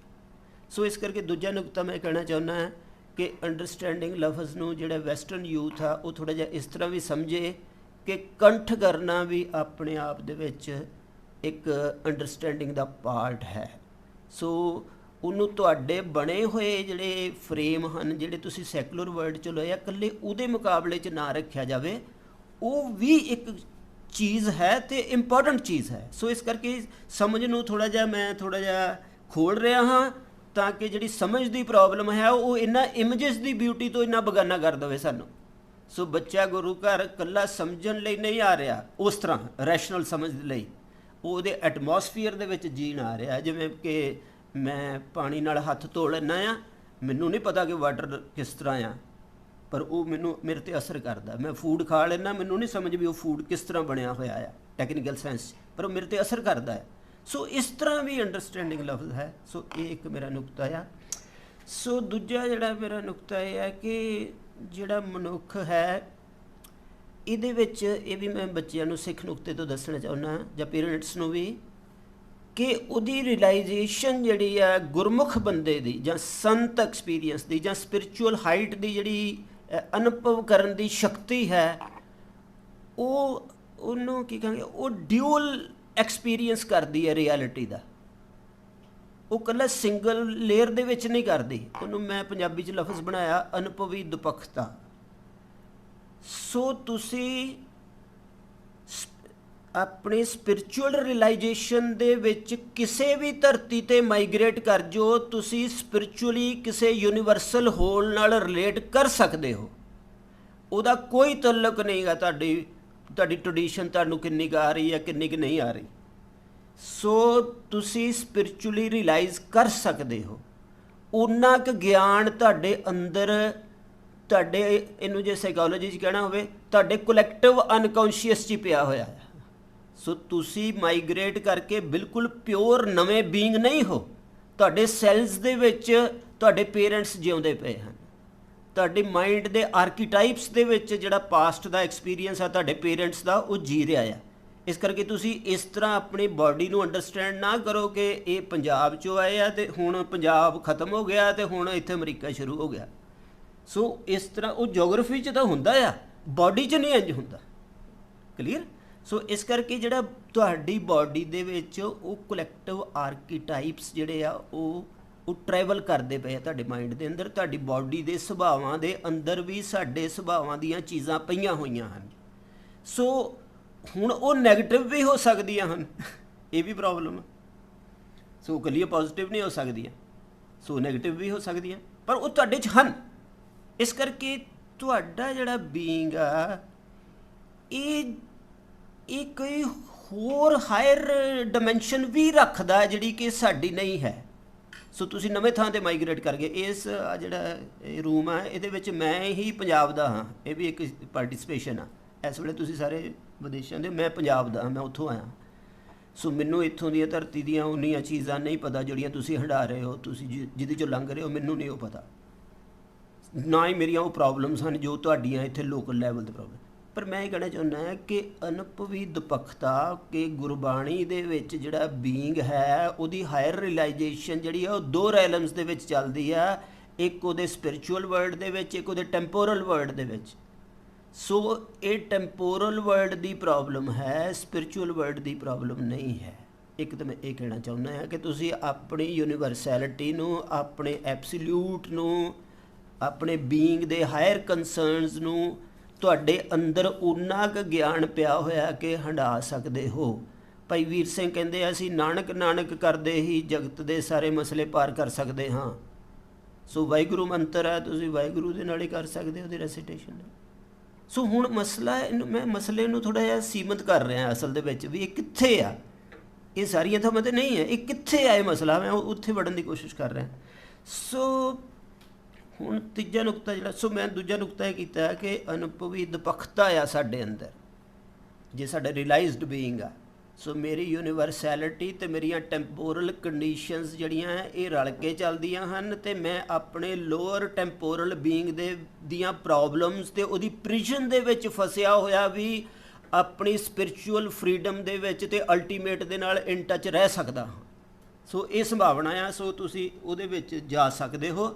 ਹੁਣ ਪ੍ਰੋਬਲਮ ਜਿਹੜੀ ਆ ਉਹ ਟੈਂਪੋਰਲ ਵਰਲਡ ਦੇ ਵਿੱਚ ਆ ਰਹੀ ਆ, ਜਾਂ ਉਹਦੇ ਨਾਲ ਜੁੜਿਆ ਜਿਹੜਾ ਸਾਈਕੋਲੋਜੀਕਲ ਸੈਲਫ ਆ ਉਹਦੇ ਵਿੱਚ ਆ ਰਹੀ ਆ, ਜਾਂ ਥਾਟ ਦੇ ਵਿੱਚ ਆ ਰਹੀ ਆ। ਤੁਹਾਡੀ ਸਪਿਰਿਟ ਦੇ ਵਿੱਚ ਉਸ ਤਰ੍ਹਾਂ ਪ੍ਰੋਬਲਮ ਨਹੀਂ ਹੈ। ਜੇ ਤੁਸੀਂ ਉਸ ਤਰ੍ਹਾਂ ਜਾਗਣਾ ਚਾਹੁੰਦੇ ਹੋ ਤਾਂ ਤੁਸੀਂ ਉਹਨਾਂ ਪ੍ਰੈਕਟਿਸਿਸ ਦੇ ਨਾਲ ਜਾਗ ਸਕਦੇ ਹੋ। ਹੁਣ ਹੋਰ ਤਰ੍ਹਾਂ ਦੀ ਪ੍ਰੋਬਲਮ ਬਣ ਗਈ ਹੈ। ਸੋ ਹੁਣ ਤੀਜੀ ਗੱਲ ਜਿਹੜੀ ਮੈਂ ਇਹਦੇ ਨਾਲ ਜੋੜਨੀ ਚਾਹੁੰਦਾ ਕਿ ਮਾਈਗ੍ਰੇਸ਼ਨ ਜਿਹੜੀ ਆ ਉਹ ਇਕੱਲੀ ਬਾਡੀ ਨੂੰ ਹੀ ਕਿਤੇ ਟਰਾਂਸਪੋਰਟ ਕਰ ਦੇਣਾ ਨਹੀਂ ਹੁੰਦਾ। ਸੋ ਜਦੋਂ ਬਾਡੀ ਟਰਾਂਸਪੋਰਟ ਹੋ ਗਈ ਉਹਨੇ ਕੀ ਇੰਟਰਪ੍ਰੈਟ ਕੀਤਾ ਹੋਇਆ ਆਪਣੇ ਆਪ ਨੂੰ ਜਿਹਦੇ 'ਚ ਉਹ ਟਰਾਂਸਪੋਰਟ ਹੋਈ ਹੈ। ਉਹਨੇ ਇਹ ਕੀਤਾ ਹੋਇਆ ਕਿ ਮੈਂ ਜਿਹੜੀ ਧਰਤੀ 'ਤੇ ਹਾਂ ਉਹਦੇ ਨਾਲੋਂ ਬੈਟਰ ਓਪਰਚੁਨਿਟੀਜ਼ ਕਿਤੇ ਹਨ, ਮੈਂ ਉੱਥੇ ਆ ਗਿਆ। ਸੋ ਉੱਥੇ ਮੇਰਾ ਬੀਇੰਗ ਜਿਹੜਾ ਓਪਰਚੁਨਿਟੀ ਦੀ ਡੈਫੀਨੇਸ਼ਨ ਦੇ ਥੱਲੇ ਇੰਟਰਪ੍ਰੈਟ ਹੋ ਕੇ ਮਾਈਗ੍ਰੇਟ ਕੀਤਾ। ਸੋ ਜਿਹੜੀ ਜ਼ਿਆਦਾ ਮਾਈਗ੍ਰੇਸ਼ਨ ਹੋਈ ਹੈ, ਮੈਂ ਉਹਦੇ ਅਰਥਾਂ 'ਚ ਬੋਲ ਰਿਹਾ। ਇੰਡੀਵਿਜੂਅਲ ਜਿਹੜਾ ਗਿਆਨ ਲੈਣ ਵੀ ਆ ਸਕਦਾ, ਹੋਰ ਚੀਜ਼ਾਂ 'ਚ ਵੀ ਆ ਸਕਦਾ, ਪੋਇਟ ਜਿਹੜਾ ਧਰਤੀ ਦੇਖਣ ਆ ਸਕਦਾ, ਉਹ ਵੱਖਰੀ ਗੱਲ ਹੈ। ਜਿਹੜੀ ਸੁਸਾਇਟੀ ਦੇ ਵਿੱਚ ਮਾਈਗ੍ਰੇਸ਼ਨ, ਸੋ ਉਹ ਜਿਹੜੀਆਂ ਜਾਂ ਕੋਈ ਮਜਬੂਰੀ ਹੋਵੇ ਧਰਤੀ ਦੇ ਉੱਤੇ ਅਕਾਲ ਪੈ ਕੇ ਜਿਵੇਂ ਅੱਗੇ ਹੋ ਜਾਂਦੀਆਂ ਸੀ ਮਾਈਗ੍ਰੇਸ਼ਨਸ, ਉਹ ਵੱਖਰਾ ਮਸਲਾ। ਸੋ ਹੁਣ ਜਿਹੜੀ ਮਾਈਗ੍ਰੇਸ਼ਨ ਆ ਉਹ ਕਿਸੇ ਬੈਟਰ ਓਪਰਚੁਨਿਟੀ 'ਚ ਹੈ। ਸੋ ਮੈਂ ਆਪਣੇ ਸੈਲਫ ਨੂੰ ਕਿਸੇ ਓਪਰਚੁਨਿਟੀ ਦੇ ਵਿੱਚ ਜਾਂ ਕਿਸੇ ਖਾਸ ਲਿਮਟਿਡ ਅਰਥਾਂ ਦੇ ਵਿੱਚ ਡਿਫਾਈਨ ਕਰਕੇ ਮਾਈਗ੍ਰੇਟ ਕੀਤਾ ਹੋਇਆ ਬੰਦਾ ਹਾਂ। ਸੋ ਹੁਣ ਅਗਲੀ ਪ੍ਰੋਬਲਮ ਹੈ ਕਿ ਮੈਂ ਉਸ ਰੈਫਰੈਂਸ ਨੂੰ ਜਿਉਂਦਾ ਹੋਇਆ ਤਾਂ ਇਸ ਧਰਤੀ 'ਤੇ ਰਹਿ ਸਕਦਾ ਹਾਂ, ਪਰ ਸਾਡੀ ਅਗਲੀ ਔਲਾਦ ਉਸ ਰੈਫਰੈਂਸ ਦੇ ਵਿੱਚ ਉਸ ਇੰਟਰਪ੍ਰੀਟੇਸ਼ਨ 'ਚ ਆਪਣੇ ਸੈਲਫ ਨੂੰ ਇੰਟਰਪ੍ਰੈਟ ਕਰਕੇ ਸੈਟਿਸਫਾਈ ਨਹੀਂ ਹੋ ਸਕਦੀ। ਸੋ ਉਹਨੇ ਇੱਕ ਕੰਪਲੀਟ ਬੀਇੰਗ ਦੇ ਤੋਂ ਧਰਤੀ 'ਤੇ ਜੀਣਾ ਆ ਉਹਨੇ। ਸੋ ਉਹਨੇ ਕੰਪਲੀਟ ਬੀਇੰਗ ਦੀਆਂ ਡਾਇਮੈਂਸ਼ਨਸ ਨੂੰ ਰਿਅਲਾਈਜ਼ ਕਰਨਾ, ਉਹਨਾਂ ਇਮੇਜਸ ਨੂੰ ਰਿਅਲਾਈਜ਼ ਕਰਨਾ ਆਪਣੇ ਉੱਤੇ, ਅਤੇ ਉਹਨਾਂ ਨੂੰ ਦੀ ਚਾਹਤ ਪੈਦਾ ਕਰਨੀ ਆ। ਸੋ ਇਹ ਕੰਟਰਾਡਿਕਸ਼ਨ। ਸੋ ਮਾਈਗ੍ਰੇਸ਼ਨ ਜਿਹੜੀ ਹੋਈ, ਹੁਣ ਮਾਈਗ੍ਰੇਸ਼ਨ ਨੂੰ ਇੱਕ ਜ਼ਿੰਮੇਵਾਰੀ 'ਚ ਹੋਣਾ ਚਾਹੀਦਾ ਹੈ, ਇਹ ਨੁਕਤਾ ਆ। ਸੋ ਪੇਰੈਂਟਸ ਜਿਹੜੇ ਆ ਉਹ ਮਾਈਗ੍ਰੇਟ ਓਪਰਚੁਨਿਟੀ 'ਚ ਕਰ ਰਹੇ ਹਨ। ਮੈਂ ਇਹਨੂੰ ਕੁਐਸਚਨ ਨਹੀਂ ਕਰ ਰਿਹਾ, ਮੈਂ ਉਹਨੂੰ ਗਿਆਨ ਦੇ ਵਿੱਚ ਸੀਮਤ ਅਰਥਾਂ ਦੇ ਵਿੱਚ ਦਿਖਾ ਰਿਹਾ ਹਾਂ। ਸੋ ਉਹਨੂੰ ਸਿੰਪੈਥੈਟਿਕਲੀ ਦੇਖਦੇ ਹੋਏ ਉਹਦੇ ਲਈ ਇਹ ਸੁਜੈਸ਼ਨ ਬਣਦਾ ਕਿ ਮਾਈਗ੍ਰੇਸ਼ਨ ਹਮੇਸ਼ਾ ਹੀ ਇੱਕ ਜ਼ਿੰਮੇਵਾਰੀ ਨੂੰ ਲੈ ਕੇ ਆਉਂਦੀ ਹੈ, ਜਿਹਦੇ ਨਾਲ ਸਿੰਪਲ ਮਾਈਗ੍ਰੇਸ਼ਨ ਓਥੈਂਟਿਕ ਮਾਈਗ੍ਰੇਸ਼ਨ 'ਚ ਕਨਵਰਟ ਹੋ ਜਾਂਦੀ ਹੈ। ਸੋ ਓਥੈਂਟਿਕ ਮਾਈਗ੍ਰੇਸ਼ਨ ਕੀ ਹੈ? ਓਥੈਂਟਿਕ ਮਾਈਗ੍ਰੇਸ਼ਨ ਹੈ ਕਿ ਇਸ ਧਰਤੀ ਦੇ ਜਿਹੜੇ ਫਿਜ਼ੀਕਲ ਜਾਂ ਮੈਂਟਲ ਜਾਂ ਸਾਈਕੋਲੋਜੀਕਲ ਜਾਂ ਆਰਟ ਫਾਰਮਸ ਦੇ ਜਿੰਨੇ ਵੀ ਰੂਪ ਹਨ, ਕਿ ਉਹਨਾਂ ਦੇ ਵਿੱਚ ਮੇਰੇ ਕੋਲ ਕੋਈ ਯੂਨੀਵਰਸਲ ਵਿਜ਼ਨ ਦਾ ਨੁਕਤਾ ਦੇਣ ਲਈ ਮੈਂ ਚੀਜ਼ ਲੈ ਕੇ ਇਸ ਧਰਤੀ 'ਤੇ ਆਇਆ ਹਾਂ। ਸੋ ਸਾਡੇ ਸੰਦਰਭ 'ਚ ਅਸੀਂ ਉਹ ਸਿੱਖੀ ਲੈ ਕੇ ਆਏ ਹਾਂ ਕਿ ਮੈਂ ਇਸ ਧਰਤੀ ਨੂੰ, ਇਸ ਧਰਤੀ ਦੀਆਂ ਆਰਟ ਫਾਰਮਸ ਨੂੰ, ਭਾਵ ਸਿੰਬੋਲਿਕ ਲਾਈਫ ਨੂੰ, ਉਹਦੀਆਂ ਹਿਸਟਰੀ, ਸੋਸ਼ੋ ਪੋਲੀਟੀਕਲ ਟੈਂਸ਼ਨਸ ਨੂੰ, ਜਾਂ ਉਹਦੇ ਜਿਹੜੇ ਫਲਸਫਿਕ ਕੰਸਰਨਸ ਹਨ, ਮੈਂ ਉਹਨਾਂ ਨੂੰ ਕੁਝ, ਜਾਂ ਉਹਦੇ ਅੰਦਰ ਜੋ ਵੀ ਖੋਜ ਦਾ ਕੰਮ ਚੱਲ ਰਿਹਾ ਜਾਂ ਫਿਜ਼ੀਕਲ ਲੈਵਲ 'ਤੇ ਜਿਹੜਾ ਕੰਮ ਚੱਲ ਰਿਹਾ ਹੈ, ਸੋ ਇਹਨਾਂ ਨੂੰ ਕਿਸੇ ਹਾਇਰ ਕਾਸਮਿਕ ਵਿਜ਼ਨ ਦੇ ਵਿੱਚੋਂ ਕੁਝ ਦੇ ਸਕਦਾ ਹਾਂ, ਜਾਂ ਉਹਨਾਂ ਨਾਲ ਮੈਂ ਉਸ ਨੁਕਤੇ ਤੋਂ ਕੀ ਰਿਲੇਸ਼ਨ ਬਣਾਵਾਂ ਤਾਂ ਕਿ ਮੇਰੀ ਓਥੈਂਟਿਕ ਮਾਈਗ੍ਰੇਸ਼ਨ ਹੋ ਸਕੇ। ਸੋ ਇਹ ਜ਼ਿੰਮੇਵਾਰੀ ਲੈ ਕੇ ਨਹੀਂ ਅਸੀਂ ਆਏ। ਜੇ ਅਸੀਂ ਇਹ ਲੈ ਕੇ ਆਏ ਹੁੰਦੇ ਤਾਂ ਸਾਡੇ ਕੋਲ ਉਹ ਇੱਕ ਵਰਲਡ ਵਿਊ ਹੋਣਾ ਸੀ ਜਿਹਦੇ ਵਿੱਚ ਸਾਡੀ ਔਲਾਦ ਨੇ ਇੱਥੇ ਆਪਣੇ ਉਸ ਯੂਨੀਵਰਸਲ ਪ੍ਰਿੰਸੀਪਲ ਦੇ ਨਾਲ ਇੱਥੋਂ ਦੇ ਇਹਨਾਂ ਚਾਰੇ ਆਸਪੈਕਟਸ ਦੇ ਨਾਲ ਰਿਲੇਟ ਕਰ ਜਾਣਾ ਸੀ, ਅਤੇ ਸਾਡੀ ਇਹ ਪ੍ਰੋਬਲਮ ਨਹੀਂ ਸੀ ਰਹਿਣੀ। ਸੋ ਹੁਣ ਅਸੀਂ ਉਹ ਜ਼ਿੰਮੇਵਾਰੀ ਨਹੀਂ ਨਿਭਾਈ। ਸੋ ਹੁਣ ਮੈਂ ਥੋੜ੍ਹਾ ਜਿਹਾ ਛੋਟੇ ਲੈਵਲ 'ਤੇ ਵੀ ਬੋਲਾਂਗਾ, ਕਿਉਂਕਿ ਅਮਨਦੀਪ ਸਿੰਘ ਨੇ ਕਾਫੀ ਵੱਡਾ ਫਰੇਮ ਉਹਦਾ ਬਣਾਇਆ। ਮੈਂ ਉਹਦੇ ਵਿੱਚ ਕੁਝ ਚੀਜ਼ਾਂ ਅਤੇ ਕੁਝ ਸਟ੍ਰੈਸਿਸ ਜਿਹੜੇ ਆ ਅਤੇ ਕੁਝ ਨਵੀਆਂ ਡਾਇਮੈਂਸ਼ਨਸ ਤੋਂ ਉਹਦੇ 'ਚ ਕੁਝ ਐਡ ਕਰਕੇ ਮੈਂ ਹੁਣ ਅਗਲੇ ਸਟੈਪ 'ਤੇ ਆਉਣਾ ਚਾਹੁੰਦਾ ਹਾਂ। ਸੋ ਹੁਣ ਅਗਲਾ ਸਟੈਪ ਇਹ ਆ ਕਿ ਹੁਣ ਜਿਹੜੀਆਂ ਇਮੈਜੀਨੇਸ਼ਨਸ ਅਸੀਂ ਲੈ ਕੇ ਇੱਥੇ ਸਿੱਖੀ ਬਾਰੇ ਬੈਠੇ ਹਾਂ, ਇਮੈਜੀਨੇਸ਼ਨਸ, ਉਹ ਵੀ ਪ੍ਰੋਬਲਮ ਪੈਦਾ ਕਰਦੀਆਂ ਹਨ। ਜਿਵੇਂ ਅਸੀਂ ਗੁਰਮੁਖੀ ਅਤੇ ਪੰਜਾਬੀ ਨੂੰ ਕਨਫਿਊਜ਼ ਕੀਤਾ ਹੋਇਆ, ਇਹ ਸਾਡੀ ਇੱਕ ਵੱਡੀ ਪ੍ਰੋਬਲਮ। ਸੋ ਜਿਹੜਾ ਇੱਥੋਂ ਦਾ ਯੂਥ ਆ, ਕੀ ਅਸੀਂ ਉਹਨੂੰ ਪੰਜਾਬੀਅਤ ਦੇ ਵਰਲਡ ਵਿਊ ਦੇ ਵਿੱਚ ਆਈ ਸਿੱਖੀ ਦੇਣੀ ਚਾਹੁੰਦੇ ਹਾਂ, ਕਿ ਕੀ ਅਸੀਂ ਉਹਨੂੰ ਰੈਵੀਲੇਸ਼ਨ ਦੇ ਨੁਕਤੇ ਤੋਂ ਯੂਨੀਵਰਸਲ ਪ੍ਰਿੰਸੀਪਲ ਵਾਲੀ ਸਿੱਖੀ ਦੇਣੀ ਚਾਹੁੰਦੇ ਹਾਂ? ਇਹ ਇੱਕ ਪ੍ਰੋਬਲਮ। ਸੋ ਜਦੋਂ ਅਸੀਂ ਪੰਜਾਬੀ ਕਹਿੰਦੇ ਹਾਂ ਤਾਂ ਪੰਜਾਬੀ ਦਾ ਮਤਲਬ ਹੈਗਾ ਕਿ ਪੰਜਾਬ ਦੀ ਕਲਚਰਲ ਲੀਨੀਅਰ ਡਾਇਮੈਂਸ਼ਨ ਦੇ ਵਿੱਚ ਚੱਲ ਰਹੇ ਆਰਟ ਦੇ, ਗਿਆਨ ਦੇ, ਕਲਚਰ ਦੇ ਜਾਂ ਕਲਚਰਲ ਐਂਥਰੋਪੋਲੋਜੀ ਦੇ ਆਸਪੈਕਟਸ। ਸੋ ਕੀ ਅਸੀਂ ਉਹ ਦੇਣੇ ਚਾਹੁੰਦੇ ਹਾਂ ਜਾਂ ਰੈਵੂਲੇਟਰੀ ਸਿਸਟਮ ਦੇਣਾ ਚਾਹੁੰਦੇ ਹਾਂ? ਸੋ ਜਿਵੇਂ ਕਿ ਬਲਬੀਰ ਨੇ ਦੱਸਿਆ ਕਿ ਪੰਜਾਬ ਦੀ ਕਲਚਰਲ ਐਂਥਰੋਪੋਲੋਜੀ 'ਚ ਵੀ ਗੁਰਬਾਣੀ ਨੂੰ ਅੰਡਰਸਟੈਂਡ ਕਰਨ ਦੇ ਯੂਥ ਦੀ ਉਨੀ ਹੀ ਪ੍ਰੋਬਲਮ ਆ। ਸੋ ਇਹਦਾ ਮਤਲਬ ਉਹਦੇ ਪੁਆਇੰਟ ਦੇ ਵਿੱਚ ਇਹਦੀ ਵੱਖਰਤਾ ਬਾਰੇ ਇਸ਼ਾਰਾ ਆ ਕਿ ਗੁਰਮੁਖੀ ਅਤੇ ਜਿਹੜਾ ਸਾਡਾ ਕਲਚਰਲ ਐਂਥਰੋਪੋਲੋਜੀ ਆ, ਉਹਦੇ ਵਿੱਚ ਇੱਕ ਵੱਖਰਤਾ ਪਈ ਹੋਈ ਆ। ਉਹ ਵੱਖਰਤਾ ਠੀਕ ਹੈ ਕਿ ਉੱਥੇ ਪ੍ਰੈਕਟਿਸ ਦੇ ਵਿੱਚ ਗ੍ਰਹਿਣ ਹੋ ਜਾਂਦੀ ਹੈ, ਜੇ ਉਸ ਵੱਖਰਤਾ ਨੂੰ ਮਿਟਣਾ ਹੋਵੇ, ਉਹ ਤੋਂ ਬਾਹਰ ਆਉਣਾ ਹੋਵੇ। ਇੱਥੇ ਉਸ ਪ੍ਰੈਕਟਿਸ ਦੀ ਵੀ ਘਾਟ ਆ। पर वो वखरता दे उत्ते मैं स्ट्रैस देना चाहुंदा कि वो वखरता आ। सो लैंगुएज दी प्रॉब्लम जिहड़ी आ इत्थे बच्चों की जिहड़ी अंडरस्टैंडिंग दे नुकते तो रियल प्रॉब्लम आ वो लैंगुएज दी प्रॉब्लम आ, वो साइंस सिस्टम दी प्रॉब्लम। सो गुरमुखी दे यूनीवर्सल लैंगुएज दे आसपैक्ट जां उहनूं गुरु लैंगुएज कहो तुसीं तां उहदे थल्ले ਵੱਖ-ਵੱਖ माँ बोलियां हो सकदियां हैं। जे बंगाल दा बंदा सिख बनदा है तो उहदी माँ बोली बंगाली है, उसदी गुरु बोली गुरबाणी दी गुरमुखी है।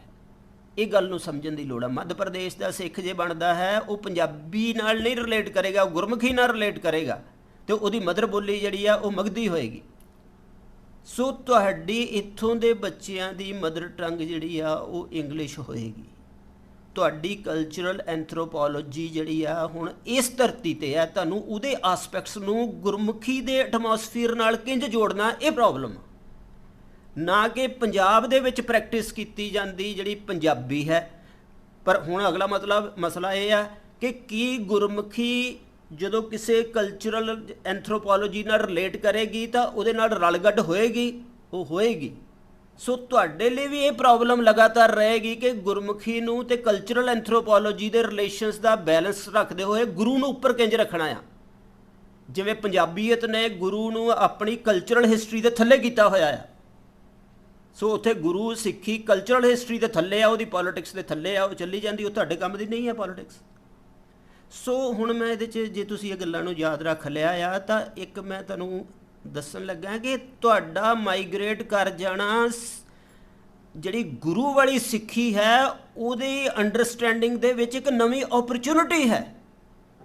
क्योंकि ਜਦੋਂ ਤੁਸੀਂ ਨਵੀਂ ਕਲਚਰਲ ਐਂਥ੍ਰੋਪੋਲੋਜੀ ਦੇ ਦੁੱਖ ਦਰਦ ਆਪਣੇ ਤੇ ਸਵੋਗੇ ਜਿਵੇਂ ਸਾਡੇ ਬੱਚੇ ਸਹਿ ਰਹੇ ਹਨ ਤਾਂ ਇਹ ਦੁੱਖ ਆਪਣੇ ਆਪ ਦੇ ਵਿੱਚ ਗੁਰੂ ਘਰ ਦੇ ਵਿੱਚ ਨਵਾਜ਼ਿਸ਼ ਵੀ ਪਾਏਗਾ ਤੇ ਗੁਰੂ ਘਰ ਦੀ ਅੰਡਰਸਟੈਂਡਿੰਗ ਨੂੰ ਉਹਦੀ ਯੂਨੀਵਰਸੈਲਿਟੀ ਨੂੰ ਪਿਓਰ ਕਰਨ 'ਚ ਰੋਲ ਅਦਾ ਕਰੇਗਾ। मैं ये नुकता दसन लगा, वो नुकता ये है कि जिहड़ी पंजाब दे विच उत्थों दी एंथ्रोपोलॉजी ने सिੱਖੀ नूं कंडीशन किया, तुसी भी इत्थे वक्री तरह करोगे। हाले तुसी क्योंकि मसले 'च फसे होए हो, तुसी नहीं कर रहे। जदों तुहाडा कल्चर बन गया उदों तुसी करोगे तो कर भी रहे हो। तो इत्थों जो सिੱਖੀ की व्याख्या करके पंजाब 'च वापस जाती है उहदे नाल बड़ियां प्रॉब्लम्स पैदा होंदियां।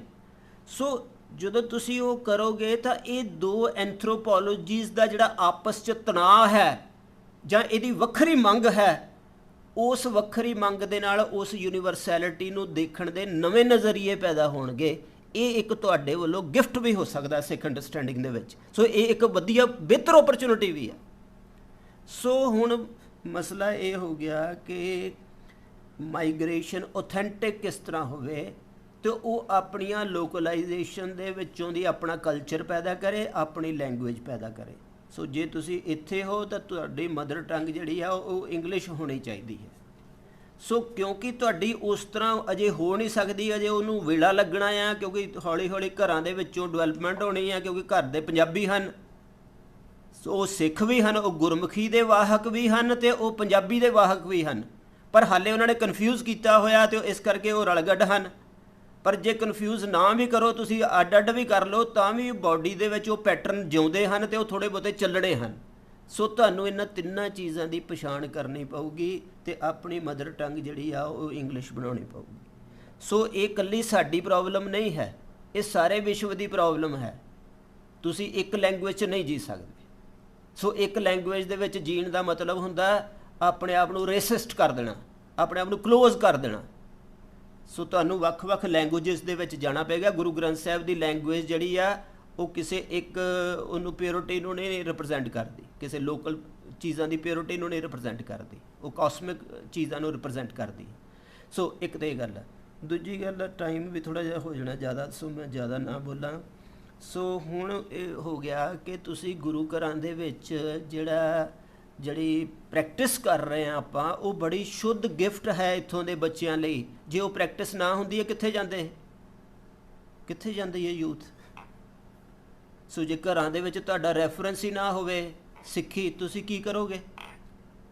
तुसी इत्थों दा सिंबलिज्म नहीं जानते, इत्थों दी धरती दे दरख्तां नूं नहीं उस तरह रिलाइज़ कीता हायर लैवल च, तुहाडे कोल डिवाइन म्यूजिक नहीं है, तुहाडे कोल की है? फिर तुसी बिलोंग करदे हो सिੱਖੀ नूं, ਇਸ ਕਰਕੇ ਉਹ ਬਿਲੋਂਗਿੰਗ ਨੂੰ ਇੱਥੇ ਉਹਨਾਂ ਨੇ ਬੜੇ ਸੁੱਚੇ ਰੂਪ ਦੇ ਵਿੱਚ ਉਹਦੀ ਪ੍ਰੈਕਟਿਸ ਚੱਲ ਰਹੀ ਹੈ, ਅਤੇ ਇਹ ਪੇਰੈਂਟਸ ਦਾ ਬਹੁਤ ਵੱਡਾ ਗਿਫਟ ਆ ਤੁਹਾਡੇ ਲਈ। ਤੁਸੀਂ ਇਹਦੀ ਕਦਰ ਪਛਾਣੋ, ਉਹਦੇ ਵਿਦਨ ਤੁਸੀਂ ਆਪਣੀਆਂ ਚੀਜ਼ਾਂ ਰੱਖੋ। ਜਿਹੜਾ ਡਾਇਲੌਗ ਹੋਣਾ ਉਹ ਡਾਇਲੌਗ ਹੋਵੇ। ਹੁਣ ਇਹ ਪ੍ਰੋਬਲਮ ਹੈ ਕਿ ਇਹ ਪ੍ਰੈਕਟਿਸ ਪੰਜਾਬ ਦੇ ਵਿੱਚੋਂ ਦੀ ਤਾਂ ਆ ਗਈ, ਪਰ ਨਾਲ ਆਪਣਾ ਸਿੰਬਲਿਜ਼ਮ, ਹਿਸਟਰੀ ਦੀਆਂ ਚੀਜ਼ਾਂ ਉੱਥੋਂ ਦੀਆਂ ਲਿਆ ਰਹੀ ਹੈ। ਸੋ ਕੀ ਪੰਜਾਬ ਦੇ ਬੱਚੇ ਇੱਥੋਂ ਦਾ ਨਰੇਸ਼ਨ ਪੈਦਾ ਕਰਨਗੇ? ਸੋ ਇੱਥੇ ਜੋ ਘਟਨਾਵਾਂ ਵਾਪਰ ਰਹੀਆਂ ਹਨ ਉਹ ਹਿਸਟਰੀ ਬਣੇਗੀ ਕਿ ਨਹੀਂ ਬਣੇਗੀ? ਕੀ ਸਿੱਖ ਹਿਸਟਰੀ ਪੰਜਾਬ ਦੀ ਹਿਸਟਰੀ ਹੈ? ਜਿਵੇਂ ਇੱਕ ਬੱਚੇ ਨੇ ਕਿਹਾ ਕਿ ਗੁਰੂ ਸਾਹਿਬ ਤੇ ਪਟਨਾ ਸਾਹਿਬ ਪੈਦਾ ਹੋਏ, ਸੋ ਆਗਰੇ 'ਚ ਮਹਾਰਾਜ ਨੇ ਸੰਗਤ ਸਥਾਪਿਤ ਕੀਤੀ, ਬੰਗਾਲ 'ਚ ਸੰਗਤ ਸਥਾਪਿਤ ਕੀਤੀ, ਕਾਬਲ 'ਚ ਸੰਗਤ ਸਥਾਪਿਤ ਕੀਤੀ। ਕੀ ਉਹ ਸਿੱਖ ਹਿਸਟਰੀ ਨਹੀਂ ਹੈ? ਸੋ ਤੁਸੀਂ ਹੁਣ ਅਮਰੀਕਨ ਸਿੱਖਸ ਦੀ ਹਿਸਟਰੀ ਦਾ ਪਾਰਟ ਹੋ, ਜਿਹੜੀ ਸਾਰੇ ਸਿੱਖਾਂ ਦੀ ਹਿਸਟਰੀ ਦਾ ਇੱਕ ਅਹਿਮ ਪਾਰਟ ਹੈ। ਸੋ ਤੁਸੀਂ ਸਿੱਖ ਹਿਸਟਰੀ ਦਾ ਇੱਕ ਅਹਿਮ ਪਾਰਟ ਹੋ, ਜਿਹੜਾ ਅਮਰੀਕਾ ਦੀ ਧਰਤੀ ਦੇ ਉੱਤੇ ਜਿਹੜੀ ਬਣੇਗੀ। ਸੋ ਉਹਦੀਆਂ ਕੀ ਵੇਰੀਏਸ਼ਨਸ ਬਣਦੀਆਂ, ਉਹਦਾ ਸਾਂਝਾਪਣ ਕਿੰਜ ਬਣੇਗਾ, ਕਿਉਂਕਿ ਕਲਚਰਲ ਲੈਵਲ 'ਤੇ ਵੱਖ-ਵੱਖ ਹੁੰਦਾ ਆ। ਸੋ ਉਹਦਾ ਸਾਂਝਾਪਣ ਸਪਿਰਚੁਅਲ ਰਿਲਾਈਜੇਸ਼ਨ 'ਚ ਬਣੇਗਾ, ਕਿਉਂਕਿ ਯੂਨੀਵਰਸੈਲਿਟੀ ਸਪਿਰਚੁਅਲਿਟੀ 'ਚ ਆ। ਕਲਚਰਲ ਐਂਥਰੋਪੋਲੋਜੀ ਨੂੰ ਟਰਾਂਸਪੇਰੈਂਟ ਕਰਨਾ ਪਏਗਾ ਸਾਨੂੰ। ਅਸੀਂ ਸਿੰਪਲ ਅਮਰੀਕਨ ਕਲਚਰ ਦੇ ਵਿੱਚ ਇੱਕ ਸਿੰਪਲ ਹਿਊਮਨ ਬੀਇੰਗ ਵਾਂਗ ਨਹੀਂ ਰਹਿ ਸਕਦੇ। ਸੋ ਮਾਈਗ੍ਰੇਟਡ ਮੈਨ ਨੂੰ ਸਪੈਸ਼ਲ ਮੈਨ ਹੋਣਾ ਪੈਂਦਾ ਆ, ਕਿਉਂਕਿ ਉਹਨੇ ਦੋ ਟ੍ਰੈਡੀਸ਼ਨਸ ਨੂੰ ਇਕੱਠਾ ਜੀਣਾ ਆ। ਸੋ ਉਹਨੇ ਸਪਿਰਚੁਅਲ ਟ੍ਰੈਡੀਸ਼ਨ ਨੂੰ ਵੀ ਜੀਣਾ ਆ ਅਤੇ ਉਹਨੇ ਲੋਕਲ ਨੂੰ ਵੀ ਜੀਣਾ। ਪਰ ਇਹ ਦੋਵੇਂ ਇੱਕ, ਸੋ ਤੁਹਾਡਾ ਲੋਕਲ ਅਤੇ ਪੰਜਾਬ ਦਾ ਲੋਕਲ ਟਕਰਾ ਸਕਦੇ ਆ ਅਤੇ ਟਕਰਾਉਣਗੇ। ਜੇ ਮੰਨ ਲਓ ਕੋਈ ਅਰਬ ਦੇ ਮੁਸਲਮਾਨ ਸਿੱਖ ਬਣ ਜਾਣ ਅਤੇ ਤੁਹਾਡਾ ਇੱਥੋਂ ਦਾ, ਅਤੇ ਫਿਰ ਉਹ ਟਕਰਾਅ ਪੈਦਾ ਹੋਊ, ਕਿਉਂਕਿ ਕਲਚਰਲ ਐਂਥਰੋਪੋਲੋਜੀ, ਲੋੜਾਂ, ਚੀਜ਼ਾਂ ਉਹ ਵੱਖ-ਵੱਖ ਹੁੰਦੀਆਂ ਹਨ। ਸੋ ਹੁਣ ਅਗਲੀ ਜ਼ਿੰਮੇਵਾਰੀ ਇਹ ਹੈ ਕਿ ਇਹਨੂੰ ਟਰਾਂਸਪੇਰੈਂਟ ਕਿੰਜ ਰੱਖੀਏ, ਤਾਂ ਕਿ ਜਿਹੜੇ ਜਿੱਥੇ ਗੁਰੂਆਂ ਨੇ ਸਾਨੂੰ ਇੰਸਟੀਟਿਊਸ਼ਨ ਦਿੱਤੇ ਹੋਏ ਆ, ਉਹ ਇੰਸਟੀਟਿਊਸ਼ਨ ਆਪਣੀ ਯੂਨੀਵਰਸੈਲਿਟੀ ਨੂੰ ਟੱਚ ਕਰਕੇ ਪ੍ਰੈਕਟਿਸ ਕਰ ਸਕਣ। ਇਹ ਬੜੀ ਵੱਡੀ ਜ਼ਿੰਮੇਵਾਰੀ ਆ। ਸੋ ਇਹਦੇ ਲਈ ਜਿਹੜਾ ਕਿ ਵੱਖ-ਵੱਖ ਲੈਕਚਰਸ ਦੇ ਵਿੱਚ ਸੁਜੈਸ਼ਨਸ ਦੇ ਤੌਰ 'ਤੇ ਆਇਆ, ਤੁਹਾਨੂੰ ਗੁਰਦੁਆਰੇ ਦੀ ਇਸ ਪ੍ਰੈਕਟਿਸ ਨਾਲ ਆਪਣੇ ਡਿਸਕਸ਼ਨ ਸੈਂਟਰ ਬਣਾਉਣੇ ਪੈਣਗੇ, ਆਪਣੇ ਰਿਸਰਚ ਦੇ ਸੈਂਟਰ ਬਣਾਉਣੇ ਪੈਣਗੇ, ਆਪਣੇ ਇੰਟਲੈਕਚੁਅਲਸ ਬਣਾਉਣੇ ਪੈਣਗੇ। ਕਿਉਂਕਿ ਇੰਟਲੈਕਚੁਅਲ ਦੀ ਕੀ ਲੋੜ ਆ?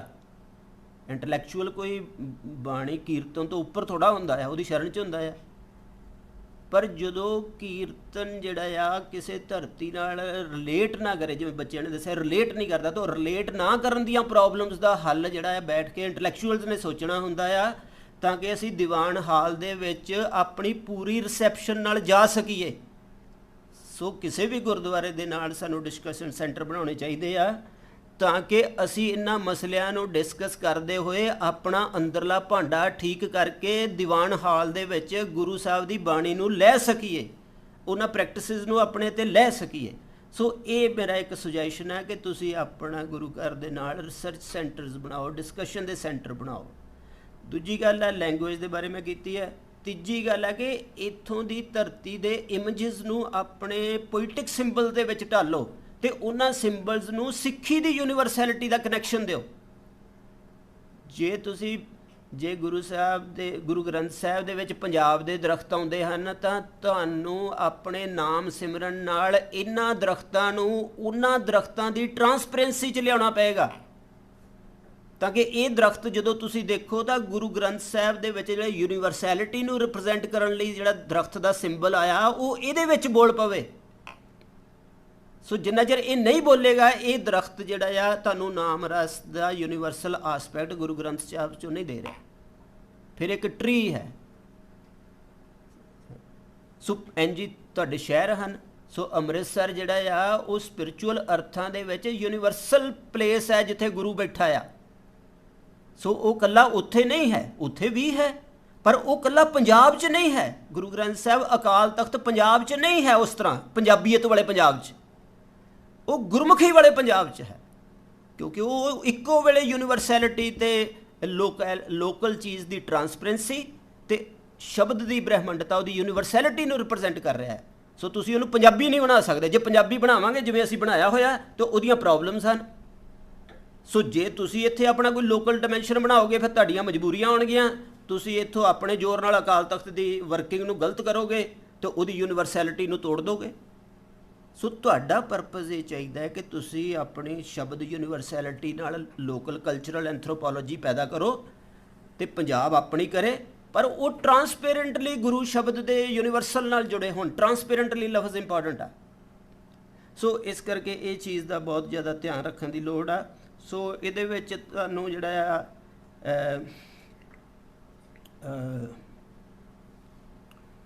ਚਲੋ ਇਸ ਤਰ੍ਹਾਂ ਦੀ ਚੀਜ਼ਾਂ ਆ।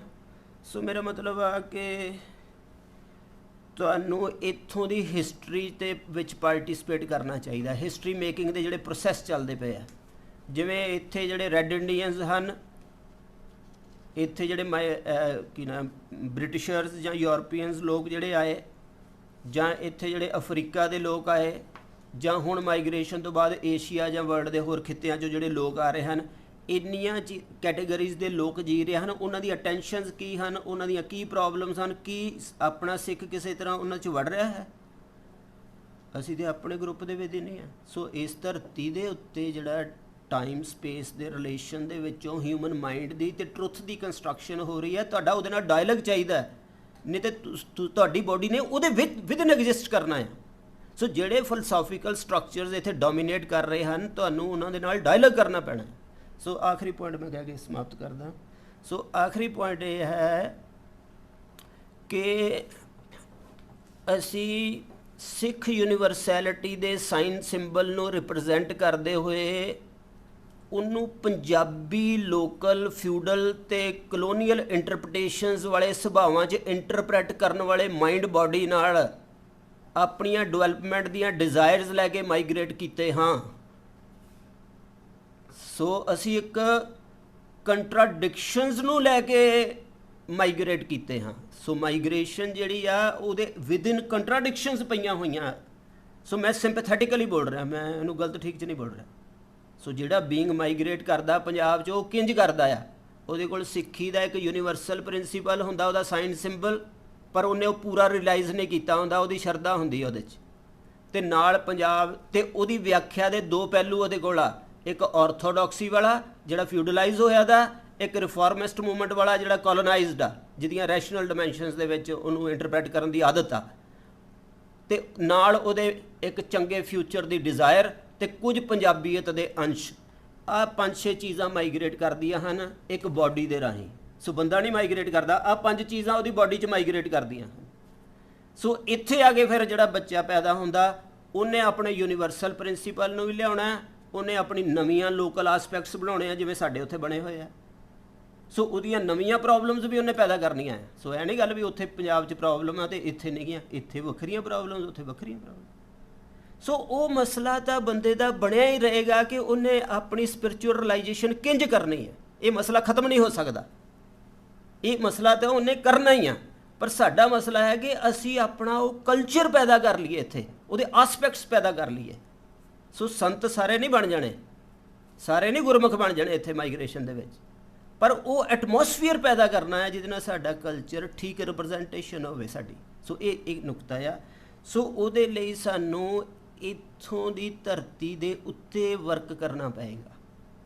ਸੋ ਜੇ ਅਸੀਂ ਉਹ ਕਰਾਂਗੇ ਤਾਂ ਇਹਦੇ ਨਾਲ ਸਾਡੇ ਉੱਥੇ ਜਿਹੜੇ ਪ੍ਰੈਕਟਿਸਿਸ ਹੋ ਰਹੀਆਂ ਪੰਜਾਬ ਦੀਆਂ, ਜਿਹੜੀ ਪੰਜਾਬੀਅਤ ਸਿੱਖੀ ਦੇ ਸ਼ੁੱਧ ਰੂਪ ਦੇ ਉੱਤੇ ਡੋਮੀਨੇਟ ਕਰ ਰਹੀ ਆ, ਉਹ ਆਪਣੀ ਲੋਕਲਾਈਜੇਸ਼ਨ ਉਹ ਤੋਂ ਲਾਵੇਗੀ ਅਤੇ ਸਾਡੇ ਇੰਸਟੀਟਿਊਸ਼ਨ ਯੂਨੀਵਰਸਲ ਡਿਮੈਂਸ਼ਨ 'ਚ ਆਉਣਗੇ ਅਤੇ ਤੁਹਾਡੀ ਧਰਤੀ ਨਵੀਂ ਡਿਮਾਂਡ ਪੈਦਾ ਕਰੇ, ਨਵੇਂ ਐਂਗਲ ਪੈਦਾ ਕਰੇ, ਨਵੇਂ ਸਾਇੰਸ ਸਿਸਟਮ ਪੈਦਾ ਕਰੇ। ਇਹਦੇ ਨਾਲ ਸਿੱਖ ਸੱਭਿਅਤਾ ਬਣੇਗੀ।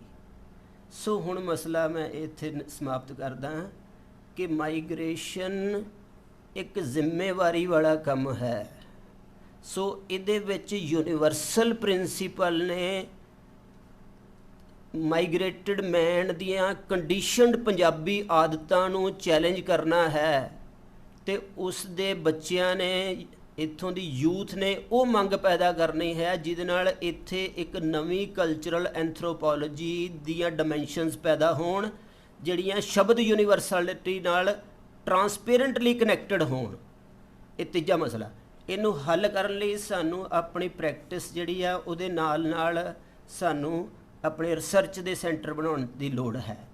ਤੀਜਾ, ਸਾਡੇ ਜਿਹੜੀ ਯੂਥ ਹੈ ਇਹਨੂੰ ਜਿਹੜੀਆਂ ਸੈਕੂਲਰਿਜ਼ਮ ਦੀਆਂ ਜਾਂ ਕੈਪੀਟਲਿਜ਼ਮ ਦੇ ਮਾਡਲ ਜਿਹੜੇ ਚੱਲ ਰਹੇ ਹਨ ਐਜੂਕੇਸ਼ਨ ਦੇ ਵੀ ਤੇ ਸੋਸ਼ੋ ਪੋਲੀਟੀਕਲ ਤੇ ਇਕਨੋਮਿਕ ਮਾਡਲ ਵੀ, ਇਹਦੇ ਵਿੱਚੋਂ ਜਿਹੜੀ ਕੰਡੀਸ਼ਨਡ ਬਾਡੀ ਇਹਨਾਂ ਦੀ ਹੋ ਰਹੀ ਹੈ, ਜਿਹੜੀ ਕਿ ਹੁੰਦੀ ਰਹੇਗੀ, ਇਹ ਬਚ ਨਹੀਂ ਸਕਦੇ, ਉਹਦੇ ਪ੍ਰਤੀ ਕੌਨਸ਼ੀਅਸ ਹੋਣਾ ਚਾਹੀਦਾ। ਜੇ ਇਹਨਾਂ ਦਾ ਕੁਐਸਚਨ ਗੁਰੂ ਸਾਹਿਬ ਦੀ ਅੰਡਰਸਟੈਂਡਿੰਗ ਤੇ ਹੈ ਤੇ ਇਹਨਾਂ ਦਾ ਕੁਐਸਚਨ, ਕਿਉਂਕਿ ਇਹਨਾਂ ਨੇ ਸ਼ਬਦ ਨੂੰ ਰਿਪਰੈਜ਼ੈਂਟ ਕਰਨਾ, ਉਸ ਸ਼ਬਦ ਦੇ ਵਿੱਚੋਂ ਇੱਥੋਂ ਦੇ ਸੋਸ਼ੋ ਇਕਨੋਮਿਕ ਪੋਲੀਟੀਕਲ ਥਾਟ ਦੇ ਮਾਡਲਸ ਨੂੰ ਵੀ ਕੁਐਸਚਨ ਚਾਹੀਦਾ ਹੈ ਕਿ ਕੀ ਇਹ ਮਾਡਲ ਜੈਨੂਅਨ ਮੇਰੇ ਅੰਦਰਲੀ ਯੂਨੀਵਰਸੈਲਿਟੀ ਨੂੰ ਜਾਗਣ ਦੇਣਗੇ ਕਿ ਨਹੀਂ ਜਾਗਣ ਦੇਣਗੇ, ਕਿ ਕੰਡੀਸ਼ਨ ਕਰਕੇ ਮੈਨੂੰ ਇਹਦੇ ਵਿੱਚ ਹੀ ਸਨੱਬ ਕਰ ਦੇਣਗੇ ਤੇ ਮੇਰਾ ਬੀਇੰਗ ਜਿਹੜਾ ਦ ਬੀਇੰਗ ਨਹੀਂ ਬਣੇਗਾ। ਸੋ ਇਹ ਕੁਐਸਚਨ ਯੂਥ ਨੂੰ ਵੀ ਕਰਨਾ ਚਾਹੀਦਾ। ਸੋ ਪੇਰੈਂਟਸ ਨੂੰ ਆਪਣੀਆਂ ਜਿਹੜੀਆਂ ਚੀਜ਼ਾਂ ਆ ਕਿ ਉਹ ਪੰਜਾਬ ਦੀ ਜਿਹੜੀ ਸਿਆਸਤ ਆ ਜਾਂ ਉਹ ਚੀਜ਼ਾਂ ਆ ਉਹਨਾਂ ਦਾ ਕਨੈਕਸ਼ਨ ਰਹੂਗਾ, ਉਹ ਰੱਖਣ, ਪਰ ਨਾਲ ਨਾਲ ਇੱਥੋਂ ਦੀ ਧਰਤੀ ਦੇ ਉੱਤੇ ਆਪਣੀ ਪੋਲਿਟੀ, ਸੋਸ਼ੋਲੋਜੀ ਜਾਂ ਉਹ ਚੀਜ਼ਾਂ ਪੈਦਾ ਕਰਨ। ਜਿਵੇਂ ਹੁਣ ਵਰਲਡ ਦੇ ਵਿੱਚ ਸਿੱਖੀ ਜਿਹੜੀ ਆ, ਜਿਹੜੀ ਖਾਲਸਾ ਏਡ ਨੇ ਸੇਵਾ ਕੀਤੀ, ਉਹਦੇ ਨਾਲ ਜ਼ਿਆਦਾ ਜਾਣੀ ਜਾਂਦੀ ਆ, ਨਾ ਕਿ ਇਕੱਲੀਆਂ ਪੋਲੀਟੀਕਲ ਡਿਸਕਸ਼ਨਸ ਦੇ ਨਾਲ। ਸੋ ਸਾਨੂੰ ਉਹ ਆਸਪੈਕਟਸ ਜਿਹੜੇ ਆਪਣੇ ਬਾਹਰ ਪ੍ਰੈਕਟਿਸ ਕਰਨੇ ਚਾਹੀਦੇ ਆ। ਇੱਥੇ ਬਹੁਤ ਗੁਰਦੁਆਰਿਆਂ 'ਚ ਮੈਨੂੰ ਪਤਾ ਲੱਗਾ ਕਿ ਉਹ ਲੰਗਰ ਲੈ ਕੇ ਜਾਂਦੇ ਆ ਕਿਸੇ ਖਾਸ ਦਿਨ ਵੱਖ-ਵੱਖ ਥਾਵਾਂ ਦੇ ਉੱਤੇ। ਸੋ ਇਹੋ ਜਿਹੀਆਂ ਪ੍ਰੈਕਟਿਸਿਸ ਨਵੀਆਂ ਡਿਵੈਲਪ ਕਰਨੀਆਂ ਚਾਹੀਦੀਆਂ ਤਾਂ ਕਿ ਇੱਥੋਂ ਦੇ ਸੋਸ਼ੋ ਪੋਲੀਟੀਕਲ ਫਿਨੋਮੀਨੇ ਦੇ ਨਾਲ ਤੁਸੀਂ ਜੁੜ ਸਕੋ ਤੇ ਤੁਹਾਡਾ ਇੱਕ ਇਮੇਜ ਬਣ ਸਕੇ। ਸੋ ਮੈਂ ਇੰਨੀਆਂ ਕੁ ਗੱਲਾਂ ਕਹਿੰਦਾ ਹੋਇਆ ਆਪ ਜੀ ਤੋਂ ਖਿਮਾ ਦਾ ਜਾਚਕਾਂ, ਕਿਉਂਕਿ ਇਹ ਟੌਪਿਕ ਜ਼ਿਆਦਾ ਗੰਭੀਰ ਆ। ਜੇ ਇਹਨੂੰ ਅੱਧਾ ਛੱਡੋ ਤਾਂ ਇਹਦੇ ਨਾਲ ਥੋੜ੍ਹੀਆਂ ਖਿਆਲ 'ਚ ਉਲਝਣਾਂ ਦੇ ਰਹਿਣ ਦੇ ਚਾਂਸ ਜ਼ਿਆਦਾ ਰਹਿੰਦੇ ਆ। ਸੋ ਮੈਂ ਤਾਂ ਥੋੜ੍ਹਾ ਜ਼ਿਆਦਾ ਇਹਦੇ 'ਤੇ ਕੰਸਨਟਰੇਟ ਕੀਤਾ, ਜ਼ਿਆਦਾ ਤੁਹਾਡਾ ਟਾਈਮ ਵੀ ਲਿਆ, ਪਰ ਇਹ ਡਿਸਕਸ਼ਨ ਅਜੇ ਇੱਥੇ ਮੁੱਕ ਨਹੀਂ ਜਾਣੀ ਚਾਹੀਦੀ। ਇਹੋ ਜਿਹੀਆਂ ਡਿਸਕਸ਼ਨਸ ਲਗਾਤਾਰ ਹੋਣਗੀਆਂ। ਸੋ ਅੱਜ ਉਹਦਾ ਆਰੰਭ ਕੀਤਾ ਗਿਆ। ਸੋ ਮੈਂ ਨਾਦ ਪ੍ਰਗਾਸ਼ USA ਨੂੰ ਬਹੁਤ ਵਧਾਈ ਦਿੰਦਾ ਕਿ ਉਹਨਾਂ ਨੇ ਇੱਕ ਸਿੱਖ ਸੰਸਥਾ ਹੋਣ ਦਾ ਫਰਜ਼ ਅਦਾ ਕੀਤਾ ਤੇ ਆਪਣੇ ਟੇਬਲ 'ਤੇ ਬਹਿ ਕੇ ਇਸ ਧਰਤੀ ਦੀ ਉਸ ਪੇਨ ਦੇ ਉਸ ਨੁਕਤੇ ਨੂੰ ਪਛਾਣਿਆ ਜਿਹਨੂੰ ਵਿਆਖਿਆ ਕੀਤੇ ਤੋਂ ਬਗੈਰ ਅਸੀਂ ਆਪਣੀ ਇਸ ਧਰਤੀ 'ਤੇ ਜੜ ਨਹੀਂ ਲਾ ਸਕਦੇ। ਸੋ ਮੇਰੇ ਵੱਲੋਂ ਮੁਬਾਰਕਬਾਦ ਤੇ ਧੰਨਵਾਦ। ਵਾਹਿਗੁਰੂ ਜੀ ਕਾ ਖਾਲਸਾ, ਵਾਹਿਗੁਰੂ ਜੀ ਕੀ ਫਤਿਹ।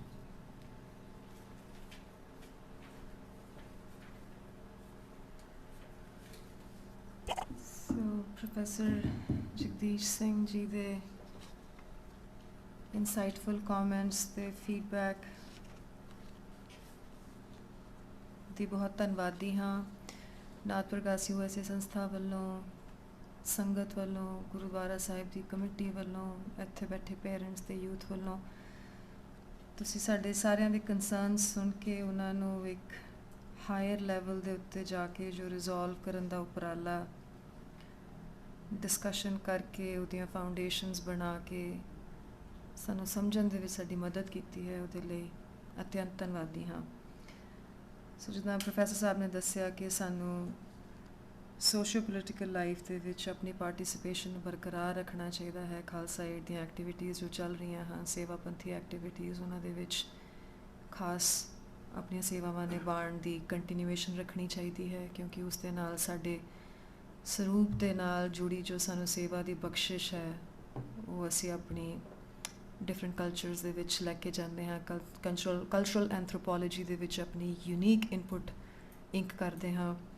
ਸਾਨੂੰ ਇੱਥੇ ਡਿਸਕਸ਼ਨ ਸੈਂਟਰਸ, ਇੰਟੈਲੈਕਚੁਅਲ ਸੈਂਟਰਸ ਬਣਾਉਣੇ ਚਾਹੀਦੇ ਨੇ ਤਾਂ ਕਿ ਅਸੀਂ ਉਹਨਾਂ ਇੰਟੈਲੈਕਚੁਅਲ ਡਿਸਕਸ਼ਨਸ ਦੀਆਂ ਇਨਸਾਈਟਸ ਦੀ ਕਲੈਰਿਟੀ ਦੇ ਬੇਸ ਦੇ ਉੱਤੇ ਆਪਣੇ ਮੈਂਟਲ ਫੈਕਲਟੀਜ਼ ਦਾ ਭਾਂਡਾ ਮਾਂਜ ਕੇ ਗੁਰੂ ਦੇ ਨਤਮਸਤਕ ਹੋਈਏ ਤੇ ਸਿੰਬਲਸ ਨੂੰ ਟਰਾਂਸਪੇਰੈਂਟਲੀ ਬਲੈਂਡ ਹੁੰਦਾ ਦੇਖਣਾ, ਟਰਾਂਸਪੇਰੈਂਟਲੀ ਪਰਸੀਵ ਕਰਨਾ ਕਿ ਸ਼ਾਇਦ ਇੱਕ ਮੇਪਲ ਵੀ ਜੋ ਹੈ ਉੱਥੋਂ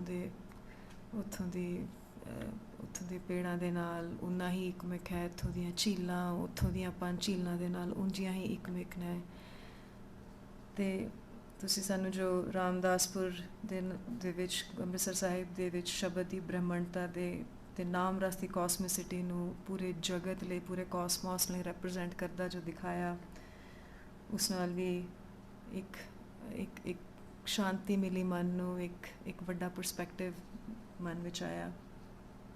ਸੋ ਤੁਸੀਂ ਜੋ ਅੱਜ ਸਾਨੂੰ ਇੰਨੇ ਨੁਕਤਿਆਂ ਦੇ ਨਾਲ ਨਿਵਾਜ਼ਿਆ ਹੈ, ਇੱਕ ਗੁਰੂ ਸਾਹਿਬ ਦੀ ਬਖਸ਼ਿਸ਼ ਹੈ, ਸੰਗਤ ਦੇ ਕਰਮ ਨੇ, ਯੂਥ ਦੀ ਸਿੰਸੀਅਰਿਟੀ ਹੈ, ਕੈਂਡਰ ਹੈ, ਸਾਡੇ ਸਾਰਿਆਂ ਦੇ ਉੱਤੇ ਅੱਜ ਜੋ ਬਖਸ਼ਿਸ਼ ਹੋਈ ਹੈ ਇਨਪੁਟਸ ਦੀ ਇਨਸਾਈਟਸ ਦੀ ਅਸੀਂ ਇਹਦੇ ਸ਼ੁਕਰਗੁਜ਼ਾਰ ਹੁੰਦੇ ਹੋਏ ਆਪਣੇ ਅਗਲੇ ਸਟੈਪਸ ਵੱਲ ਹੁਣ ਵਧੀਏ ਜੋ ਅਸੀਂ ਸੈਂਟਰਸ ਦੀ ਗੱਲ ਕੀਤੀ ਹੈ ਜੋ ਅਸੀਂ ਇੱਥੇ ਡਿਸਕਸ਼ਨ ਸੈਂਟਰਸ ਤੇ ਇਵੈਂਟਸ ਐਫਰਟਸ ਵਗੈਰਾ ਦੀ ਗੱਲ ਕੀਤੀ ਹੈ ਬੋਥ ਪੇਰੈਂਟਸ ਨੇ ਸੁਜੈਸ਼ਨਸ ਦਿੱਤੇ ਹਨ ਪ੍ਰੋਫੈਸਰ ਸਾਹਿਬ ਨੇ ਸੁਜੈਸ਼ਨਸ ਦਿੱਤੇ ਹਨ ਯੂਥ ਨੇ ਸੁਜੈਸ਼ਨਸ ਦਿੱਤੇ ਹਨ ਆਈ ਥਿੰਕ ਇਹਦਾ ਲੌਜੀਕਲ ਜਿਹੜਾ ਨੈਕਸਟ ਸਟੈਪ ਬਣਦਾ ਹੈ ਉਹ ਇਹ ਬਣਦਾ ਹੈ ਕਿ ਅਸੀਂ ਹੁਣ ਕੁਝ ਮਾਡਲ ਤਿਆਰ ਕਰੀਏ ਆਉਣ ਵਾਲੇ ਵਕਤ ਲਈ in a collective form so ਇਸ ਡਿਸਕਸ਼ਨ ਦੀ ਇੰਤਜ਼ਾਰ ਦੇ ਵਿੱਚ ਜਾਂ ਇਸ ਟਾਈਮ ਦੇ ਇੰਤਜ਼ਾਰ ਦੇ ਵਿੱਚ ਅਰਦਾਸ ਕਰਦੀ ਹੋਈ ਤੁਹਾਡੇ ਸਾਰਿਆਂ ਦੀ ਧੰਨਵਾਦੀ ਹਾਂ ਤੇ ਹੁਣ ਪ੍ਰੋਗਰਾਮ ਦੇ ਅੰਤ ਦੇ ਵਿੱਚ ਅਸੀਂ ਤੁਹਾਨੂੰ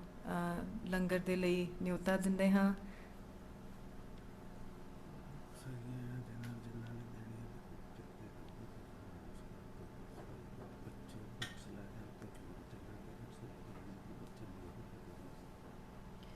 So as a token of appreciation, as a token of our gratitude for you to participate in this session, ਅਸੀਂ ਇੱਥੇ Celestial Grace book ਦੀਆਂ copies ਰੱਖੀਆਂ ਨੇ ਤੇ ਅਸੀਂ ਤੁਹਾਨੂੰ ਸਾਰਿਆਂ ਨੂੰ ਉਹ ਪਾਸ ਆਊਟ ਕਰਾਂਗੇ ਇਸ ਸੈਸ਼ਨ ਦੇ ਕਨਕਲੂਜਨ ਦੇ ਵਿੱਚ ਸੋ ਹੁਣ ਅਸੀਂ ਸਾਰੇ ਜੋ ਹੈ ਉਹ ਗੁਰਦੁਆਰਾ ਲੰਗਰ ਹਾਲ ਦੇ ਵਿੱਚ ਇਕੱਠੇ ਹੋ ਕੇ ਲੰਗਰ ਨੂੰ ਪਾਰਟੇਕ ਕਰਦੇ ਹਾਂ ਹੋਈਆਂ ਭੁੱਲਾਂ ਚੁੱਕਾਂ ਦੀ ਖਿਮਾ ਵਾਹਿਗੁਰੂ ਜੀ ਕਾ ਖਾਲਸਾ ਵਾਹਿਗੁਰੂ ਜੀ ਕੀ ਫਤਿਹ